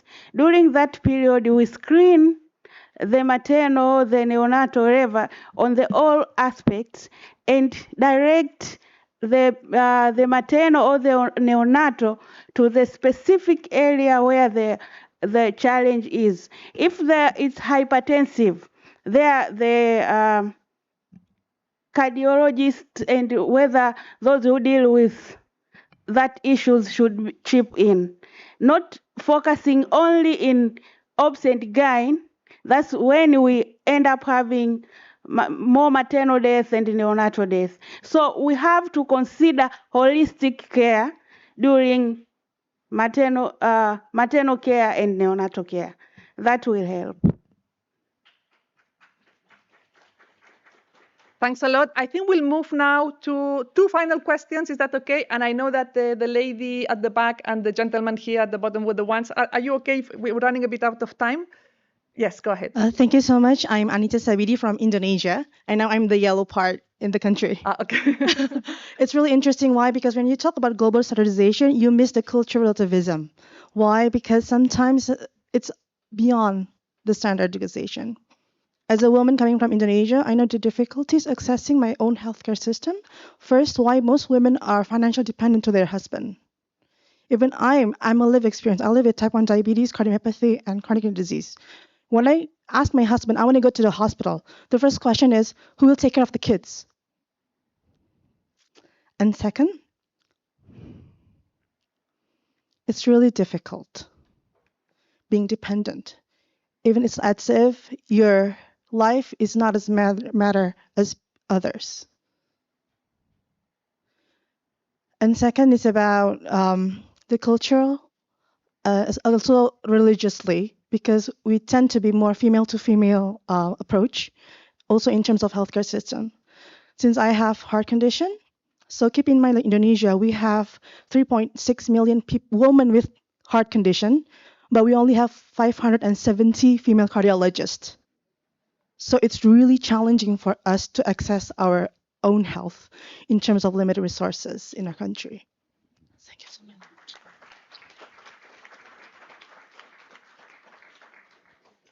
I think everybody will agree to thank you for sharing that experience. So thanks a lot. Yeah, thanks a lot. And final comment, if that's okay. Do we have time for, am I allowed for 2 more quick ones? One more? Okay, sorry for, so the gentleman here that raised his hand first. Hi, thank you. Tim Shen from Global Action on Men's Health. We live in a patriarchal world, I think just reflected in that really powerful statement. And part of these gender norms which lead to women in fewer positions of leadership and the disproportionate impacts that we've talked about today also have an impact on men's health as well. And I think it's really important when we talk about gender responsive healthcare that we don't present it as either or. And I think part of that is because the impacts of men's ill health are also felt on women's health and economically by societies. And I think we're seeing a global pushback against women's rights and sexual and reproductive health. And one of the things that we've noticed is the more that you can step into caring for men, the more we can help them to care for others. And in fact, push back on that global kind of concern. So I guess my question is, and we know that disproportionately, by the way, the leading causes of premature mortality on NCDs are for men, and it's not an either or, it's just stats. But how do we help you, and how do we better reflect this conversation on men's health as part of NCDs, working for men's health, to help women's health, to help everyone's health, to help society's health, to end patriarchy and to support gender equality? How can we position that not as an either or, but good for all of us? So many thanks for that comment that was seconded by the other gentleman. Do we have a quick comment from online? Yes, I wanted to give possibilities of people online. Sorry. Can you hear me okay? Yes. Yeah. So there's one comment or question from online. There are still some fundamental gaps in care. How is that going to be prioritized for the future of health? Panel. Can you repeat that? I didn't understand properly. Sorry. There are still some fundamental gaps in care. How is that going to be prioritized for the future of health? Okay, so this is a big question. Anyone? Okay, I think. Okay, I think you've taken over. Go ahead. Sorry, just. So I think there's 2 final questions, and I'm go for it. But please be a bit quick. So last year, WHO and UHC 2030 launched a call for stronger collaboration between rights-based and UHC advocates for gender-responsive health systems. And we also launched the UHC 2030 narrative for gender-responsive health systems to support this effort. So I was just wondering if you could share an example from your work of a successful collaboration between rights-based and UHC actors to advance gender-responsive health systems, and what practical steps we can put in place to help strengthen how we work collaboratively together for this agenda. Thank you. Thank you. And I think I'm going to allow the lady at the back, because if I'm allowing everybody to, I'm breaking the rules for one, I have to break for everybody. Very quick, please. Otherwise I'm in trouble. You want to finish on time, I think. I'm trying my best, but you're not allowing me. I am Elizabeth Prasad from Trinidad and Tobago, representing as a representative of the International Association for Hospice and Palliative Care. I know that many important statistics were shared specifically by Dr. Roballo, and there was somebody else on the panel who also stated that women outlive men, but a significant proportion of their life is spent with poor health. And in response to questions 3 and 4, one way to overcome some of these challenges and a potential resource that needs to be developed is palliative care, because we know that if palliative care systems one of our missions is at the palliative care level, sort of disseminating and decentralizing that care. It will improve the quality of life for both genders. It will improve quality of life and for persons affected by NCDs. It will affect persons with quality of life for persons with disability. And overall, our goal is to reduce serious health-related suffering. So the answer is palliative care. Investing in palliative care, training palliative healthcare providers. Thanks a lot. So thanks a lot to the audience for reminding us of topics that we haven't been able to cover. So, because I want to finish on time, and there's a few questions that they've remained unanswered, but the next speaker is going to be able to close the session and then answer any questions that have not been addressed. No pressure, I hope. I'm being a bit cheeky now, but I want to introduce Justin Kunin, who's going to close our session, and he's an adjunct professor and is president of Acon Health, and he used to be the co-chair of the UHC Accelerator, and he's now the lead and the founder of a UHC Accelerator that we will have a session on that tomorrow. So on that note, I'm going to introduce Justin to close the event for us. Thanks a lot.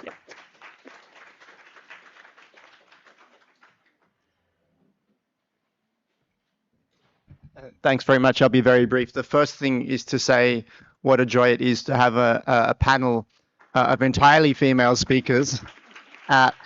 Each one of whom was magnificent. I think all of us have seen too many manuals in our global health lives, but this was wonderful. So thank you. And I was a little bit reluctant to accept an invitation to speak at the end of this, because I think it's really important to give prominence to female speakers. But I think allies are really important as well. So it is important that making the case for gender responsive care is not just the initiative of women, it also has to be men as well. And the point the gentleman made, that gender responsive care is not just about women, it's also about men. Yeah. The second thing is to apologize. Australians are kind of known for being a little bit casual when they turn up to events, but in this case, my luggage is somewhere in Serbia. So I hope it will arrive.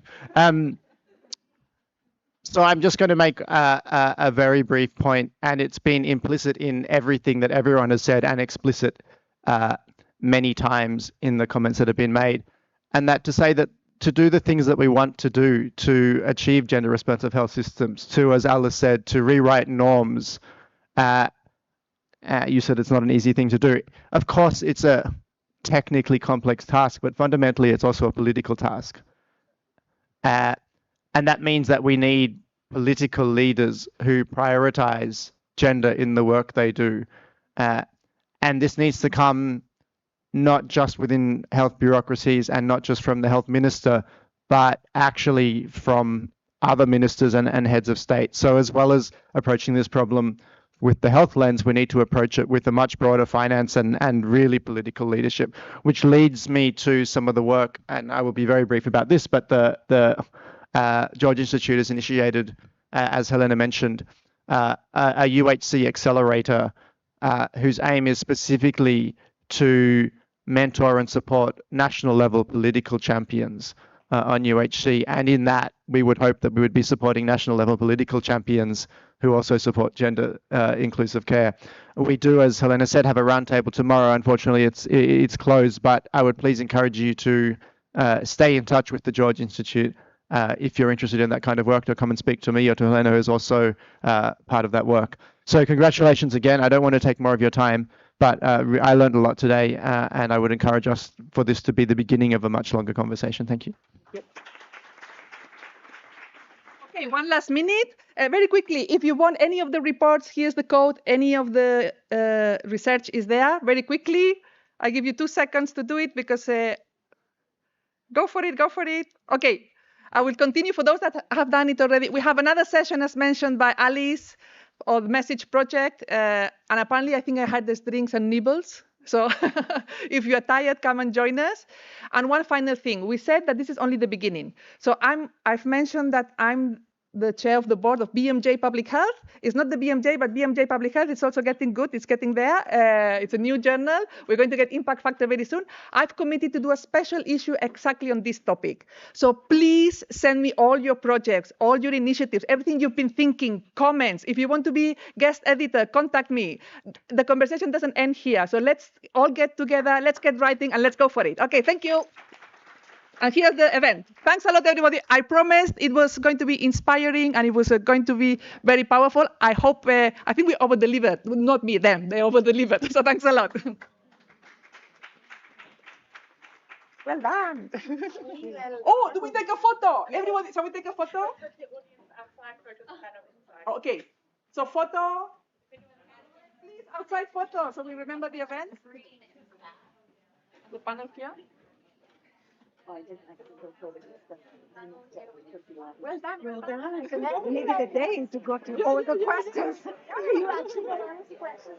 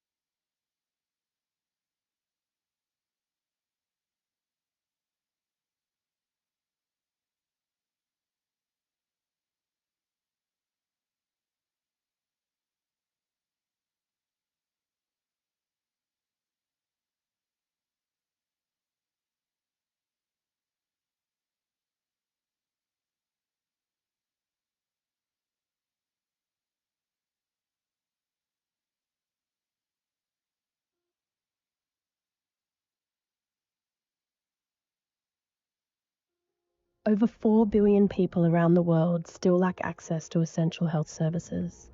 And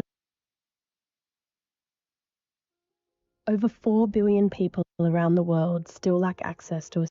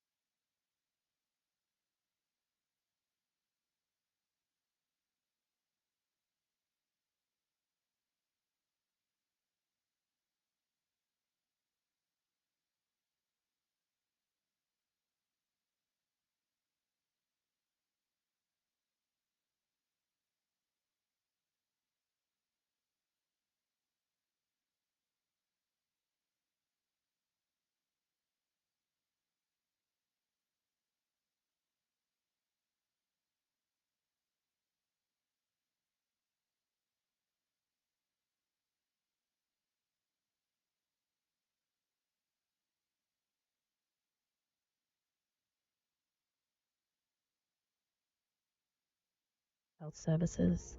And among those, hundreds of millions are pushed further into poverty when paying for healthcare.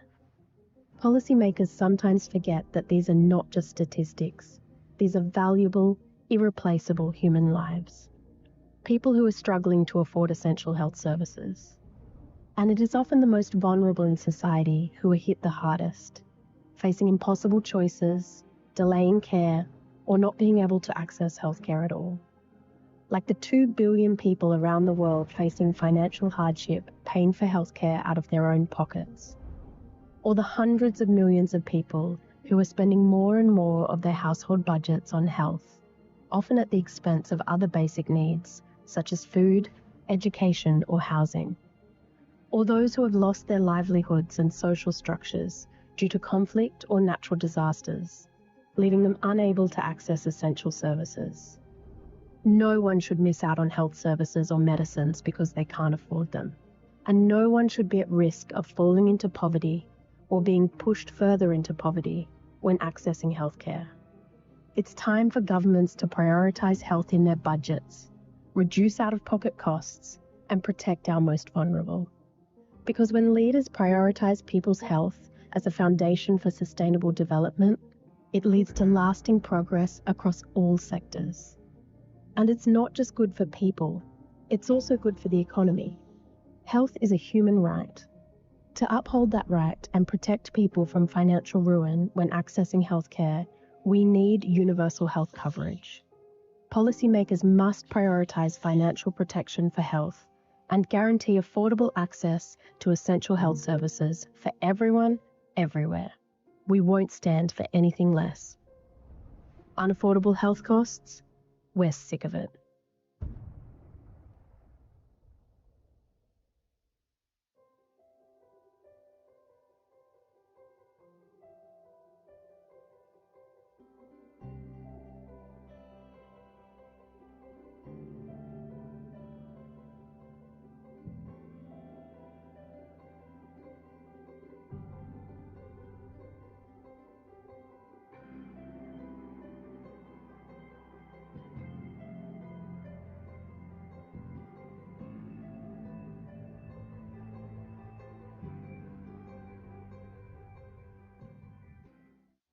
Accessing essential health services should never push people into poverty.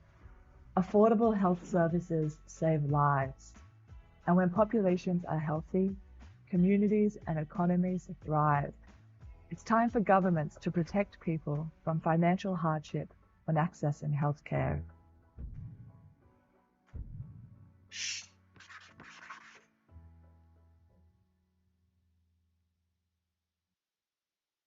The universal health coverage means that everyone, without discrimination, can access the health services they need without fear of financial ruin. UHC is not only about health, but about social inclusion, gender equality, poverty eradication, and the protection of human dignity. Universal health coverage is the world's agreed pathway to delivering on everyone's right to health. But hundreds of millions of people cannot exercise this fundamental right, thus deepening the inequalities. Millions of people are impoverished by healthcare expenses every year, and this is pushing them into hunger and destitution.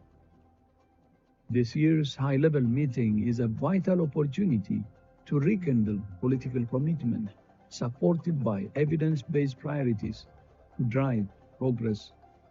Governments, both national and at local level, must abandon the false idea that health is a cost. It is not. Health is an investment. Health is not a privilege. Health is a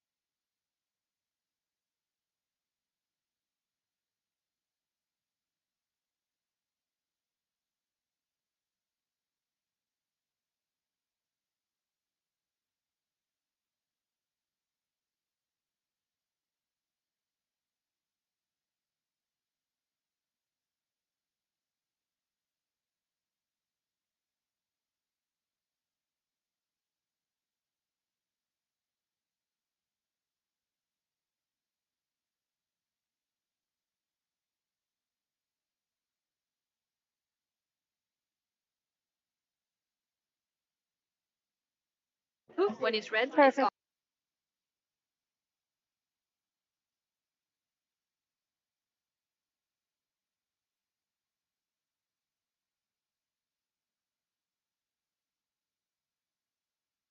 rights.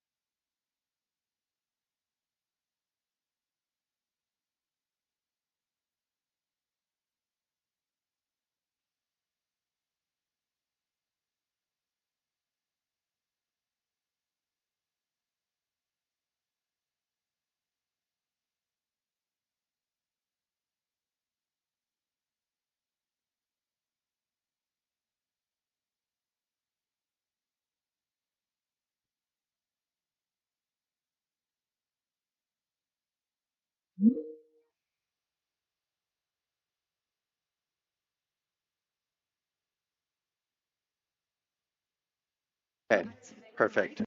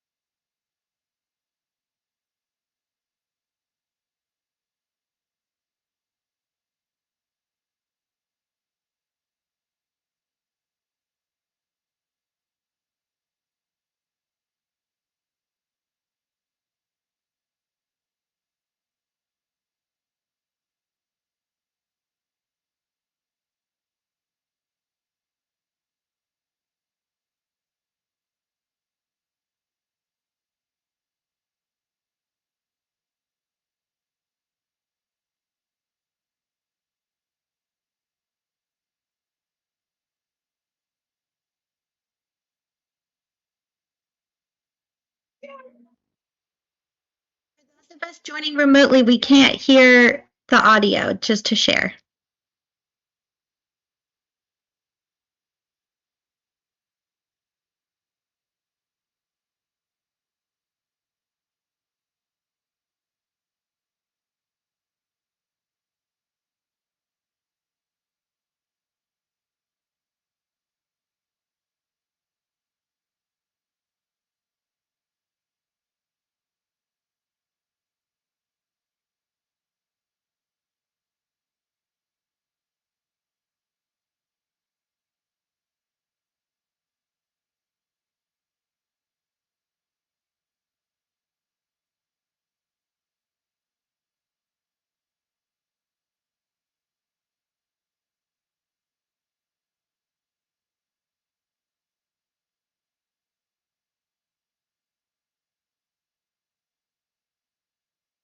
Director, Regulatory and Professional Schools, in the Federal Ministry of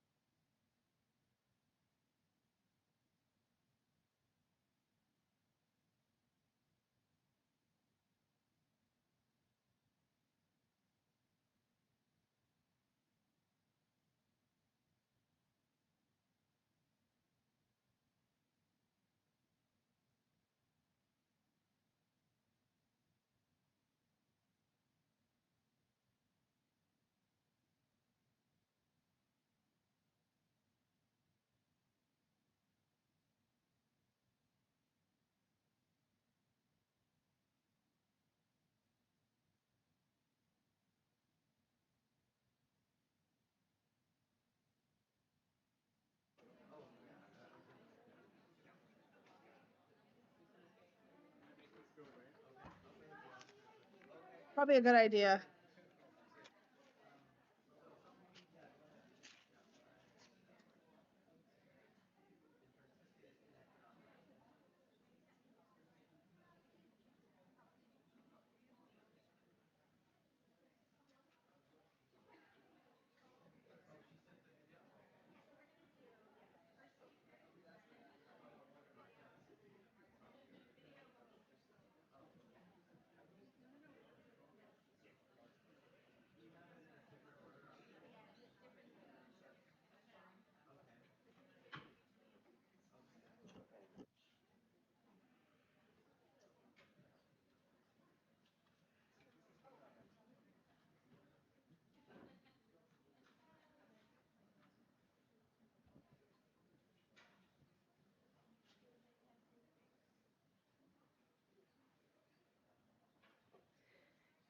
It'll just be a minute. I'm just waiting for the official, you're okay to start. So feel free to continue to check your phones and everything.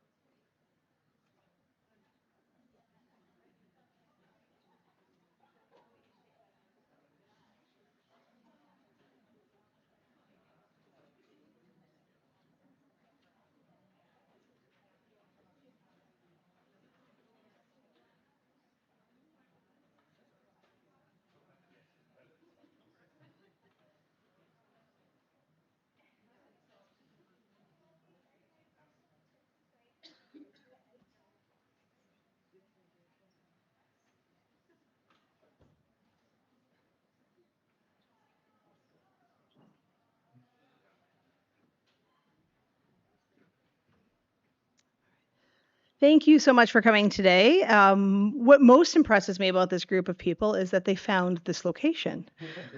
As I was standing outside of my embassy and tempted just to give up and go in, turn myself in. So thank you very much for making it here today. I got asked to open this session, and I was trying to figure out the best way to start it. And anyone who sat near me for any length of time knows that I just love to tell a story. So I'm going to start with a story. This is a few years ago now. I had been working in Yemen for about a week, and I remember being in the emergency room, and this little baby came in. He was the angriest little baby. His little fists were just shaking at me, and he was all red. And we examined him. We took all his clothes down and had a look. It turns out he had an infection. That was the source of his irritation. Most likely a post-procedure infection, probably a circumcision. And I remember saying to the staff, I said, well, this is kind of unusual. You don't see a lot of circumcision infections. And they all laughed at me. They're like, oh, he's a patient of circumcision man. And I was like, circumcision man? This doesn't seem like we would have someone dedicated to circumcisions. And so I asked about it, and they all clammed up. No one wanted to talk. So I did a little sleuthing, and I discovered that circumcision man is a man that wanders the halls of the hospital looking for pregnant women, or when he hears about a newborn baby boy, he goes in and he finds the parents and he's like, let me hook you up with real cheap circumcision. Much cheaper than the Ministry of Health was charging. So obviously this is not a sanctioned procedure. So these are not being done in the best of conditions. And circumcision man would perform these procedures on benches, on the floor, outside. Now, I never did any research, so I can't prove my hypothesis here that circumcision man's booming business was leading directly to the increase in infections that we were seeing in the emergency department, but that was my guess. So I decided I had to stop him. So I set up an elaborate sting, and I caught him. And I was really surprised when I did, because I knew him, and I actually really liked him. And with the help of my interpreter, I was like, circumcision man, what are you doing? And he told me a little story. He said, about 10 years before, he had graduated from school and he became a surgical tech at the hospital. And to his credit, he was a fantastic surgical tech. He didn't work with our organization. He actually worked with the Ministry of Health, but we worked together. And it was great. He was able to get a wife, have children, and support them. And then the war started, and his salary stopped. And so I said to him, I asked him the same question I ask every time I hear this horrible story about somebody losing their salary. I said, well, why do you still come to work? And he said, I come for 3 things. 1, I love my job. 2, I love taking care of my patients. And 3, I come because someday there might be a salary again. And then he continued. He said, but until then, I have to support my family.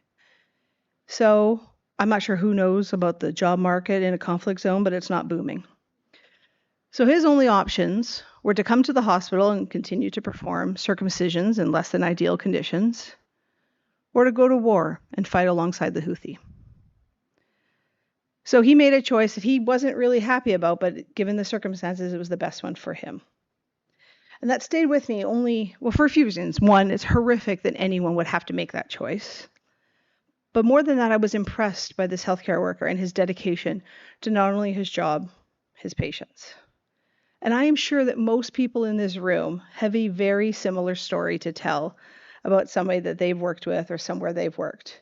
Maybe not about circumcision, but you know what I'm saying. So I think that's why you're all here today. So I want to welcome you as we talk about decent health work, how it contributes to a resilient workforce, and how that contributes to universal health care. My name is Emily Potter. I'm a senior specialist of policy and advocacy with Operation Smile, but I'm here today representing the Frontline Health Workers Coalition, which is an organization that believes the health system is only as strong as the people who are in it. And this is an organization that brings together other coalitions, and they try and empower nurses, doctors, physical therapists, speech therapists, all of the techs, midwives, everybody that we need to make a successful health system. And we're partnering today with the G4 Alliance, which is a coalition of over 70 organizations that works to bring advocacy efforts to emergency and essential care for surgical, obstetric, trauma, and anesthesia around the world. And we found a natural partner in CoordAid, which is an amazing organization that works to provide food, health, and education, along with empowering people economically in areas that need it most. Now, these 3 organizations might seem a bit unique, but I can tell you that they're all in agreement that decent work conditions are going to make for a resilient workforce. So in addition to my work in policy, I'm also a registered nurse. And I've had the privilege of working in some incredibly high-income countries and some very, very low-income countries. I've worked in very stable conditions, and I've worked in active war zones. And I can tell you there is one thing that is true no matter where you're working, and that's that the healthcare workforce are the backbone of the entire healthcare system. It doesn't matter how fancy your hospital is, and it doesn't matter how many supplies you can get in, or how ingenious you become with the supplies you do have. Without the healthcare workers, nothing is going to get done. And this was echoed in the message this past year in the Frontline Health Workers campaign on Health Workers Week. They had a whole campaign on health workers are VIPs, and I have to admit, as a bit of a retired, jaded ER nurse, I was like, oh, another health worker VIP. I thought it was another COVID thing, but it wasn't. It was saying that healthcare workers should be valued. They should be, invested in, protected, and strengthened, which I think are 4 principles we can all get behind. Universal health care is something that most countries are striving to achieve, but we also know that it's going to look very different for most countries. But nobody is going to get there if they don't have a strong healthcare workforce. They have to have healthcare workers that are appropriately trained, fully supported, and adequately compensated. In so many settings, especially rural, fragile, and conflict zones, healthcare workers are unpaid or underpaid. They face unsafe work conditions, And I'm not talking about when I was a new nurse and used to complain about the microwave in the break room being like a biohazard and unsafe. I'm talking about active shelling at your hospital. So you have to find somewhere to put patients to keep them safe. Almost everywhere I've worked, I've been blown away by how much people want to learn and how they're desperate to be able to get any sort of education and training because they want to do better for their patients. So we have to, one, make sure we can get them this training, but then they also have to have the ability to use the training. It's so demoralizing to realize that you have no ability to ever go ahead or advance in your career at all. So we need to make sure that that's an option for them as well. And I don't think I'm spoiler alert for anybody out there. Healthcare financing has taken a bit of a beating these past few months. And we are putting another massive strain on an already strained system. So this discussion today is very timely because we are going to look at how sustainable financing, decent work standards, and a community-centered approach can help close the gap. It can help strengthen health workforce to improve access to emergency, critical, and operative care, and help countries get to universal health care. We're going to learn practical lessons and approaches from global experts, but we're also here to learn from you, because I know there's probably quite a few experts right here in this audience, and I know that you have experience and knowledge to share, and our experts need it, the other people in this room need it, and more than that, the patients who aren't here need it. That angry little boy who shook his little fists at me needs it. So with that, I am going to turn it over to Colin McIff. Colin is currently the executive director of the G4 Alliance, and he came to this role after retiring, as so often when people retire and they come out of retirement, after 27 years of service in the federal government in the U.S. He most recently served as the Deputy Assistant Secretary in the Office of Global Affairs at the U.S. Department of Health Services. So not only do we have a panel of experts and an audience of experts, we have an expert moderator. So no doubt this will be a very productive session. Colin. Thank you so much, Amy Lee. Thank you, and thank you for your opener. It was very inspiring and exciting. It's really a privilege to be with you all. As Amy Lee said, I'm Colin McIff from G4 Alliance, Executive Director. I've spent most of my career in government, and it's very interesting.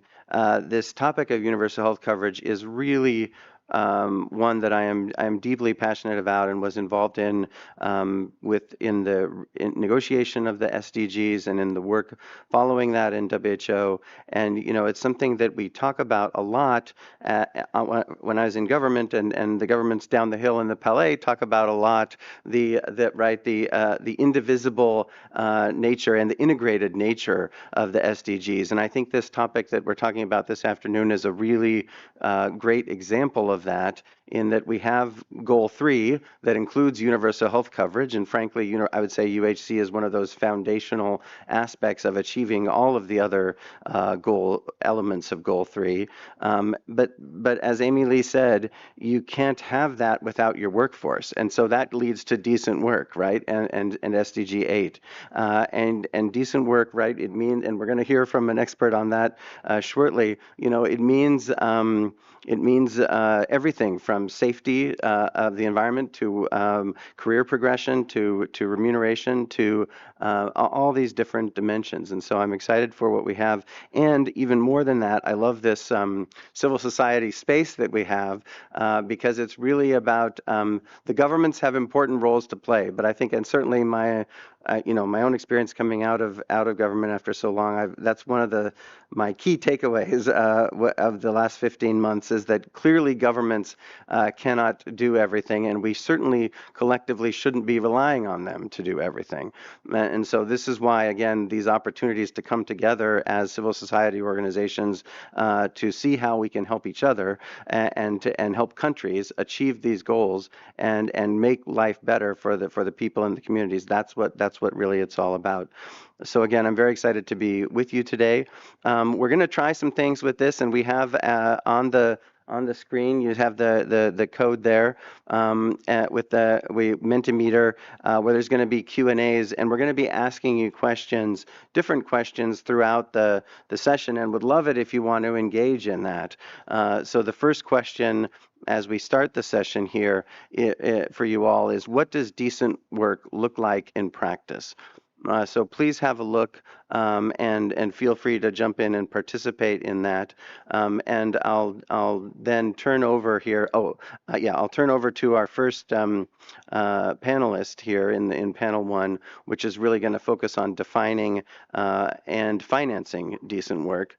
And our first panelist is Dr. Maren Hoff, a technical specialist in the health services sector from the International Labor Organization. And it's wonderful to have ILO here because, again, it's not just this isn't just a WHO thing or a health ministry thing. So it's really wonderful, Maren. Thank you for being here. I'll turn it over to you, and make sure, because we've got online participants and whatnot, make sure you use to turn the mic on. Thanks. Excellent. Thank you very much, Colin. Hello, everyone, and thank you also very much to the organizers, to Cordate, to 4G Alliance, and the Frontline Health Worker Coalition for the invitation. As I started speaking, I saw actually the responses coming in on what decent work is. So not anymore, but I saw it. Because basically that's the response. So my job is basically done here. But yeah, so you've come across the term decent work probably quite a lot. It sounds fairly technical. It actually really is the reflection of what the job is. What are the working realities of workers in that position? So for ILO, decent work actually really means that you have access to work that is fairly remunerated and productive, and also that is carried out in dignity, in equity, and in security. That translates for the ILO into 4 main pillars. The first one being opportunities for employment, rights at work, social protection, and social dialogue. And I'll get to that a little later. And all of that is actually underpinned by the cross-cutting themes of non-discrimination and gender. Now, we've already heard that this is really important for the health and care sector and health workers, but I would like to emphasize again, we all know that if health workers are not protected, if they don't have access to protective equipment, there is a risk of infection and health workers becoming sick themselves. But if health workers themselves do not have access to social protection, if they themselves cannot afford the care that they are actually providing to others, that is another decent work challenge. Or long hours, too many patients, violence and harassment at work, no career progression, but also contracts, unstable contracts, insecurity at work, not knowing if your contract will be renewed or not, not knowing if you will have the opportunity to progress. It's not only a huge burden on the workers themselves, but also for the continuity of care. So there are a lot of decent work challenges that actually not only impacts the quality of care, but also drives a lot of health and care workers out of the profession. One thing that I would like to remind us all is, and it's been said at the beginning, health workers have a strong dedication to their work, and there is a lot of intrinsic motivation to help their patients. Health workers, health and care workers are workers. And as workers, they do have rights. So that is something very important, providing safe and healthy working conditions. It's not actually an act of kindness. It is a fundamental principle and right at work. And a fundamental principle and right at work, from the ILO perspective, is something where the member states of the ILO agreed that this is something that has to be fundamental for every worker in their country, including health workers. And when we talk about occupational safety and health for a second as one of the fundamental principles and rights at work, we often think about the access to protective equipment. And that actually is very important. And it is, very important for the protection. But if we look at the hierarchy of controls from an occupational safety and health perspective, it's the last line of defense. There is so much more that could be done in order to ensure that a health worker is protected. Starting from the building environment, is there sufficient ventilation? Down to working hours, staffing levels, etc. So that's just the example of occupational safety and health, of a safe and healthy work environment as a fundamental principle and right at work. But decent work is backed up by many international labor standards. And it is advisable to check with your unions, to check with your representatives to see which of those conventions, international labor standards, which are legally binding treaties, have been ratified by your country that are relevant for health workers, and where health workers actually really have a right and a legal treaty that protects them and their rights. So when we talk about investments in health and care workers, we often talk about increasing the numbers to address the shortages, but it actually has to go way beyond. We have to invest in decent working conditions. We have to invest that health and care workers are safe. And we're doing that already as the ILO together with our partners at WHO and OECD, and I see my WHO colleague here in the audience as well, working together to support countries and our constituents to really address those challenges. And most important is also the aspect of social dialogue, of really listening and bringing workers' voices to the table, ensuring that health workers feel safe to speak up and to address the challenges and to point out where the risks are, and then jointly addressing them together with the employers and the governments, depending on the context. And this message was also very much emphasized during the second Africa Health Workforce Investment Forum last 2 weeks ago to jointly address that. I stop here. I could go on forever on decent work, but I know we're already out of time. So back over to you. No, thank you so much, Maren. Thanks for mentioning the Africa Health Investment Forum and those links. It's really interesting that these topics are being taken up in fora like that, and they need to be even more so. It strikes me that we are not collectively very good at those working hours here during these days in Geneva, but it's okay. It's very important, and it really does.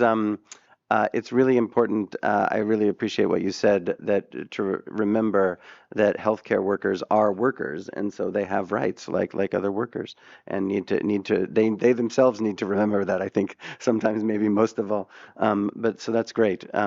Okay, well, so next I'd love to hear from you, Martin, and your experiences with CordAid.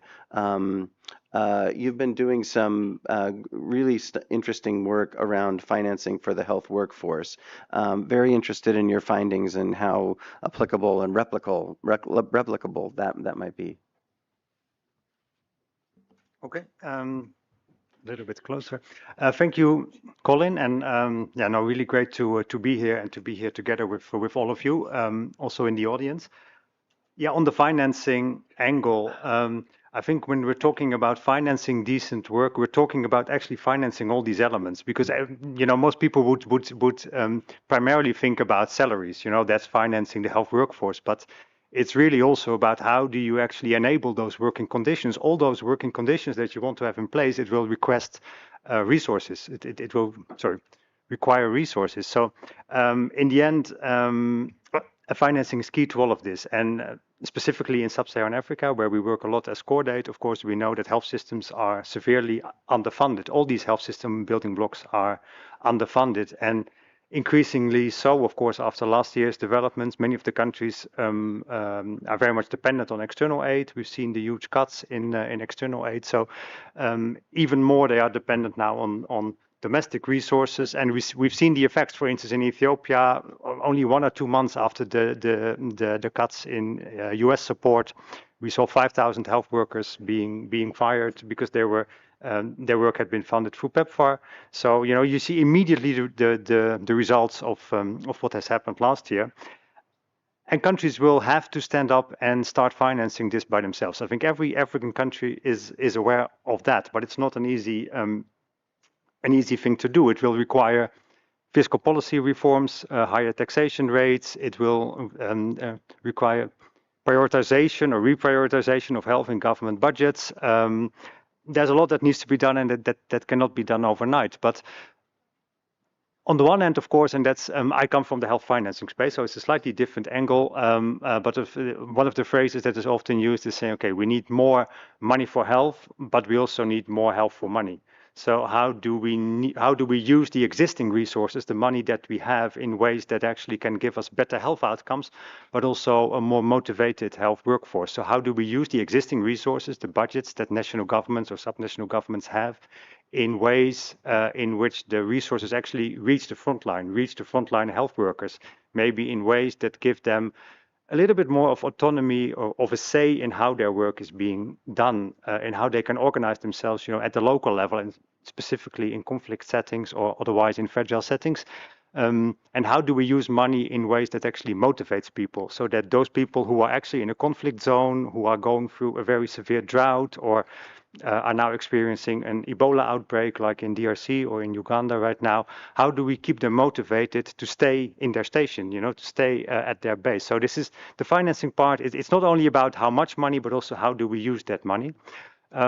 As Cordate, we do a lot of work, and we've long done a lot of work in performance-based financing. So how can you use at least a part of the budget to actually stimulate or incentivize the health workforce, to motivate them?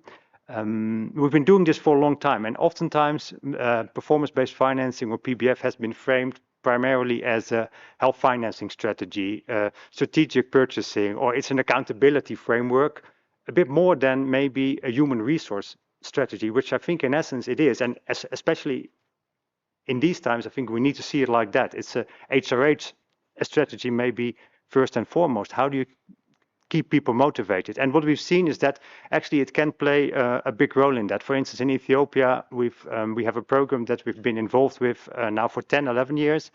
And last year we did a study of the effects on working under performance-based financing on health workers who had been exposed to this type of, or this way of working for 4 to 10 years. And comparing them to their peers, like a large mixed methods study, comparing them to their peers who had not been exposed to PBF. And what we saw is that there was a huge effect on health worker motivation, which was like 15, 16 percentage points higher, but even more so on satisfaction, which was, I think, 27 percentage points higher on those people that were actually working under a performance-based financing model.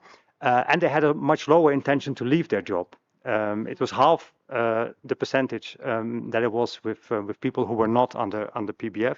And what was interesting, what is most interesting, were the drivers. So people refer to, okay, it is on the one hand improved compensation. There's a little bit of extra financial compensation on top of my salary. That's important. But even more important are the working conditions, just knowing that I have the equipment to actually help patients. I have the basic drugs, the essential drugs are available, because there's nothing as frustrating as actually prescribing a drug and then seeing that the patient will not get it and is actually angry at you for the drug is not even here. Why did you even prescribe it? It's extremely demotivating to a health worker. So it's really also linked, the working conditions are very much also linked to professional pride. But then also very interestingly, you see that, these immaterial working conditions like recognition, like professional pride, like having structured way of supervision, performance frameworks can help in that and can actually, if you know the performance targets, if you know the way that you're going to be supervised, that can actually be motivating.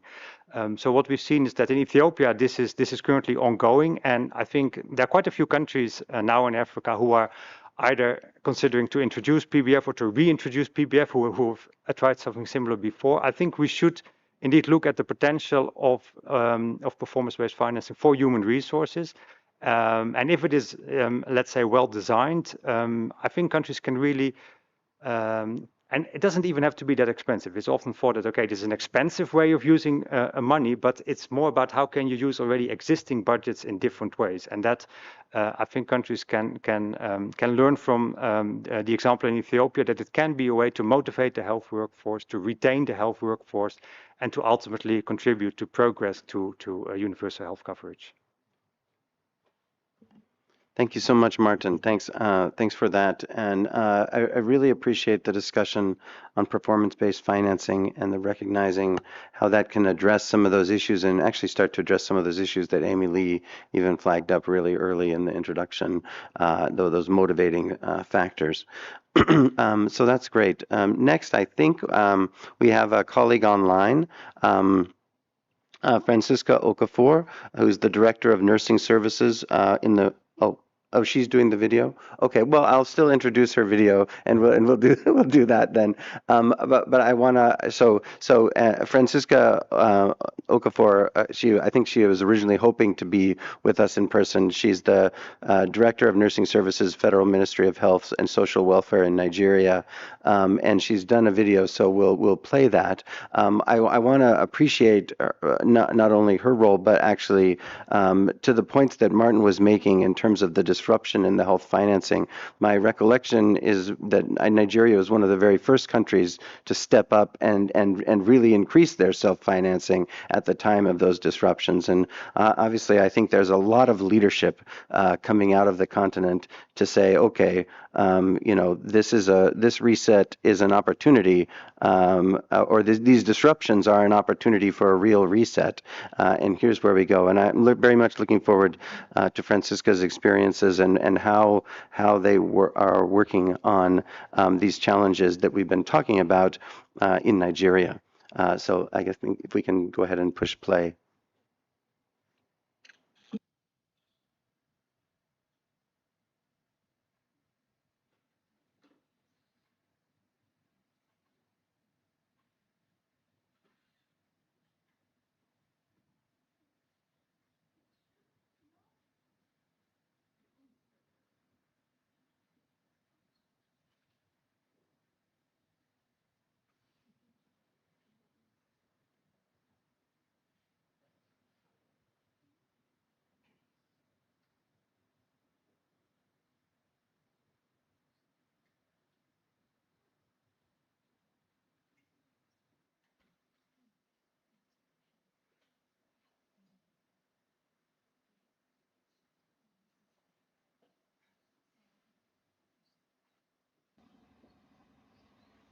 Good afternoon, everyone. My name is Dane Francisco, Director, Regulatory and Professional Schools Division, the Federal Ministry of Health, Abuja, Nigeria.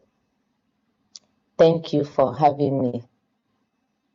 Today, I'll be taught a silent crisis, not a lack of doctors, a lack of nurses, not even a lack of, but a lack of a decent workplace for our workers who are already saving lives in Nigeria's rural and hard communities.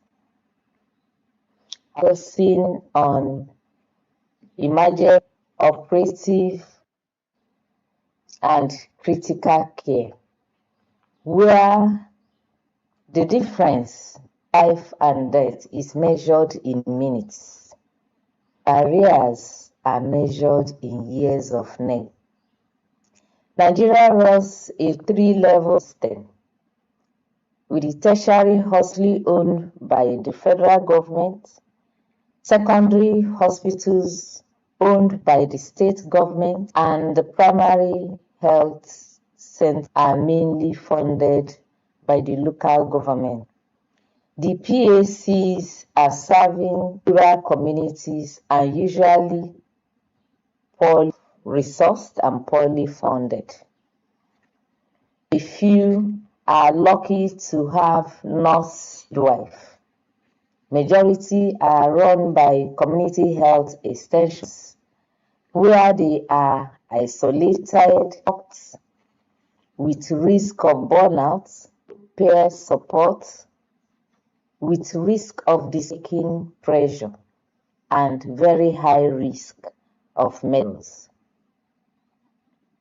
The rural clinics lack clean toilets, adequate waste management systems, safe drinking water, suboptimal infection prevention protocols, power supply highly, oxygen cylinders may be empty, IVs, emergency drugs may stock out, and the nearest referral hospital may be hours away on a bad road. Like my community in Anambra, that is flood prone, only primary health care center being frequently run by the seasonal floods, you can only but imagine the sanitation condition will be before and after. Let me break this down into 3 solvable barriers. One is infrastructure. Power supply, toilets, waste management, running and drinking water, oxygen can be fixed with minimal budget. Workforce, get a medical officer, midwives, motivate them to stay. Some rural and decent accommodation with security. They will stay in the communities. They won't run to the big city. They will stay and serve their people. Supply chain, sutures, IV fluids. A good supply chain management will ensure that the health care worker who knew what to do could do so to save lives. Why should decent workplace in rural to rich communities of Nigeria matter to an important international audience as this? Because Nigeria contributes nearly 20% of all maternal deaths globally. Most of these from hemorrhage, obstructed labor, ectopic pregnancy, can be treated with emergency surgery. But that cannot happen without a decent workplace environment. Behind every statistic is not just a woman that died. Behind every statistic is a nurse or a doctor who knew what but could not do that because the power failed, oxygen ran out, they were simply alone. To that doctor, this is moral injustice that in their consciences, and this is dragged away from the rural communities faster than or low pay could. But here is the good news. These barriers, as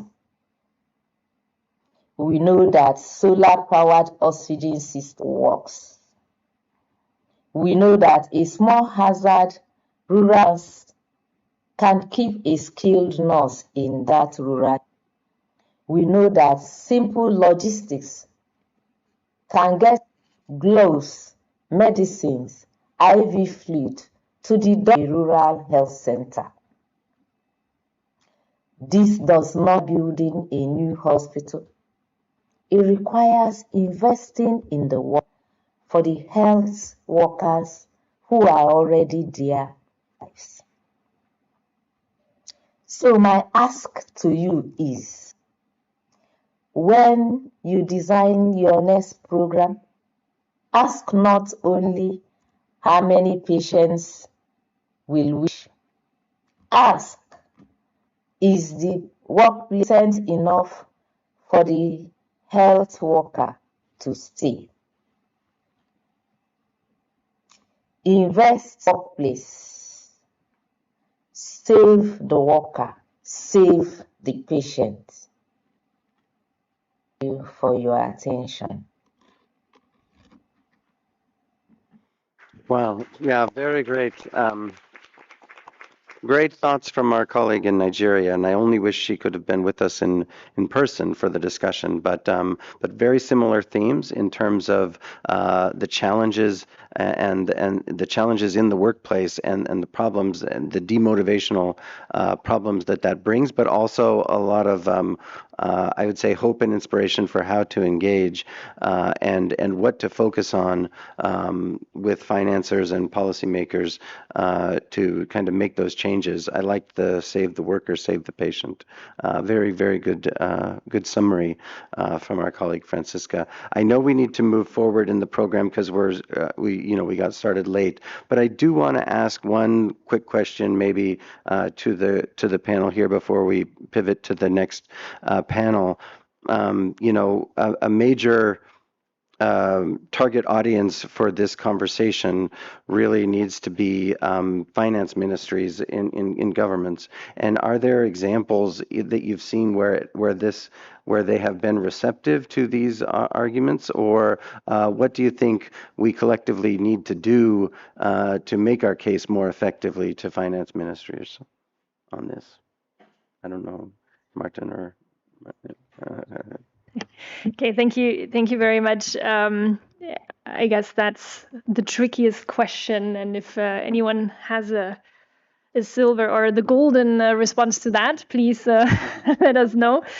I think I would like to highlight sort of 3 key points. First of all, I think it is important to bring everyone together. As was said before, health workers do face complex and multifaceted challenges. Ensuring decent working conditions and safe working conditions for health workers is not only a matter of the health system, but bringing everyone together. Education, labor, health, and financing is the first very important step to do that. It's already a challenge, but it's a good step forward. And once you have everyone at the table, mapping out the issues and finding solutions, but also making sure the policies are coherent, because we often see that one ministry makes a policy and the other one does another one, and then they are competing. And the poor health system and health workers is stuck in between.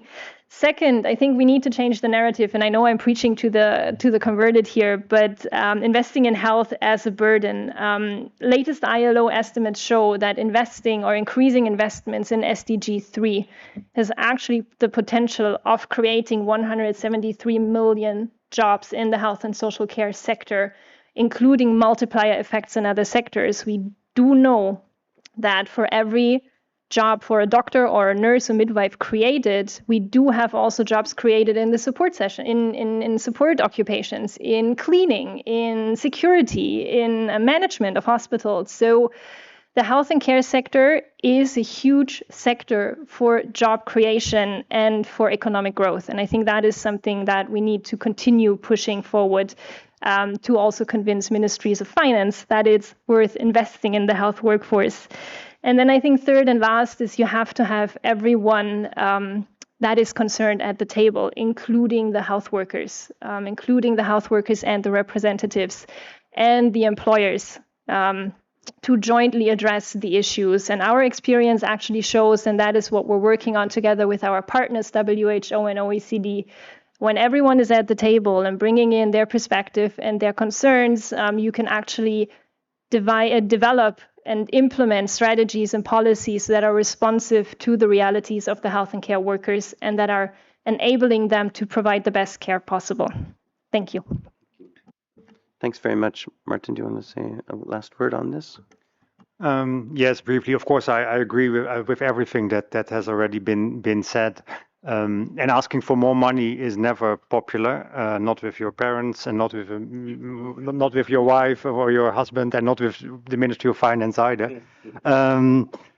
But yeah, I think it's about the argument of return on investment. That is very important. I think also the report that we've referred to on the state of the health workforce in Africa shows that the return on investment, both financially, economically, but also socially, is enormous of investing in the health workforce.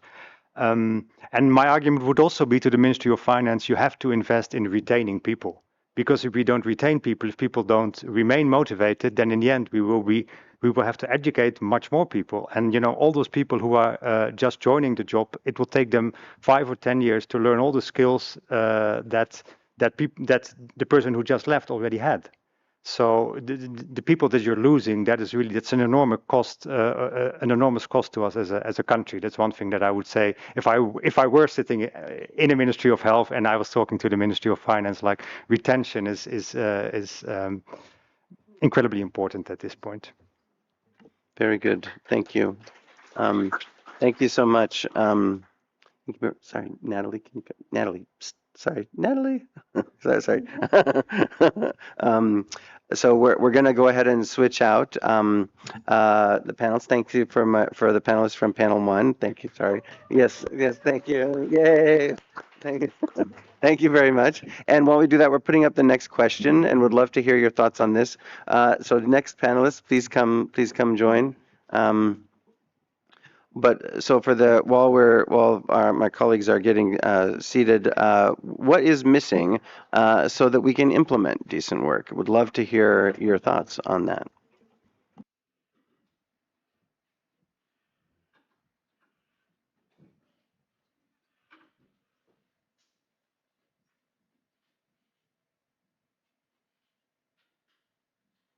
Excellent, thank you. So yeah, so great. Some ideas are coming through already: political will, infrastructure, professional support, adequate training, multi-sectoral approaches. Love it.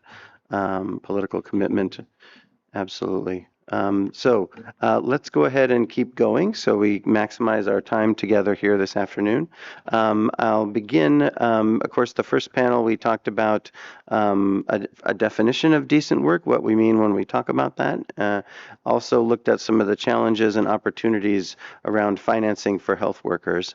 In this panel, we're looking at what it means on the ground in different contexts and how colleagues who are practitioners and dealing with this day in and day out are addressing the issues themselves. So really wonderful to have my 3 colleagues here with me this afternoon, and we'll first begin with my colleague right here, Bumi Lawal Ayadun, who's also a great leader within our G4 Alliance community as the chair of our nursing and midwifery working group, but is also the founder and facilitator of the Pan-African Network for Emergency, Critical, and Operative Care, Pan-ECHO. Bumi, what do health workers providing emergency, critical, and operative care consider to be key priorities for decent work? Thank you very much. And distinguished colleagues and friends, good afternoon. Just listening to colleagues who, who addressed the first section on financing and definition of decent work, I was really, really emotional. Like reflecting back of almost 30 years as a nurse, working in primary health care center, working in secondary level, and of course having the privilege to work in tertiary facility. And I will tell you our priority. Now, the movement for Pan-ECHO, Pan-African Network for Emergency, Critical, and Operative Care, is not just a joke. It's born out of the need. And what are the needs? And I'll paint the scenario for all of us to see and have the mental picture of what is on ground, the reality on ground, not the global policy, not the regional policy, but the reality on ground. Now, let me tell you, the reality on ground is when you see a midwife working in the primary health care without light. She uses a phone as a torchlight. The reality on ground is when you see this midwife taking delivery on the floor. This is the reality on ground. The reality on ground is when an accident victim is rushed into the primary health care and there is no drugs, there is no phone to call. You keep moving them from one place to another, and before you know it, the patient died. The reality on ground is when a midwife who has spent 25, 26 years as a midwife tell you, I've never seen an ambu bag. So if I say an ambu bag, who knows what an ambu bag is here? Thank you. No ambu bag at the PHC to resuscitate a newborn with bad asphyxia. The reality on ground is when you refer mom or you bring in a mom on the bicycle, a woman in second stage of labor. The reality on ground is when you refer and there's a need to refer. There's no transportation. There's no road. There's no communication. Nothing. Of course, I will stop here. And I said the reality on ground is when there is snake bite, no antivenom, no budget for it. Right. And this person that's supposed to be prevented and protected is being exposed. The reality on ground is no policy that is speaking to decent work. Which policy? I don't know how many African country. I'm proud of being an African woman, an African nurse, an African midwife. But we are the policy. That is the reality on ground. Now, for us moving for pan-echo is to say the majority of the population who we all refer to as neglected, who we all refer to as vulnerable, they are not in Geneva. Hello, somebody. They are not in Geneva. They are in the community. They are in the rural area. Some of them have been abandoned by their husband. Some of them do not have a job. Oh my God. The reality on ground is when a midwife works for 20, 30 years without being paid. And they are used as the volunteers. The reality on ground is when we have the partners also coming into our country to say, oh, we want volunteers, and we are not being paid. Or the payment comes, but it comes too late. That is the reality on ground. And now for us in pan-echo, we want to promote decent job, decent workplace. We want you to help us to fence our health facility. No fence. So people come at night and point gun at us. Bah, bah, bah, bah, bah, bah, bah, bah, bah, bah. We are used to that sound. People will come at night and kidnap the nurses and kidnap the midwife. Nobody is reporting it. That is the reality on ground. But I want to change the narrative, right? We want a decent job. We want a decent job that promotes our confidence, that promotes our competency. We want a decent job that you can give us remuneration, that we take care of ourselves. We want a decent job in dignity. I want to work, yes, I'm not running from primary health care. I'm not running from community. But I want you to address me as human being. It's my fundamental right. I want to further my career. I also want to support the dialogue when it comes to policy process. You use my work, you use my data and say, oh, this is a policy. But I'm not even on the table to contribute to the reality on ground. So these are what we are saying. The reality on ground is when men came in the night, they come in the night and rape. When a physician will tell you, kneel down and give you belts on your bum bum. We don't want that. That is not dignity in service. Reality on ground is when we have atmosphere to work at the peak of our skills, when we can save life, when we can communicate, when we are respected. When people talk about recognition, what is recognition? For the fact that I'm a nurse, I'm recognized. I have my license to practice. I'm not looking for your recognition, but I want to participate in the discussion.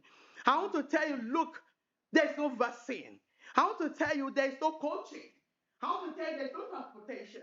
I want to tell you there's no communication to come from one level of facility to another level of facility. That is what I think the design job is. Not health insurance. Right? Many nurses have developed finally for my partner. Many nurses now currently manage cancer. You have worked for 30 years, and yet the management does not acknowledge your contribution, even to take care of your ill health. You go to the higher level, you kill like every other person. The reality on ground. But I want to say, finally, and I talk too much, but this is talking of 30 years not.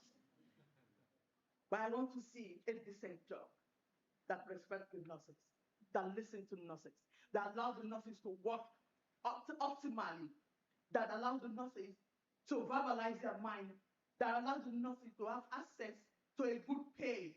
When they say fair pay, what is fair pay? What is the definition of fair pay?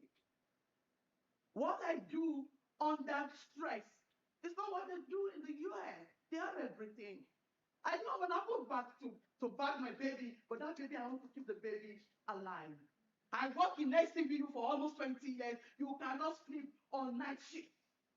When those are life, you know how many babies we move on the other side. But again, there's no incentive. We are talking about retention. How do you retain the nurse who work? There's no water. There's no toilet facility. There's no food. My child cannot go to school. The reality on the ground. Distinguished colleagues and friends. Thank you. Thank you so much. Thank you so much. Really. Really, honestly, thank you very much, Natalie. Sorry, I can't come back. It's very entranced. No, it's very powerful what you said, and I think that's the point. My personal view is that all of us meeting here in Geneva, these conversations can be very important, can be very inspiring, can lead to something. But the whole purpose, the only purpose I think of, and the only value of these conversations is to impact that value, the reality on the ground. So thank you for bringing that passion and that clarity with your remarks. So thank you so much. Thank you so much, Bhumi. I want to turn now to another distinguished colleague who I'm very grateful to have here on the panel, Manila Prak, a nurse midwife and presidential fellow from Cambodia, Joint Commission International. Many experiences, relevant to this discussion, especially Manila, as a health worker from a rural setting, what are some of the challenges unique to the situation to rural settings in your experience in Cambodia? And importantly, what in your view are some effective solutions? Thank you. Thanks so much, Colin, and good afternoon, everyone. I'm here represent all nurses and midwives back home in Cambodia. The term decent work actually quite new to me, and I learned a great deal from you both. However, let me share experience from rural Cambodia because the reality behind that term are very familiar. From 2017 to 2020, I directed the program called Saving Baby Lives Program for Angkor Hospital for Children, a charity hospital in Cambodia. The Saving Babies Life program implemented in Pravihir province, a rural province in northern Cambodia. In 2018, neonatal mortality rate in Pravihir province was 35 per 1,000 live births. It's very high. In Phnom Penh, the capital city of Cambodia, it was 15. That gap is what brought me there and what I want to speak today. I did not work at the rural health center myself, but I visited them every month to support our team and the health center staff. So what I share today is what I saw, what I heard from the nurses and midwives, and what we learned together. The challenge, first, deployment. In Cambodia, when a nurse or midwife graduates, they are nominated to a health center. Some are posted in their hometown, many are not. Those who are not from area that they live at the health center is their workplace and their home. Second, thin team. A health center may run A health center may run with a few staff, at 5 or 6 staff, and the largest size is around 15 to 20 with 2 or 1 doctor that have inpatient service. That is the entire team responsible for catchment of 10 or 1,000 maternal, newborn care, immunization, outpatient service, and emergency day and night. Third, and this is the hardest safety in our provinces affected by the recent border conflict with Thailand. Our nurse and midwife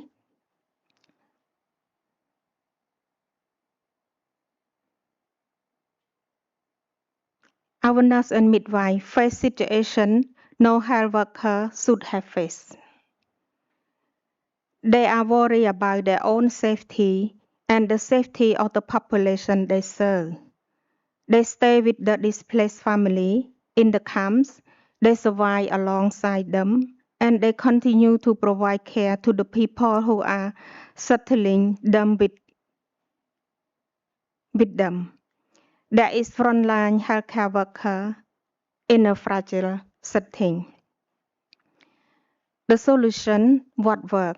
In the Saving Babies Life program, 3 things made the difference. 1, we embed the work inside the Ministry of Health system from start, not a parallel project, not a vertical program. When we step back, the Provincial Health Department of Previhir Province took full ownership of the Saving Babies Life program.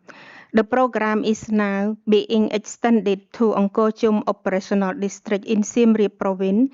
That is what the ownership look like in practice. The work outlasts the project and its travel.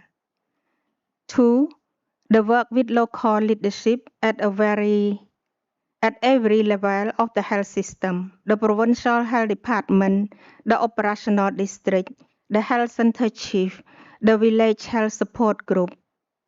Everything was built on a relationship. Even today, the Director of the Provincial Health Department of Previhir Province still speaks with gratitude about what Saving Babies Life program brought to his entire health system. That is not a transaction, that is a relationship, and in a rural setting, the relationship is the system. 3, we show up every month not to inspect, but to mentor, to coach, to listen, and to bring the supply and the skill that the center needed. Decent work in remote health center is not only about salary and contract, it is also about not being forgotten. And this same principle now shape Cambodia policy direction toward 2026 government and capacity building, not only financial top-up, the priority expanded medical and nursing education, regulation, and dual practice. Structure continuing professional development and career pathway and targeted staff incentive that make the rural posting a part of opportunity, not a penalty. So if I can offer one phrase to take from the rural Cambodia into this conversation on decent work, it is this. For the nurse and midwife serving in the remote health center and in conflict affected camps, decent work means 3 things: presence, partnership, and protection. Thank you. Manila, thank you so much. It's very, very inspiring, and your example. And I guess I'm just reminded that there are never enough resources in any health system to cover everything, and getting to that last mile, those rural communities, is the hardest thing of all. And so your program is just an excellent example of what, in a resource constrained setting, how you're still able to provide that support to those rural service providers. It's very important work and very, very inspiring. So thank you. Thank you for that. Turning to you, Jed, thank you for being here. Project Hope does a ton of work in a lot of places, in a lot of ways. I know we're particularly interested to hear of how you're showing up and how you're helping to address these decent work issues in conflict settings in particular, but really welcome your thoughts on the discussion this afternoon, and good to know more about what you all are doing. Thanks, Colin, and nice to see you again. And it really is an honor to be on a stage with the people who do the work really on the ground, and the passion and the precision. I'm really honored to be with you here today. I really appreciate that. And much of what you said resonates greatly with what we do and try to support at Project Hope. As we focus on our interventions are always wrapped around the health worker, either in a conflict setting or in a regular development setting, and within the systems, because that's the only way our contribution is valuable in any way, shape, or form. They asked me to speak a little bit about conflict settings, and there's an old saying in the U.S.: if you've seen one, you've seen one. Every conflict setting is different, and there's no one system, one policy, one that's going to work in any conflict setting. You have to be flexible and adapt to what's available there. Obviously, in most cases, the national health system is degraded, broken, at least very severely challenged, if it exists at all. But there's a few things that we try to do in each one of these settings that we feel helps create decent work, but also accents and builds a resilient, tries to begin to lay the foundation for a resilient health system. One is we work with the health workers in that community to begin with. Their clinic may be gone, their pay may be gone, the systems they work with may be gone, but most of the times they're still there, or there's enough of them there. So without a doubt, we're not bringing in externals. We're not even bringing folks from the capital. The people we hire are from that community, almost without fail. Certainly the full-time people. We may bring in experts or people to rebuild a water system or fix the water tanks, but we hire the people locally always. And we work with the facilities in the communities. The facility may be gone. We tend to try and pick that site again. If the facility is damaged, we really try to bring resources to rehabilitate it, to bring dignity to the work that they can do. With our external, frankly, our outside resources, that's where we feel we can provide assistance. And those are some of the things that are the same in what we do, regardless of the conflict setting. And I'll give you two quick examples. Project Hope has been working with the conflict and the affected communities along the borders in Venezuela for many years. Huge levels of migration. Some of the largest migration in the world has been occurring in Venezuela. And we've been there for about 7 years, working in mainly the 8 states around the border and in the capital. Our program there is unique, at least in our experience. They have trouble getting talented individuals to those areas. However, the medical schools are still graduating doctors in Venezuela and Caracas and the other major cities. So we facilitate bringing the newly trained doctors out to the rural clinics to work. It's actually required, a practicum is required for their graduation. So our entire network is built with the doctors are from the health systems within that country, bringing them out to the rural areas to do their work. We also try to make sure there are decent supplies, there's water in the clinics, etc., so they can provide the skills they've newly acquired. But that whole system is built around bringing the Venezuelan doctors out to the rural areas to meet the need. And working with the medical schools makes that possible. It also builds a long-term pipeline, keeps the flow of doctors going so they don't flee immediately. They try to stay in the country. That's one example, and maybe it's not quite the hardcore conflict, but it's definitely very seriously affected communities. Alternatively, and this is a completely different situation, Project Hope is one of the largest providers of healthcare, supporters of healthcare on the battle lines, just off the battle lines in Ukraine. And we work along the entire battle line between Ukraine and Russia. Very different approach. And I was recently in Kherson. When you go to these places, there are no children. None. Kids are gone. There are very few families at all. The people that do remain are either engaged in the critical services required in the community, or they're the elderly. There's no more public transport. So in Ukraine, our health services are, in addition to supporting and keeping the clinics running, often repairing them after they've been bombed, is creating mobile services where we take the Ukrainian clinicians to the rural areas to provide services where frankly, most of the older elderly people are remaining. Either they can't leave or they won't leave. A very different form of healthcare in a conflict setting as well. And again, all exclusively with Ukrainian doctors who are paid by the government of Ukraine, but enabling them to do their job better in a decent way and reach the clients who can't get to the clinics anymore in this situation. So again, dramatically different setting. And if I were to talk about Gaza, for example, a completely different setting again. But again, it's about providing decent working conditions. You know, I loved your phrase, presence, partnership, and protection. Occasionally having an external humanitarian actor can also be a protection.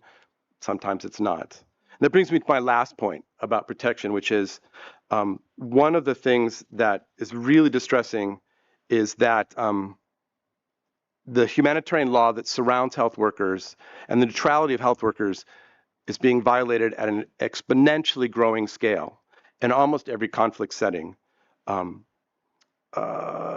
Now, there's a UN Security Council resolution on this. There's actually international humanitarian law.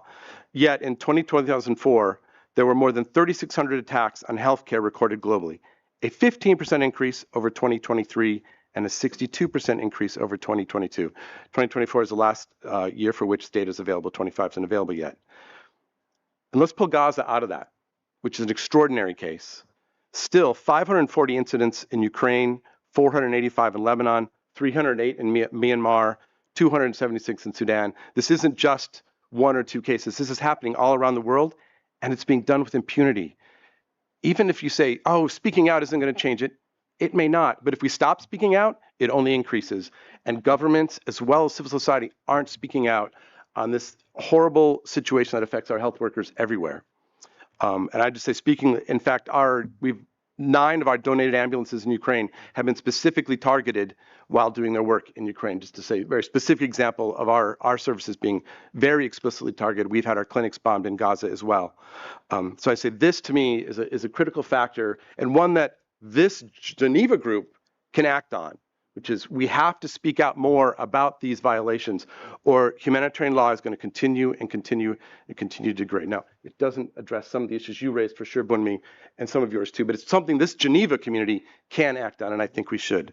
But I really wanted to say thank you, Colin, for convening us and CourtAid and the other hosts of the organization, and it's really been an honor to be here with you today. Thank you so much. Thank you so much, Jed, and thanks really for your last comment. Well, thanks for all the work that you do first and foremost in all of those settings. But thanks for calling out the point about the violence and the systematic targeting of healthcare workers around the world. You're absolutely right. It's just. It just defies. I can't even speak to it because it's basically like every conflict, great or small. This seems to be like the new playbook, and I absolutely agree. It's all of our responsibility to call it out and to call it for what it is, which is a war crime. And so I absolutely appreciate that and that you raised that. Well, colleagues, so we've come sort of to the end of our time. We have a little bit more time. What I'd really like to do, if we can, yes. So we do have one last Mentimeter question in terms of what are the biggest barriers to decent work in challenging settings. But I would love to actually, with our I think 10 minutes that we have remaining, what I would love to do is actually have an audience, open it up to the audience if we can. I see one question or comment here, and maybe we can take one more after this. Oh, sorry. Oh, well, yeah. Oh, sorry, I thought you moved that forward. Or, okay, yeah. Good afternoon, everyone, and thank you for allowing me to join you here. I have a contribution, another reality on the ground that is not necessarily tied to conflict, geographic position, geographic location, but while I see that the health investment continue to expand, we also have to carefully examine who remains excluded from the benefits of these systems. Across many low-resource settings, vulnerability is not defined solely by disease burden, but also by illiteracy, economic dependence, social marginalization, and inability to navigate increasingly complex healthcare systems. For many families, even a modest consultation fee can become an unsurmountable barrier to care. The consequence is delayed diagnosis, untreated chronic illnesses, avoidable maternal and child complication, and preventable suffering among elderly and vulnerable population. As we advance discussions around universal health coverage, we must recognize that infrastructure alone does not guarantee access. A health center may exist geographically, yet remain functionally inaccessible to population who cannot afford transportation, diagnostics, medication, or who lack the literacy required to understand their rights and entitlements within the system. So my name is Jamila Kader, and I founded the Al Khadr Foundation, which is an NGO based in the US. And I'm working on building health infrastructure in Senegal to strengthen the human system surrounding care, ensuring that women of reproductive age, children, the elderly, and disadvantaged populations are not left behind simply because they are poor, illiterate, or socially invisible. This will create another career opportunity with you who can act as caregivers. And we're going to switch things around because we almost expect patients to go and visit the healthcare facilities when there are individuals in their households who cannot go because even if the consultation fee is $2, they can't afford it. They lack food security, they are not educated, and they are healthcare illiterate. Who knows if the medication they have at home has expired? So many of these issues. So I wanted to bring that other reality. I enjoyed the panel and a call to action to anybody who can partner and help support this initiative. Thank you so much for your comment. Yeah, thank you so much for raising those points, highly relevant, including for healthcare workers themselves. Please. Hi, my name is Dr. Laura Stachel. I run an organization called We Care Solar that's bringing solar electricity to primary health facilities, primarily in sub-Saharan Africa. I was so moved by what you were saying when you were talking about decent work conditions, and we were asking about barriers. And so what I bring in is just a small compact solar electric system for midwives so that every labor room has light and basic electricity and fetal heart rate monitoring. It's a very small intervention. We've brought it to more than 11,000 health facilities. And I have met with ministries of health, ministries of finance, speakers of the House of Parliament to try and get this embedded as a line item into ministries. And they tell me they're facing impossible choices. I met with the Ministry of Health in Uganda who said, I can't even afford vaccines for children. Of course I want solar light, but what is the choice that I need to make? I've been to health facilities that don't even have paper to write on. In Zimbabwe, women are asked to bring 5 candles as part of their birthing kit, and they pray to God that their labor doesn't go so long that the candles run out completely. And I've met with midwives who have had wax on their own bodies or dripped wax onto babies because they're using those candles for deliveries. So it's not that we don't have the technology or solutions, and we're in a day and age where we're spending so much money on the military and sending people into space, and it's abhorrent that we're not giving health workers something as basic as light. It should be a fundamental right for every health worker and every mother. So I'd like to ask, how do we shift priorities so governments aren't having to do impossible trade-offs between whether a baby is vaccinated or a mother gets light for a delivery or a health worker can do work with dignity?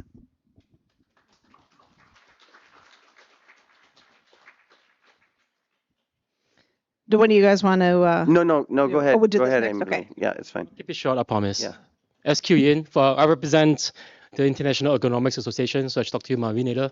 But good to see you, Manila. Hey. So just a quick chime in. I mean, we talk a lot about human factors, but that's aside. I think I just want to frame 2 things.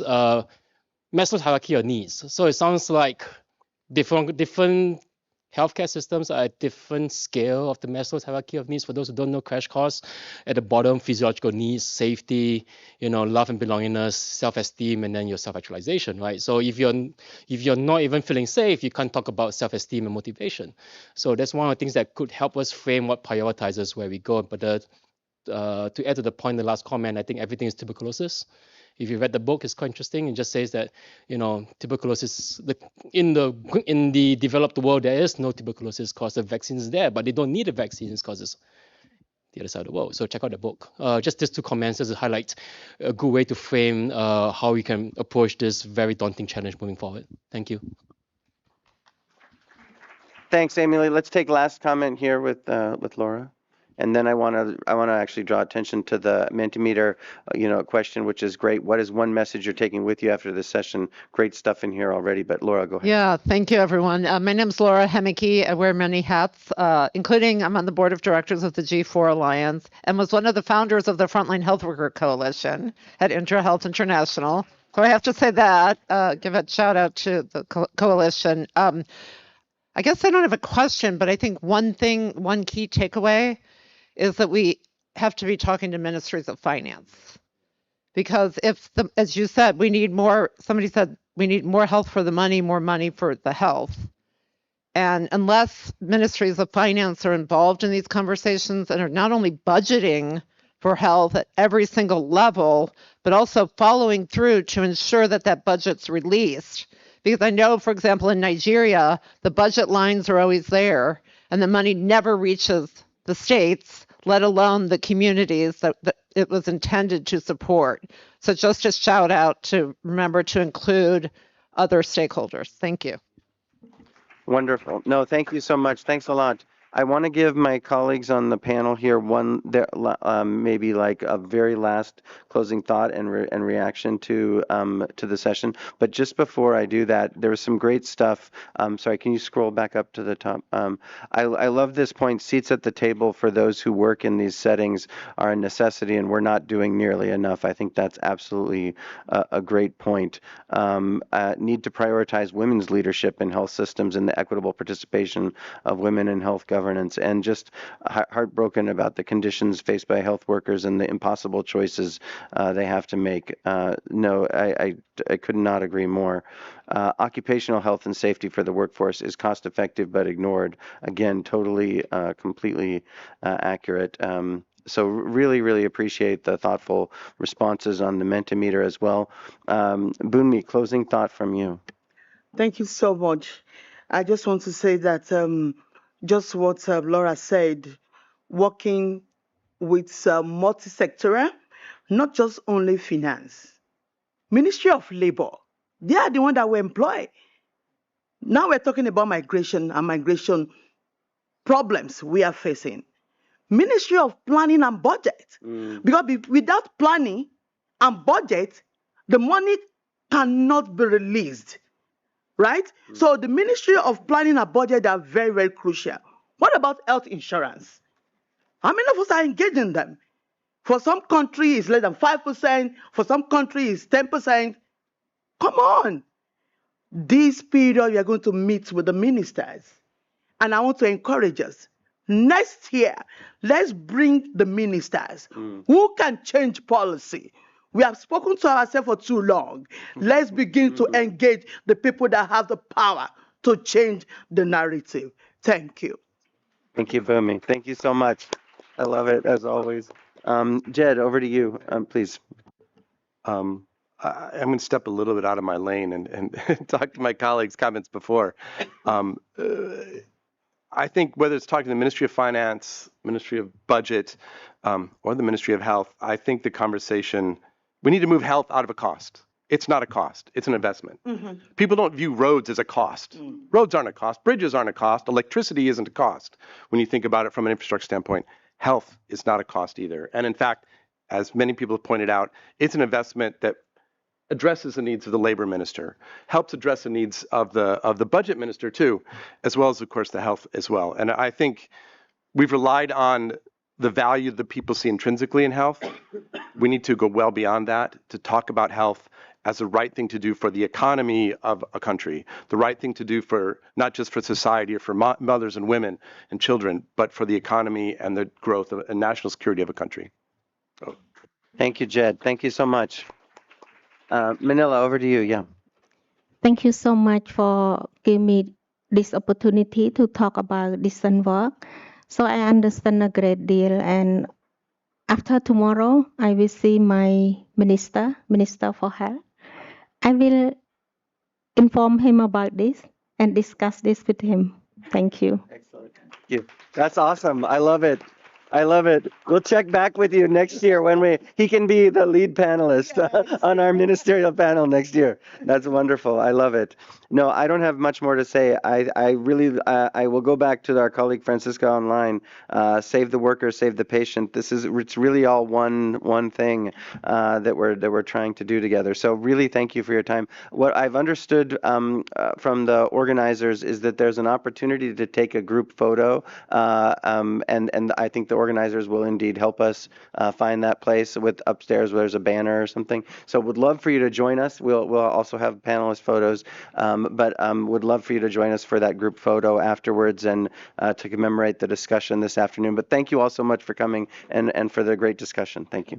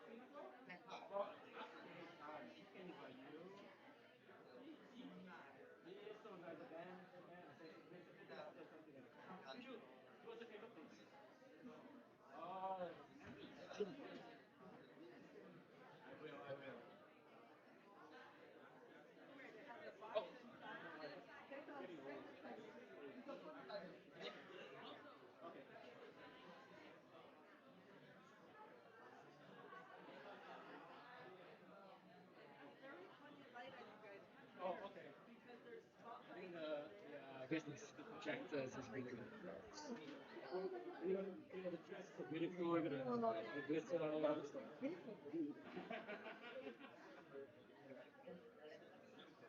Thank you, thank you, thank you. You hear all week. You hear all week. I'll catch up with you. I'll catch up with you. I'm going to see you tomorrow. I will movie. I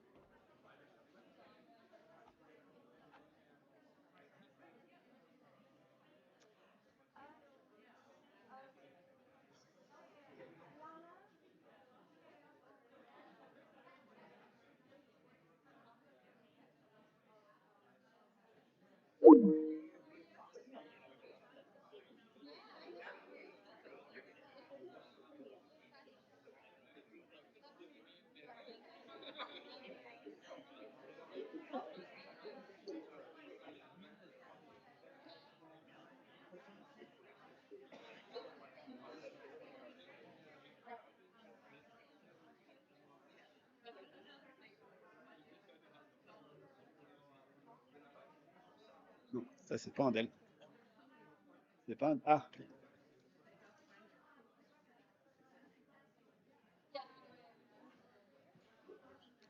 Yes. Yes. Yeah. Yeah. It's so good, isn't it?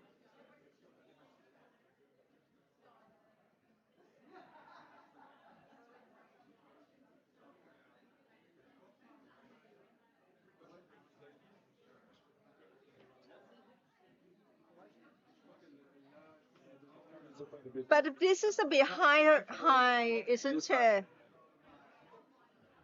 Is there like I never struggle with that. yeah? But normally in my country there is a box for me to stand, but not here, right? I don't know. Maybe we can ask Laura. Right. But I'm just looking at this now. Maybe you can put your speech here, huh? That would be nice. No, but They're managing it from here.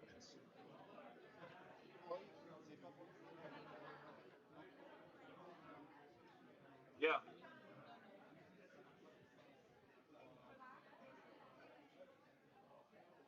The issue is that that's here. It's also here.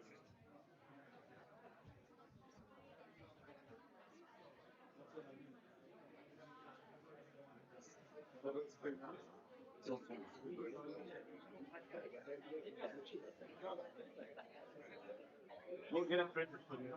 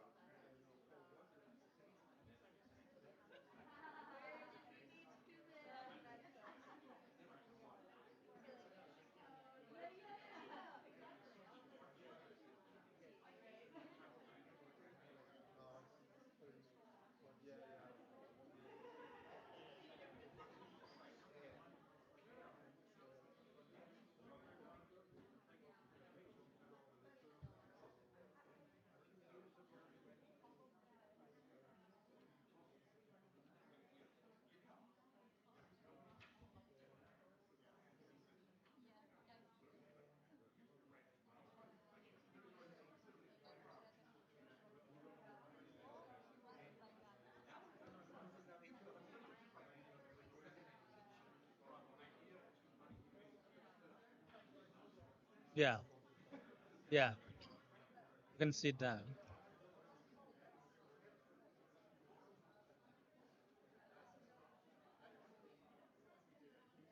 If we need to, we can sit down if that works better for everybody.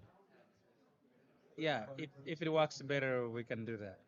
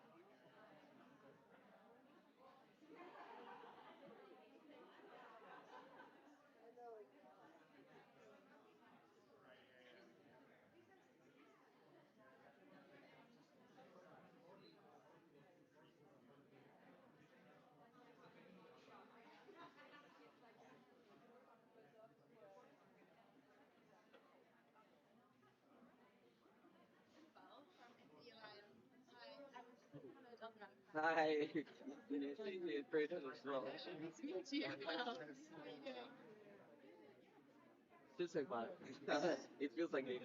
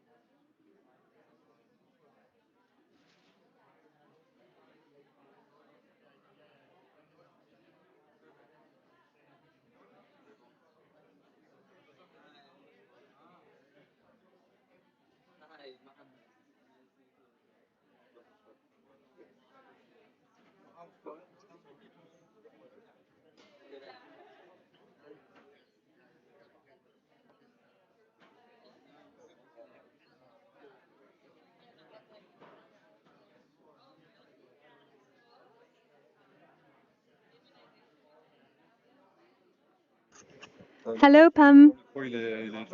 Ah, Ah ouais, ouais, ton côté? Attends, ok. toi. Ça va. Je peux lui envoyer un sur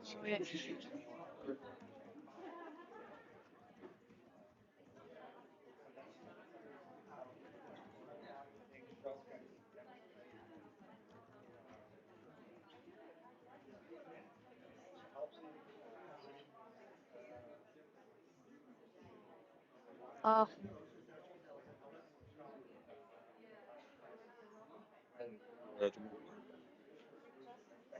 de quoi? T'envoyer à tout le monde. Ah non, c'est j'ai mis au lieu de tête de Ok. Mike et de Mine, j'ai mis une tête de Mine et de Mine, donc il va comprendre. Le start au dernier moment. Le webinaire? Ouais. Ouais. Après non, il n'y a pas trop de risque, je pense que je vais commencer un peu avant. Ouais. Ce qui me fait peur, c'est les meetings quand les gens peuvent se unmute, mais le webinaire. Ouais, non, non, pas de souci. C'est juste celui-là, faudra que. Ouais, non, en fait, je pense. C'est ok, hein. Je vais juste pratiquer avec elle le son pour pas que tout le monde le voit en ligne, mais sinon. Mais on est bien, moi je pensais qu'on allait commencer plus tard que ça, et en fait. Là, je pense qu'on est rodé, là. Ouais. Ah bah là, oui. Demain, est-ce que vous voulez qu'on se voit un peu pour le. Je sais pas si vous avez vu un peu le planning, mais l'événement commence tôt. Ouais, on doit être là à 7h, non? Ouais. Ouais. 7h, et du coup, le dernier événement, je pense qu'il finit. On avait une heure sup, je crois, prévue Ouais, sur notre. c'est ça. Donc ça doit être 19h. Ah. Ah bah non, 18h. Non, 18h. Ouais. Ouais. C'est ok pour le mic? Ouais, c'est Ah, super. activé, ouais. Là, on t'entend. Hi, Pam, can you hear us? Hi, Laura. Yes, I can hear you. How well can you hear me? Yes, very well, and we can Good. see you fine. Yep. Great. Thank you, Pam. We'll start the Good. webinar in a minute. Sure. If you have any questions, feel free to text me in the chat. Okay. I did just send an email to you and BK that Yeah. I am gonna stay on. I don't know if you saw it, because I'm gonna stay on till almost the very end, because then I have to check out of my hotel. That's all fine. Yeah, that's all great. Thank you. Yeah, and I'll go off camera after my remarks. Good, good. We'll pin you when you're on camera. Yeah. Yeah. Thank you. Yeah, thank you.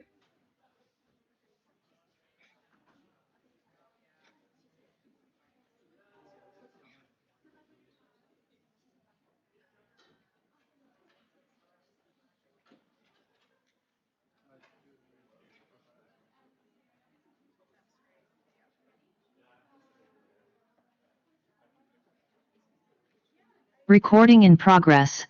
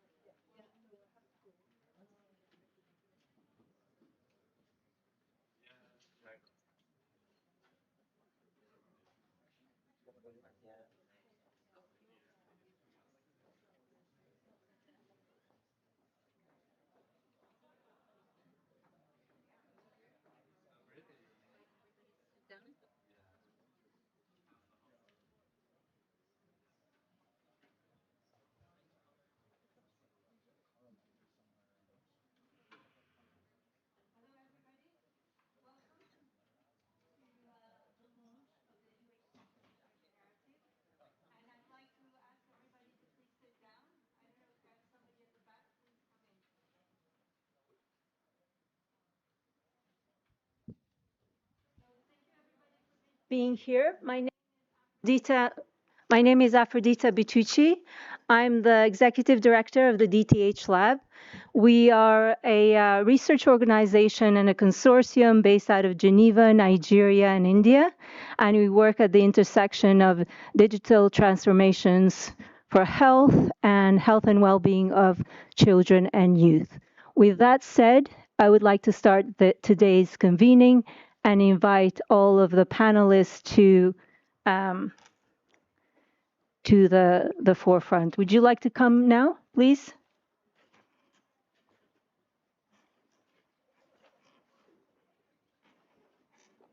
I'm not sure if everybody's here, so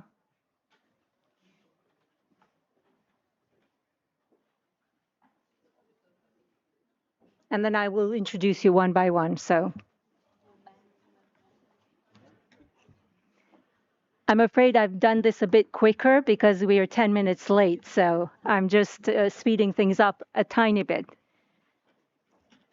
So thank you everybody for being here. I'm delighted to welcome you on behalf of UHC 2030, OECD, WHO, CSEM, Transform Health, Guide, and Asian Development Bank, as well as DTH Lab. So today we're pleased to have you here for the launch of the strategic narrative, which will drive advocacy and action on digital transformations of health systems for universal health coverage. So a little bit about the event today. We're gathering at a pivotal moment for global health. As we all know, this is no news to anyone in this room. It's a world marked by growing inequalities, conflict, climate shocks, economic uncertainty, and rapid technological change. And health systems everywhere are under terrific pressure. At the same time, digital transformations are present, and there's an unprecedented opportunity for us to use these changes to strengthen health systems and accelerate progress towards UHC. But these digital transformations are not enough, and without intentional efforts on equity, trust, interoperability, governance, and inclusion, we risk reinforcing those existing inequalities.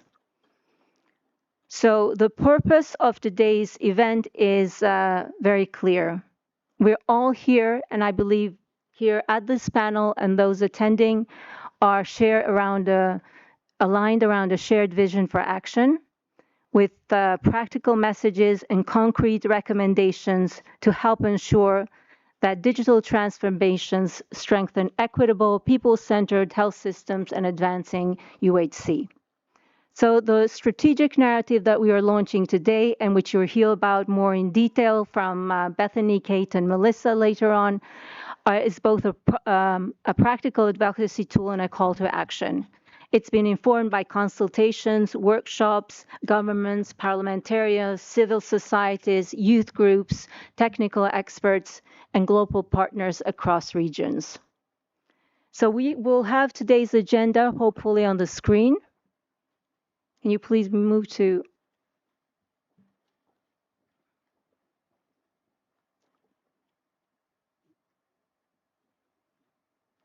Yeah, thank you. So we're going to start by framing today's discussion to officially launch the narrative. And we were honored to hear from a distinguished group of keynote speakers that will bring perspectives from global health leadership, digital transformations, and governance and health systems policy. So Pamela, I don't see Pamela Cipriano. She's online? Yeah? Okay. So we're going to welcome Dr. Pamela Cipriano, who's the co-chair of UHC 2030. She's a globally recognized nursing and health policy leader, and she's long championed equitable and people-centered, thank you, and people-centered health systems and universal health coverage worldwide. We'll also hear from Dr. Amani Siam. She here as well. Where's Amani? Oh, she's not here yet. Oh, she's coming, yes. No, because I know Amani, so I know what she looks like. Thank you. I just couldn't place her. So Dr. Amani Siam, she's a demographer and biostatistician and serving as unit head for health information, digital health and AI at the WHO CRO office. And we are finally here also welcoming Francesca Colombo. She's the head of the health division in OECD, and she leads OECD's health work on health systems, resilience, health financing, and digital health policy. So hopefully with Amani, Pamela, and Francesca, a very nicely gendered panel, I'd like to say, we hope their remarks will set the scene for today's conversation on how digital transformations can strengthen equitable health systems and accelerate progress towards UHC. So I believe Pamela is online. Pamela? Yes, thank you, Aphrodita. You can hear me okay? Yes, very well, thank you. Great. Well, good morning, good afternoon, and good evening to everyone joining us around the world, and certainly to those in Geneva at the World Health Assembly. It was great to see some friends in the audience and many other great UHC champions. It's a privilege to address you in my capacity as the UHC 2030 co-chair on this exciting occasion. As you know, UHC 2030 is the global movement to build strong health systems for universal health coverage. We bring together diverse voices and perspectives for the common goal of achieving UHC, sustaining momentum around UHC commitments, and supporting collective action and accountability. Now, also, as you know, UHC is one of the most powerful tools we have to improve lives, ensure the right to health, and advance sustainable development.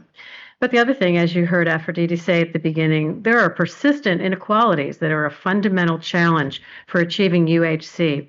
So it really comes down to assuring the political will to translate the political declarations that have been made into tangible commitments and measurable actions that result in people everywhere having access to quality health services without financial hardship.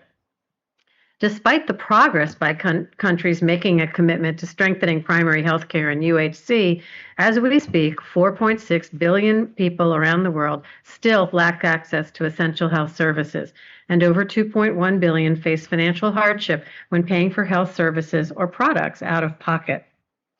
As alarming as these figures are, they don't fully capture the scale of inequalities, both between and within countries. It is the people who are already in vulnerable situations, particularly those in low and middle income countries, who are most affected and often forced to choose between healthcare and other basic needs. We also know that more than 1.6 billion people already experiencing financial hardship are being pushed or pushed further into poverty because of healthcare costs. So we are at a pivotal moment. The sense of urgency is growing, not only because the original target for all of the SDGs was 2030, but more so because ensuring UHC for everyone, everywhere, is fundamental to more than, quote, health for all. It's a driver for gender equality and women's and girls' empowerment, universal access to education, providing decent work and inclusive economic growth, and eradicating poverty in all its forms, as well as other important global health goals. Health for all is paramount for ensuring the world can fully benefit from scientific and digital innovation. And health is fundamental to stability and international security as the world shares intercontinental crises and shocks every day. In our increasingly connected world, access to health services should be universal. Digital transformation presents a powerful opportunity to reshape how health systems are designed, delivered, and experienced, with the potential for helping close these equity gaps, extend affordable services to underserved communities, and strengthen accountability. Digital technologies can support more people-centered, equitable, and resilient health systems when guided by UHC goals. But technology alone will not deliver the equity that's needed. We need deliberate action to ensure digital technologies and tools are, in fact, designed, implemented, governed, and regulated to ensure digital transformation avoids the risk of reinforcing existing inequalities, but in fact, accelerates UHC progress. In September 2027, world leaders will come together again at the next UN high-level meeting on universal health coverage to reaffirm commitments to achieving UHC by 2030. This is an important opportunity to align UHC, digital health, or broader digital transformation efforts around a shared vision rooted in equity, rights, and inclusion. The outcome will be an ambitious and action-oriented political declaration, not just a repeat of previous ones. And so we want to be sure to leverage digital transformation and artificial intelligence to accomplish these goals. It's in this context that UHC 2030 and our partners, WHO, OECD, Transform Health, DTH Lab, and CSEM, are proud to launch the UHC's 2030 strategic narrative to guide advocacy and action on digital transformation of health systems for universal health coverage. Grounded in both lived experience and technical evidence, the narrative brings together focused and actionable advocacy messages designed to empower stakeholders across sectors to build political momentum to drive timely change that, in fact, will accelerate UHC progress. This narrative aims to equip advocates with common language, clear messages, and practical actions and entry points to engage decision makers. It also brings together UHC, digital health, and broader digital technology advocates to champion digital transformation of health systems, which is grounded in equity and rights. And lastly, to serve as a bridge between global commitments and national implementation. The UHC 2030 strategic narrative gives us a tool we can all use to push harder, speak louder, and act faster for health systems that truly will leave no one behind. We're pleased to share the narrative with you today, which we have co-created with you, our partners. We now invite you to make it your own and take it forward in your advocacy. This is ultimately about ensuring that digital transformation serves people and not the other way around. Thank you.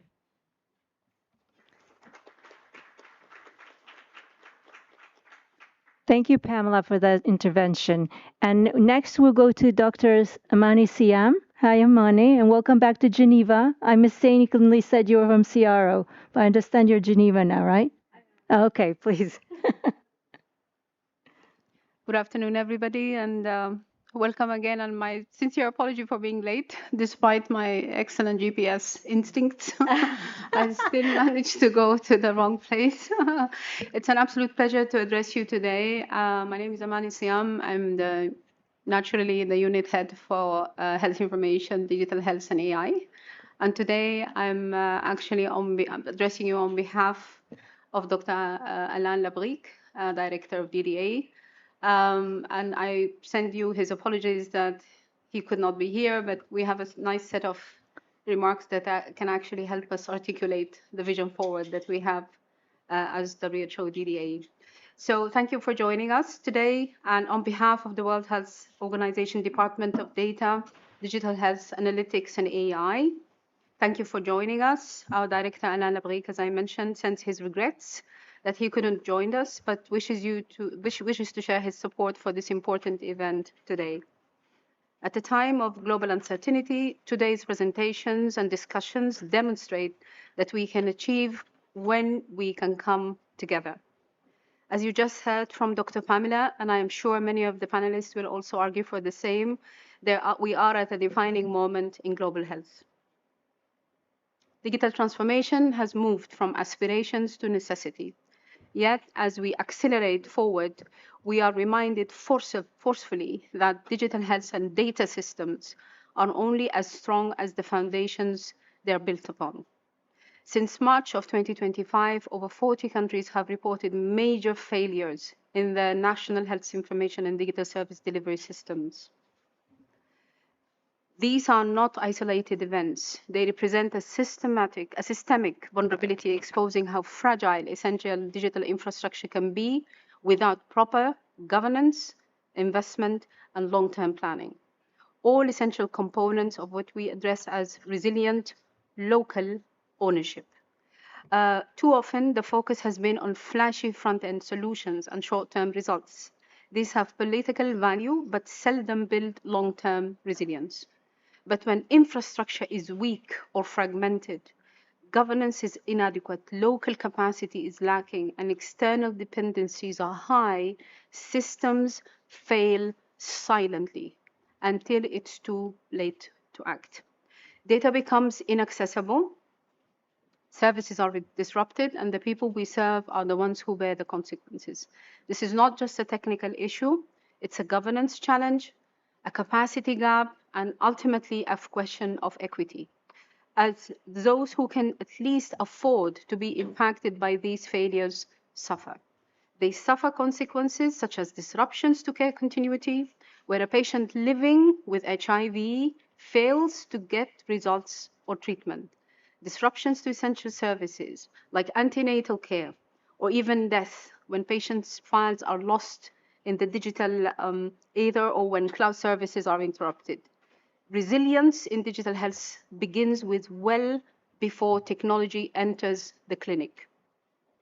It depends on national strategies that are owned, aligned, and financed. These are the three elements that we would like, of course, to stress our discussions on. It depends on legal and regulatory frameworks that protect both systems and people. It depends on standards, interoperability, terminology, architecture that allow systems to evolve and scale without collapsing under their own complexity and most importantly, systems that are affordable without vendor lockings.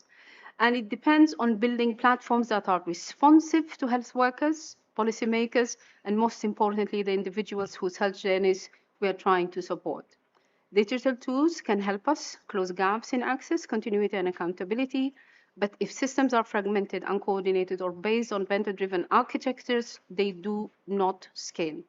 Worse, they risk reinforcing inequities and inefficiencies that digital was meant to solve and bridge over.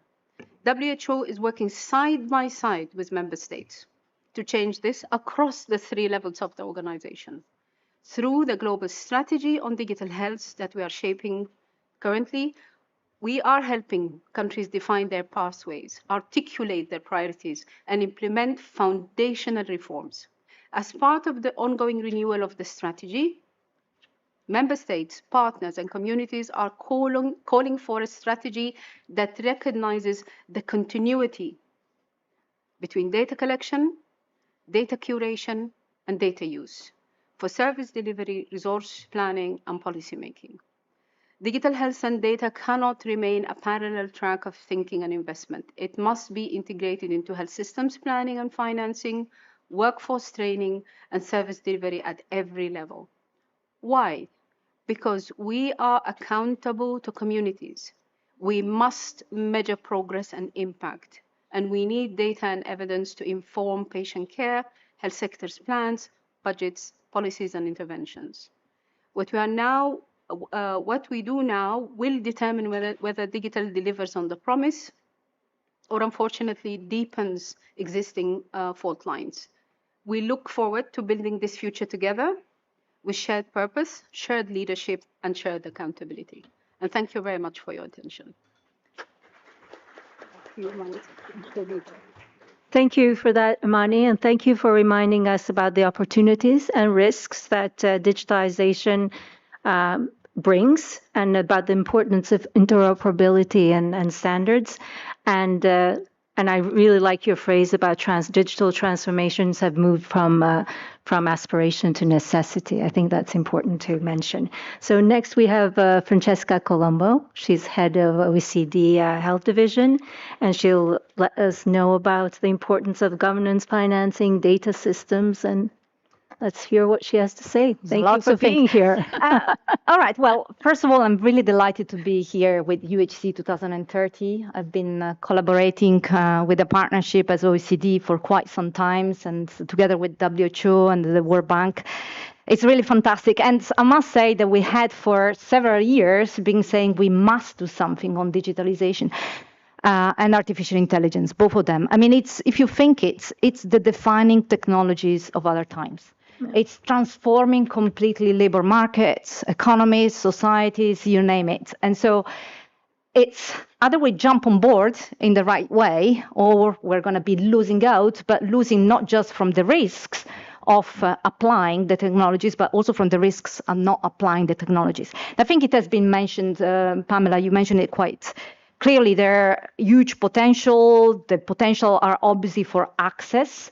And if you think what happened during COVID-19, when we had telehealth, was a sort of a necessity. But before COVID-19, only 4% of services was delivered through telehealth in OECD and partner countries. And through COVID, that was unfortunately, because it was a crisis, but it was an impetus for really accelerating transformations. But if you talk more broadly, the opportunities, they're really vast. They're about research and innovation that can help bridging some of the gaps in terms of access to services. It's about more tailored and precision public health services and also primary healthcare services. It's really about people-centeredness of care. So it's really about huge amount of opportunities. But get it wrong, obviously we're going to be magnifying, particularly with artificial intelligence, some of the geographical difficulties in access. And particularly we're going to have a situation in which only those who have the financial capabilities or even the geographical good fortune will be the one that will benefit. So that has been really quite mentioned. So we need to get it right. Now, what we have done at OECD to support the report that will be published and with this narrative is that we run a series of interviews with different experts, digital experts, civil society, governments, organizations on the issues, precisely what are the challenges, what are the opportunities, what needs to be done in a way, and what are the narrative that needs to be brought forward. So those are going to be presented, but from just some highlights from the interviews that we did, they were run into 6 main areas, but I will, for ease, just because it's easier to remember 3 things, just focus on 3. So the first thing that really came across in making progress is the political leadership. And too often we think about technological transformation and digitalization as a technological changer, and there is. It has been mentioned, I'll say a few things about that.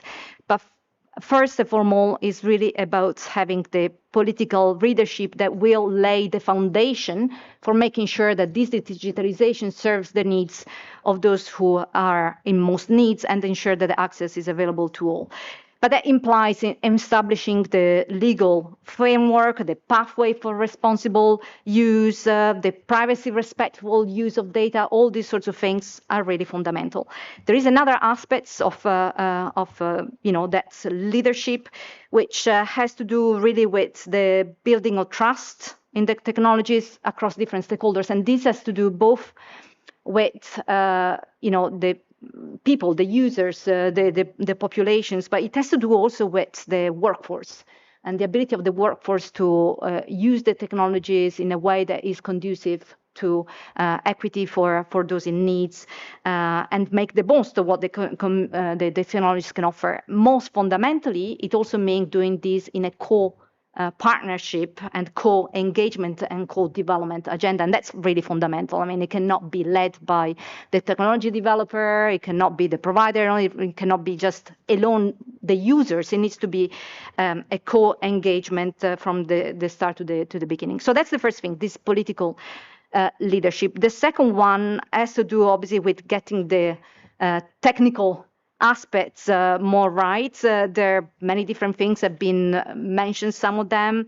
Technical standards related to interoperability. It's a technical challenge. I think artificial intelligence can help us also, accelerating that, but we need to get that right, making sure that we have the secondary uses of the data, which are got it right, applying digital technologies in health financing, making sure that we do that so that there is financing for those technologies in a way that ensure that everybody has access to it. So, and workforce capacities. I think that's another very, very important aspect. And workforce is such a defining, again, element of ensuring universal health coverage. But the workforce needs to come along this digital transformation. And the third element, which is fundamental, has to do more with doing things in compatible way across different countries and across different stakeholders and institutions. So there is no need, and in a way, it's a lost opportunity if we do things in one localities in one way, in another place in another way, without learning from each other and without reaping really the benefits of moving forward towards the goal of universal health coverage. So I'll stop it there, but really re-emphasizing also these needs for cooperations, and in that respect also the partnership with the UHC 2030 and with all the stakeholders involved. It's a demonstration of the value of that cooperation. So thank you very much. Thank you, Francesca, very much. And thank you very much for reminding us about the importance of leadership, about building trust, and reminding us also of the resistance to change, which we might, and the need for, yes, we forget about that sometimes. And digital literacy is also important if we want to bring the workforce along too. Yeah. Yeah. So with that said, thank you to all our keynote speakers for grounding us both in the urgency and the opportunity of this moment, because I think we've all mentioned opportunity, and you even mentioned how AI can help us shift some of those challenges that we actually have and address them. So digital technologies have enormous potential to strengthen health systems, improve access to care, but only, and this is one of my favorites, if they're intentionally designed to serve people, reduce inequalities, and build trust. I think that's what I'm sure most of us are aligned on, and this is what we need to address. So to help us better understand the strategic narrative itself and the concrete advocacy priorities it proposes, I would like to welcome the two of the authors of the narrative, Bethany Kate Lewis, who's a technical officer with the UHC-23 core team, and Melissa Sederqvist, technical officer with WHO at the at the DDA. So. Thank you. Just making sure we have the mic working. Wonderful. Thank you, everyone. It's a pleasure to be here today with you all to share the exciting release of our UHC 2030 narrative on digital transformation of health systems for universal health coverage. We're sharing with you today the narrative as a UHC 2030 conference paper ahead of its publication by both UHC 2030 and OECD.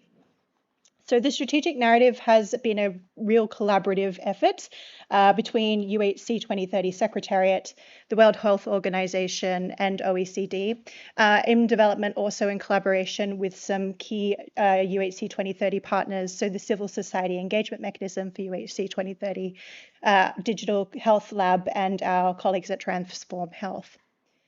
The drafting process has been led by myself and my wonderful WHO colleague, Melissa, who's in the front here, as well as Eric Sutherland as well from OECD. The advocacy narrative has been developed through a process which combined desk review, broad stakeholder consultation with a really diverse global participant and expert review as well from WHO and OECD technical areas. The narrative has been grounded in the perspectives and the priorities of UHC and digital advocates. From 2023 to 2025, we held 5 consultation workshops with participants from countries across the spectrum of early digital health adopters to new entrants. And the consultations engaged youth, civil society organizations, technical experts, parliamentarians, as well as technical experts on digital transformations from across the UN and international organizations. The objective of the narrative is to support advocates, governments, policymakers, civil society organizations, youth, and other stakeholders to push for the implementation of UHC commitments at the national level through actions and sustained investments to strengthen health systems through digital transformation. It seeks to foster widespread and cross-sectorial solidarity and momentum to turn political commitments into concrete health and digital reforms. So the narrative, if my technology actually allows me to scroll up the page. The narrative includes a clear narrative for harnessing digital transformation as a necessary enabler for improving health equity and advancing UHC. It includes 6 key advocacy messages to align partners and guide unified advocacy efforts, and also has tangible actions to help support advocates in driving implementation of the key messages in their national context with decision makers. So I'm now really pleased to be able to share with you the narrative's key messages. So our first key message is about health equity and rights and placing those at the center of digital transformation of health systems to tackle inequalities and accelerate UHC progress. This includes aligning and leveraging prior efforts and prioritizing digital health solutions in primary health care. Our second key message is about ensuring everyone, including underserved communities, can access digital health services and their health data by prioritizing investments towards stable, secure, and affordable digital infrastructure and prioritizing interoperability. Key message number 3 is about protecting everyone from impoverishing health costs by applying digital technologies in health financing. to secure efficient, equitable resource distribution and expand financial protection for all. Our next message is about building human capacity, technical skills, and digital literacy, including for health and care workers, to develop and implement and sustain an equitable, standards-based, and inclusive digital transformation for UHC progress. Key message number 5 is about trust. So we want to foster trust in the adoption of digital health services and tools by engaging diverse populations, stakeholders, including vulnerable and marginalized populations, in the design, governance, and delivery of digital health systems and solutions, including through mechanisms for social participation. And finally, our last key message is about establishing robust governance frameworks, including legislation, regulation, standards, and policies to ensure health data collection, sharing, storage, analysis, and use improves equitable health outcomes in policies, plans, and budgets while safeguarding people's rights and privacy. I'm now going to hand over to my colleague Melissa from WHO, and she's going to go through and do a bit of a summary of the key actions of the paper. Thank you.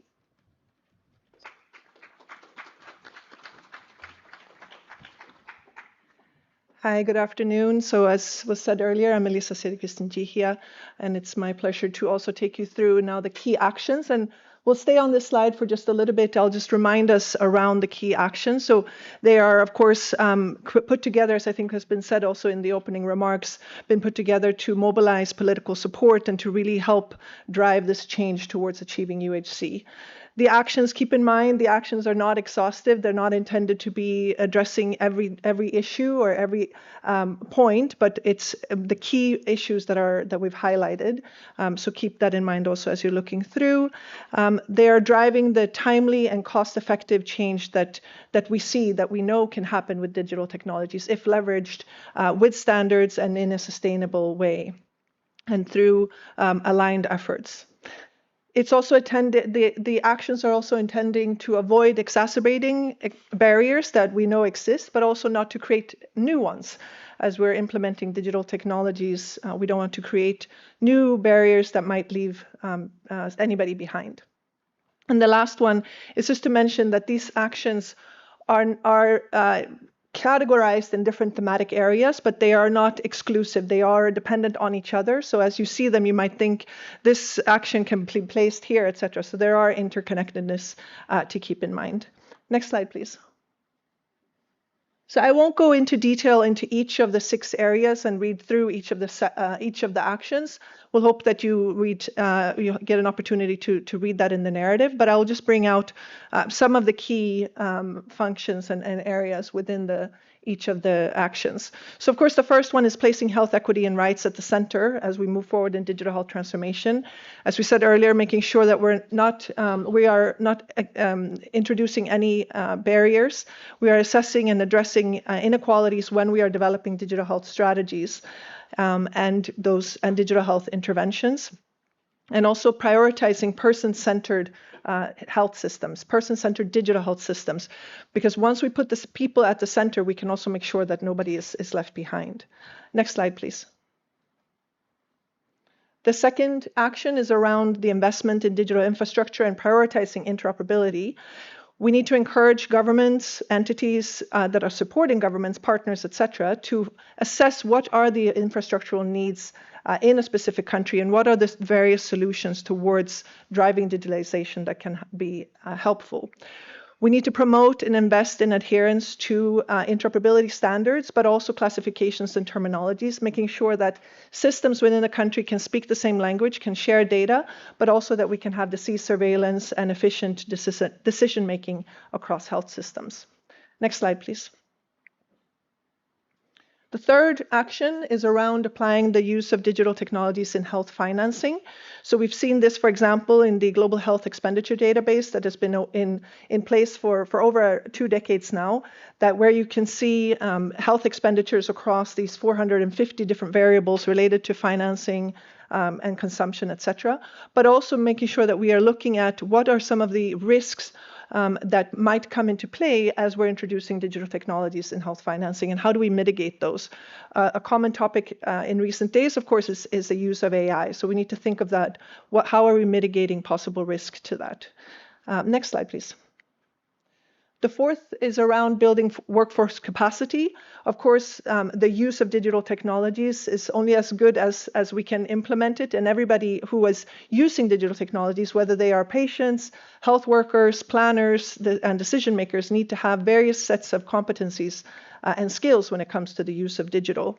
WHO is developing a global digital health competency framework that can be leveraged to ensure that those skills and competencies that are necessary for the various groups are there. But it's also important to reference other toolkits that exist for beyond just health to make sure that the skills that we have within the health system can also connect with the broader digital system in a country. Next slide, please. This is the fifth one, so we're almost at the end. The fifth one is trust, fostering trust. And so, of course, I think we've also heard this in the opening remarks and the keynotes, that trust is a really critical component here. So introducing trust or making sure that we have mechanisms that enable trust within a digital health system. And ways to do that is, for example, to institutionalize mechanisms for social participation, making sure that there's consistent funding for that engagement, as that then enhances usability and trust of the systems. Engaging vulnerable and marginalized communities continuously in these discussions, and of course, digital health literacy it also creates trust by understanding, where does my data go, what happens to my data. Next slide, please. And the last one is establishing robust data governance. And again, as we said at the beginning, a lot of these actions are also interrelated. So strengthening robust policy and legislative foundations, making sure that we can do responsible collection and use and exchange of health data within a system. That also, of course, is very much linked to trust. So as you can see, all of these actions are very much linked, and I don't think we can work on any one in isolation, but there's much to leverage here. And another one to pick out here is, for example, leveraging existing networks and learning from each other, learning from what the experiences within countries and what what has gone well, and what are some of the challenges that have been experienced that can be learned from. I think that is my last slide. Thank you very much.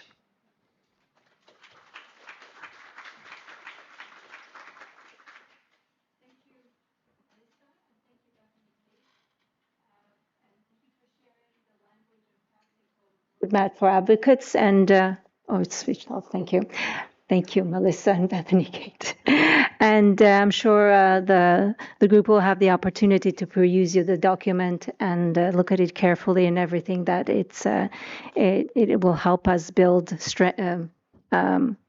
stronger health systems. So now the next on the agenda is the panel discussion. And I must say we have a very terrific and very well-balanced panel now, because we're going to hear from implementers, we're going to hear from policy, we're going to hear from advocates, and for people with lived experience and young people. So I think it's a very well-balanced balanced panel. So before we dive into the discussion, I would just want to briefly introduce our different panelists. Next to me, we have Innocent Chiboma, who's from the Ministry of Health of Zambia. He's the Principal ICT Officer for Digital Health at the Ministry of Health, and he's got over 18 years of experience in digital health. He has been instrumental in spearheading Zambia's digital transformation and building nationwide infrastructure, including the integration of over 12 million patient records. So I'm sure you're going to have a very captive audience here to hear how you are actually doing the work on the ground where it's most needed. Then we had Dr. Derek Munin. Where's Derek? There he is. Dr. Derek Munin, he's the team lead at the Department of Data, Digital Health and Analytics here at HQ. He works at the forefront of global digital health efforts at WHO. He supports partnerships, digital transformation planning, country implementation to strengthen interoperable and resilient health systems. Then we'll hear from Mohammed Osman, who's Dr. Mohammed Osman, who's a physician and with his lived experience from Sudan. He's an advocate from Sudan, and he's a member of Our Views, Our Voices, the Global Advisory Committee at NCD. Welcome, Mohammed. with Daniel McDonald, IPS Policy Coordinator and Youth Advocate. Youth advocates are always very welcome. We'd love to hear with you, cooperate, and future leaders. So very important. And he works with IPSF. He's contributing to global advocacy on digital health, workforce competencies, and youth engagement. We also have with us Matilda Forsling. Besides research and implementation, we also need, the communication side of it and sharing information and advocates. And Matilda is the founding executive director of Transform Health, and she's a seasoned advocate and coalition builder. So welcome. And Dr. Akihito Watabe, who's a health specialist and health impact investment specialist at the Asian Development Bank. Dr. Watabe works on health financing, digitalization, and health impact investment at the ADB. See, he was previously with UHC 2030, where he supported global UHC incentives. So thank you very much to all of you for joining us and for making the effort to come to Geneva, which is always not always very easy, but thank you for coming. So my first question is for Ministry of Health, Dr. Innocent. So could you just share some of your insight on how digital transformation of health systems is being leveraged to advance UHC in Zambia? And how is Zambia working to strengthen data governance to improve equitable health outcomes? Thank you very much, and honored to be on this panel. So Zambia as a country is leveraging that digital health transformation. So I like saying that when you put digital and health apart, many times you get the problem, because they're supposed to really be together, because you're trying to deliver health really using the digital transformation. You're trying to deliver services using the digital transformation, and our mind should not be so much on the digital transformation or the digitalization, but more on what services do we want to offer, how do we want to change the lives of our people. And that's when now we think of the digital transformation. That's when we think of the digital tools that we're going to use to deliver that care. So many times our partners and everybody else comes thinking of a tool instead of thinking of solving a problem. So as a country, we have used this opportunity to help deliver care to our people, starting, of course, from the period of the HIV pandemic, using the digital tools like the electronic health record system, Smart Care, to reduce the problems that are found in HIV, the resistance, and so on and so forth, because we were able to track people and able to follow them up and make sure that they are on their medication, and also they are taking the right medication. They're not moving to the next line in case they fail their treatment. So now the system is all around in all the services. So some of the things that we're doing recently, for instance, is trying to have the clinicians' handwriting to be recognized by the system, so that they can be able to take the notes easier and speed up the processing of patients. And so really we are using that as a means to deliver care. And because of that, we are able to reduce wastage. We're able to provide care to the patients. We're able to so we're able to what we can say, we're able to provide care to more people than what we would do without that system, or without the systems that we have, including systems like the lab information system, the logistics management information systems, the wastage that we used to have in terms of drugs that are sent to one facility and they're not being consumed, and we're able to reroute them to another. But all that happens because now you have the data, and the transformation is happening. So With that, the country is also working very closely with the Data Protection Commissioner, and we have a data governance framework, as well as we recently submitted what is called an SI to the Ministry of Justice to be signed off at Cabinet. This is going to be used for health data governance. This is a piece of instrument that is going to be used to manage the issues of data. So maybe with that, I can end here for now. Thank you, Innocent, very much. I know we are pressed for time a little bit, so I've decided to just ask one question to each of the panelists, and if you choose, so if that's okay with you, just to move things forward. But thank you for reminding us that digital, what is at the heart of everything we do is delivering healthcare, and how we deliver it. Digital is one of those tools to deliver it. So thank you for reminding us of that. So Dr. Derek, over to you now. I'd like to ask you about from the perspective of the global strategy in digital health, which you are working now and refining, what are the most critical foundational investments that countries must make to ensure that digital transformations strengthens rather than fragments health systems? Thank you very much for that question. So just want to maybe begin by thanking the organizers for this meeting, which is really timely. We are 3 years towards getting to the 2030 agenda. And we know that it's been well articulated that the SDG targets that we're trying to attain can actually be fast-tracked by the use of digital. I mean, the ITU has consistently reminded us that 70% of the SDG targets can be influenced by digital, and then the remainder can be informed by digital. So this is a really opportune moment that we're in.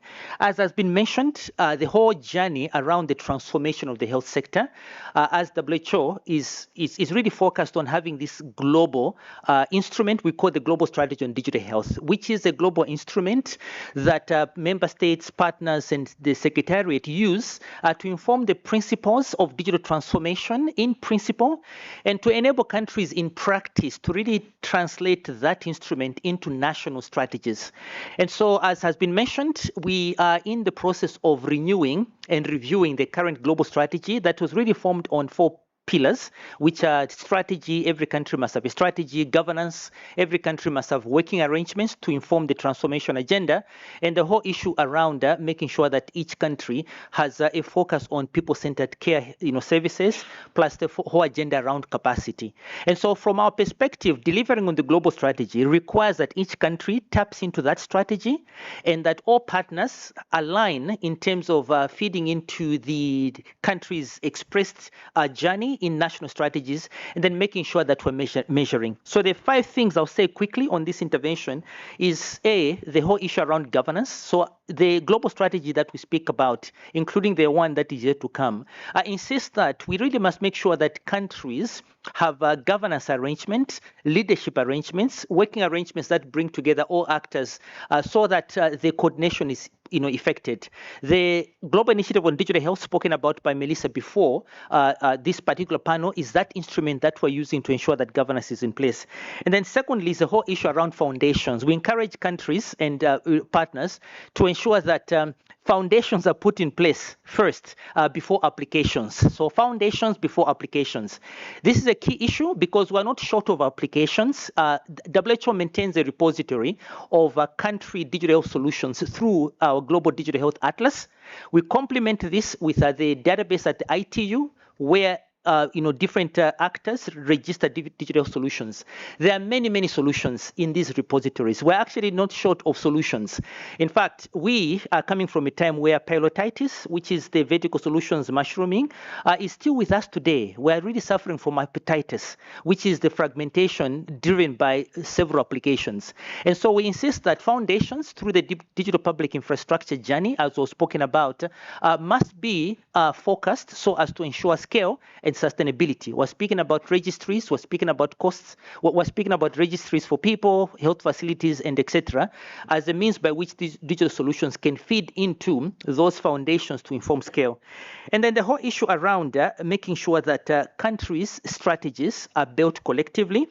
And then fourthly, the whole issue of capacity. So as we know, transforming a sector is 3 things. Is people, It's a technology and the processes. And so the people skills that were spoken about earlier are critical in this journey.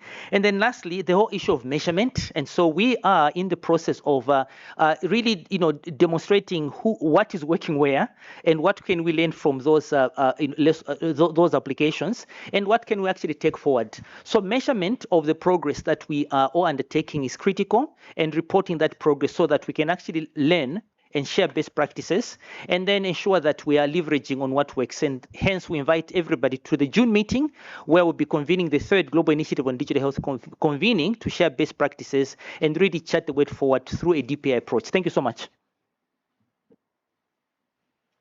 Thank you, Derek. Thank you very much for that.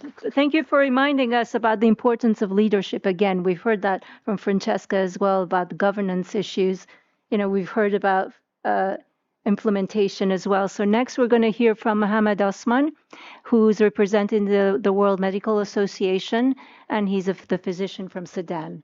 So from you, I'd like to hear about what key lessons or what advice would you like to share for effectively engaging decision makers at the national level? Perfect. Thank you very much for the question and for the invitation as well. And I have to say that I'm really happy to finally meet Aphrodite in person. We've been exchanging some emails over the past couple of weeks. So it's good to, put a face to the emails. Well, I personally think that I do wear different hats, and sometimes it's really difficult to consolidate all the ideas into concrete and actionable recommendations per se. But let's try to, dissect it together and look at it from different perspectives. I think the first point that comes to my mind is to center people with lived experiences, because we're not talking about a stakeholder who is at the bottom of the list. We're talking about someone who's actually experiencing the reality every single day. And to look at digital transformation and UHC, this is not a buzzword. It is a lifeline. And to maintain continuity of care, that is incredibly important. We've seen in the past 5 years since COVID and then all the geopolitical situations that without telemedicine and without access to digital health and infrastructures, at some points we lose touch with the patients. And again, it basically costs them their lives. So bringing the voices of those with lived experiences, those who are living at rural villages, remote cities, those who are struggling with everyday access to healthcare, it is incredibly important. The other point that I also have in mind, and it's very relevant to the new narrative, which is the institutionalization of social participation. Again, like I've mentioned youth, I've mentioned people with lived experiences, but there are other groups that are also experiencing different realities, experiencing different disparities. I am a young person as well, and I know that being a young person in this world and age, it's not easy. You do have different challenges. You have to deal with bullying, online bullying, not even like the regular kind of bullying. You have to sort of make sure that you're always updated. You have to learn. And this is just one other group besides people with lived experiences that has to be included. And I guess if I ask the audience, for example, they'll all come up with at least one other group that also needs a seat in the table. So I think to just sum it up, like social participation is key, especially when it comes to matters that pertain to people's lives. The last point, and I guess over the past couple of days, and maybe it is also something that will come up multiple times during this World Health Assembly, is the data rights and data protection and data sovereignty. And I guess from my perspective, there is a single point that I would like to put forward, which is investing in nationally owned analytical pipelines. Each and every single country has the right to decide what's best for their people, taking into consideration their different realities, taking into consideration their language, taking into consideration their level of education, and making sure that all this is centered, like basically a people-centered approach. So to assume that everything is going to happen globally and then somehow it will magically appear in our countries, that does not happen. So it is always important to emphasize that countries need to step up. Countries need to take control of their own narrative and make sure that they're actually serving the people they represent. And yeah, I guess I'll rest it for now. Thank you, Mohammed, for that. And thank you for reminding us of the people or human-centric approach that we need to include all stakeholders. We need to make systems representative for those that are using them. And with that, I'd like to segue to Daniel, who's here from IPSF, and he'll be speaking to us about workforce. That's one of your strengths as well. So, but in this case, I'd like to ask you, what do policymakers need to hear right now about strengthening health systems through digital transformations? And if you can bring like a workforce perspective into that as well, it'd be great. Thank you. Perfect. So again, I want to share a massive thank you for the invitation. I think as a youth representative in the room, it's just such a special experience to be able to share our lived perspectives. Everyone here in the room was young once, and I know that I will go on to achieve great things. And I know so many people in this room have done the same thing. So I really, really want to thank you for the opportunity. So I come here representing the International Pharmaceutical Students Federation, representing over 500,000 pharmacy students and recent graduates all across the world. I'm also a recent graduate myself, working as a pharmacist in the community in my hometown in Wales, and really do feel that universal health coverage is probably something that I see and maybe take for granted on a daily basis. Working in the UK, we do have free access to healthcare at point of care for pretty much all of our patients. It, of course, comes with its challenges. And what I'm really seeing now in this day and age is the fact that digital health systems are changing rapidly, and it means that the future workforce are having to make so many different changes to their practice, which is really great. We're learning so much, but it is also important, as has been mentioned by everyone so far, that we're focusing on how that impacts real people, real patients, who are essentially getting the support from us as healthcare professionals. So in IPSF, we have a global policy topic focus every year. This year, our focus is on AI in healthcare. Last year, it was actually universal health coverage, and the year before, digital health. So each year, we have been really focusing on these three themes, focusing on all of our member organizations coming together, drafting policy statements, and they will then form our global declarations that are approved in our General Assembly. And I think the message that we're really getting across is the fact that pharmacy students, they really want to see that education is changing, that it's keeping up to date with all of these advancements and developments in digital health and in universal health coverage. And again, as mentioned, that it is tailored towards those local needs. In IPSF, we've delivered over 1,300 projects last year surrounding public health, pharmacy education, and professional development. And the themes of universal health coverage are through line everything that we do. And it's so important that as the youth, we are really showcasing that perspective. So in terms of the key takeaways, definitely it's about ensuring that the work that we're doing is equitable, of course. But what does that mean? It means that no matter who you are, no matter where you come from, your age, your gender, your nationality, your sexuality, anything of the sort, that you can go to your healthcare professional in your local community, whether that is your pharmacist, whether it's a nurse, a doctor, a paramedic, and that you feel that you can access healthcare without fear of judgment. That's the ultimate aim. And I think that digital technologies and the advancements, although maybe it feels that that is a big focus, I think what that means is if the digital systems are working properly, that then means that we actually will have more time to focus on real patient-centered care in practice, because some of the administrative tasks like documentation, which is incredibly important, can sometimes be slightly more automated. And I think that that is a really big value of moving forwards towards the digital health that we're aiming for.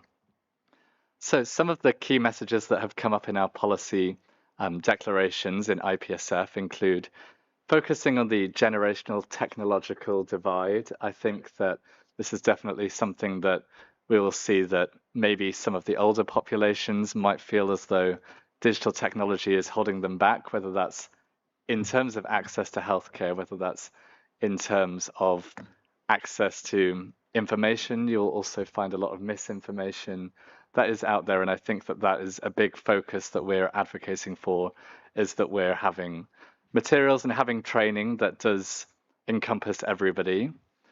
I think on top of that, it is about data security, data protection. So with a big drive towards digital health, that will also mean that we have to make sure that these systems are fully secure and protected.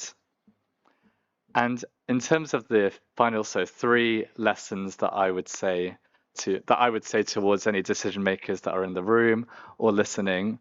So firstly, it's crucial to work with universities to embed digital health into the education healthcare systems that will then go on to shape the future workforce. Secondly, to access expert advice in local communities, and again, as has been mentioned, those with lived experiences. It's so crucial that the data and the feedback that we're getting comes from those that use the technology firsthand. And thirdly, and finally, the importance of including young people and youth as part of these decision-making processes. At the end of the day, it's our future, so let us be part of setting it. Thank you. Thank you, Daniel, for those words.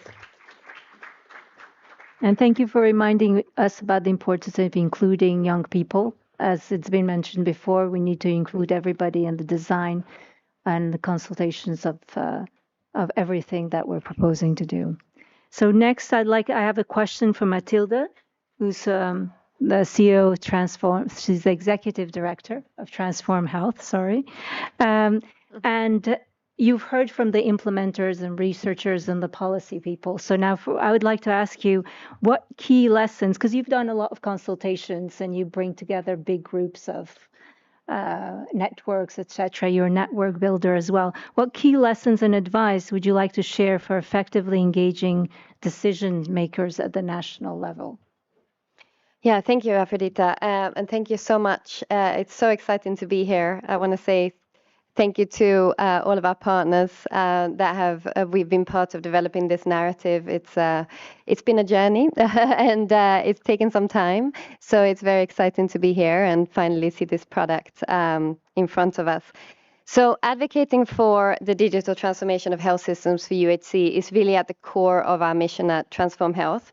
And we are a global coalition of 230 organizations dedicated to achieving universal health coverage by harnessing digital technology and the use of data.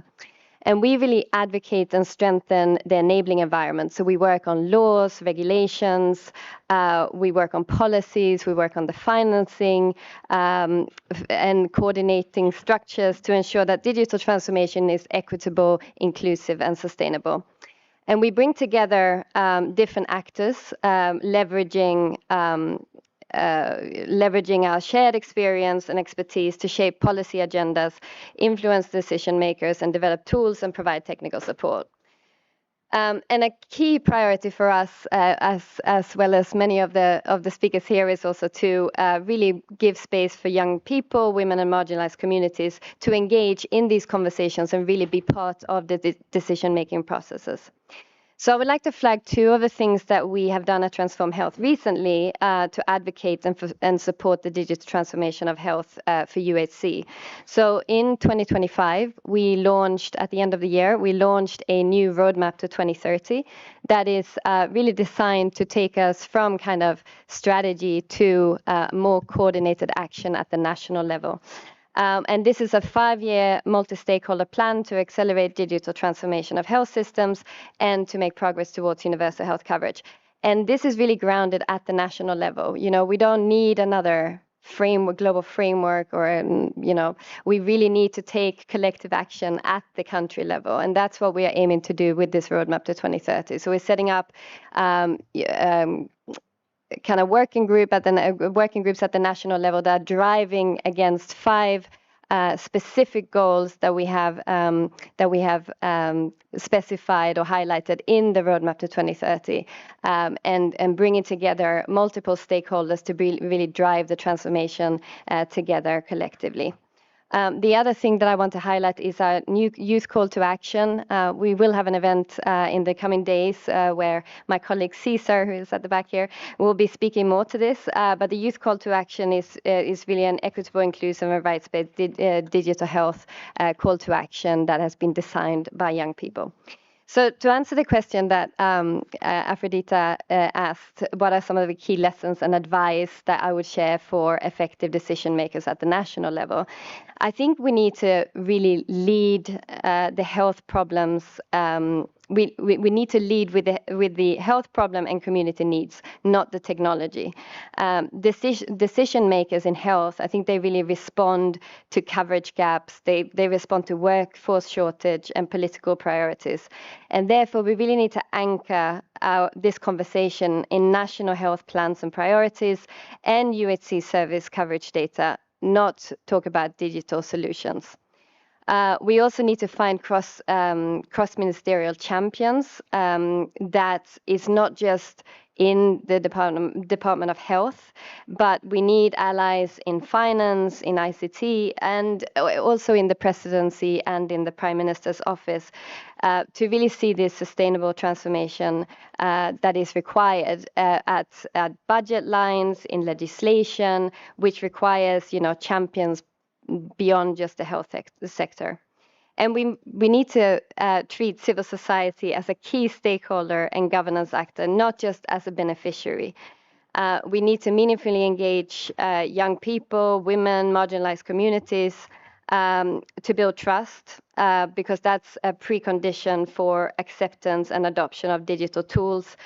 And civil society is really capable to monitor and implement and hold governments accountable to what they have committed to. So civil society to us plays such a crucial role. And finally, I think global commitments needs to be anchored in at the national level in national accountability. So when governments have already endorsed the WHA resolution and the global strategy on digital health, or the Global Digital Compact and the UHC political declaration, civil society can really use those commitments to demand national level action and implementation. So I'll leave it there. Thank you. Thank you, Matilda. Thank you for that very comprehensive discussion. Is Akihito online? You see? I'm here. Oh, yeah. I'm sorry. I was thinking, where is he? Where is he? Thank you for being here then. Where did you come from? I hadn't seen you earlier. From Indonesia. Well, there you go. That's my answer. Thank you so much for being here. So my question to you, Akihito, is you're going to speak to us from a health financing perspective, which is crucial to everything that we want to do and what we hope to do, both in involving different stakeholders, communities, implementing, etc. So with that said, how does the digital transformation of health systems align and influence your work, the work that you do?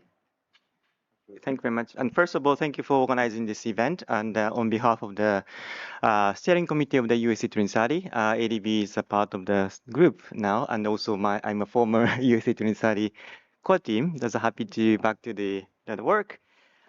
So in terms of financing, so there are 2 different financing, like financing digital technology and digital transformation, and also how we use the digital technologies and the innovation for health financing operations and making UHC achievement.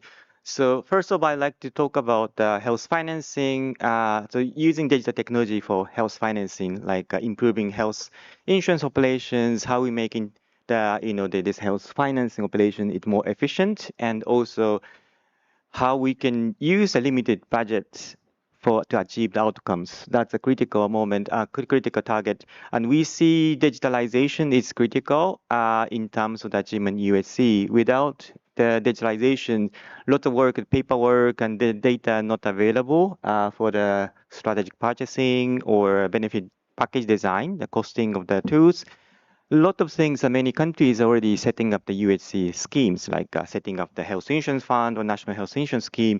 But then they are struggling to, prepare the longer term sustainability of the system and how we can bring the additional services and whether it's sustainable to bring the new technology, new services as part of the UHC. So data is critical, and also acquiring data is critical in terms of the UHC achievement. So that's why ADB is also providing some technical assistance to identify new technologies, innovation, or case studies from other countries, how digitalization can help the health insurance operation or UHC schemes. That's we are doing first thing.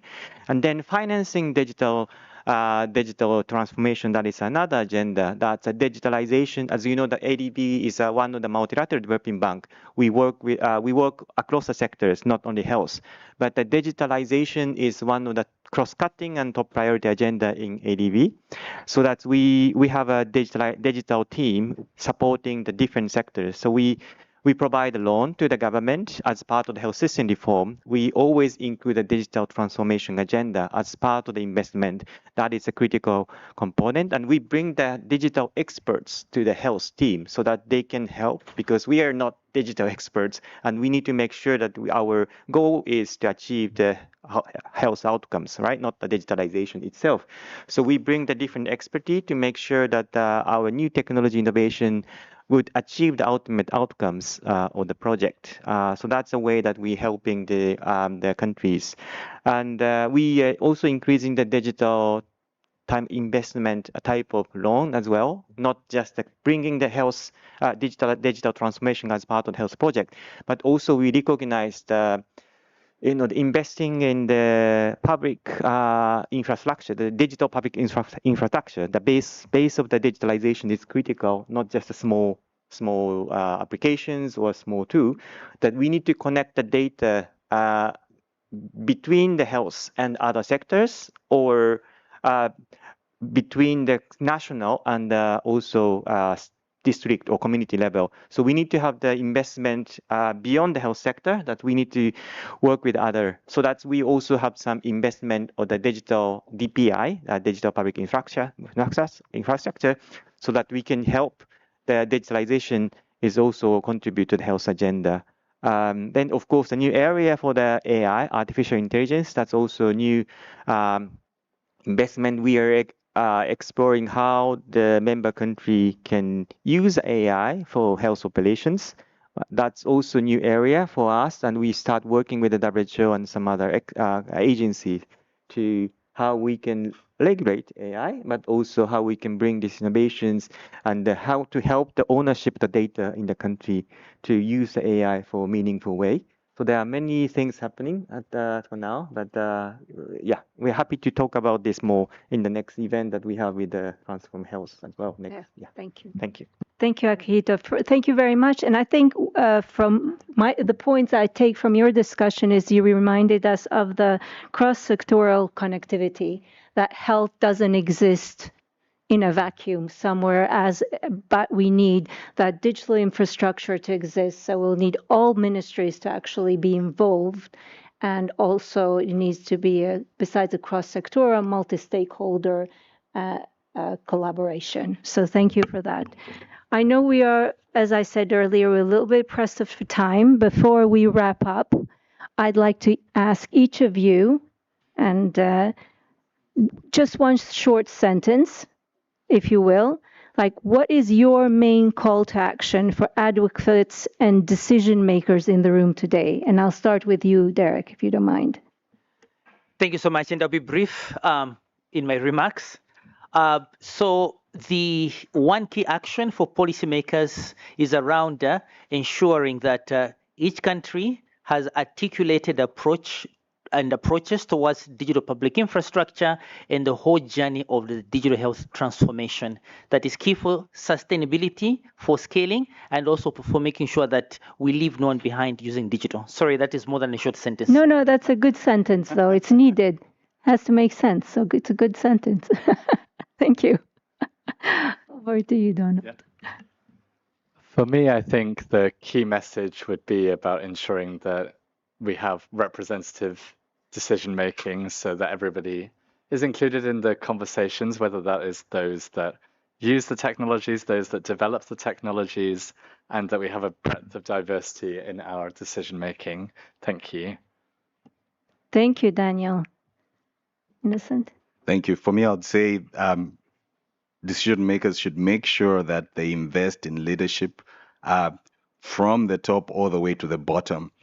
Digital systems do not work by themselves. They work because there are leaders who drive them. So at facility level, at provincial level, at district level, at national level, if you have systems, they work because there are people who are leading them, not just because the application is a good thing. So if you don't invest in people, systems will crumble. Thank you. Yeah, thank you. That's a good reminder. Last one. Digital health transformation, which is meant to increase access to healthcare, can actually deepen inequalities if the particularities of different countries and groups is not taken into consideration. Thank you. And I'd like to thank the panel very much for this very rich discussion. I would like also to thank UHC 2030, Bethany, Kate, and Melissa for inviting me today and allowing me to moderate.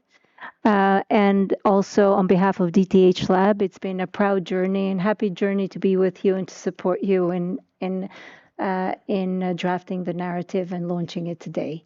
So with that said, I'd like to, fortunately, I have to go to my next event, and that's my alarm, so I apologize. So thank you for being such a good audience, and I'll leave you in the hands of Melissa and Bethany Kate. And Laura.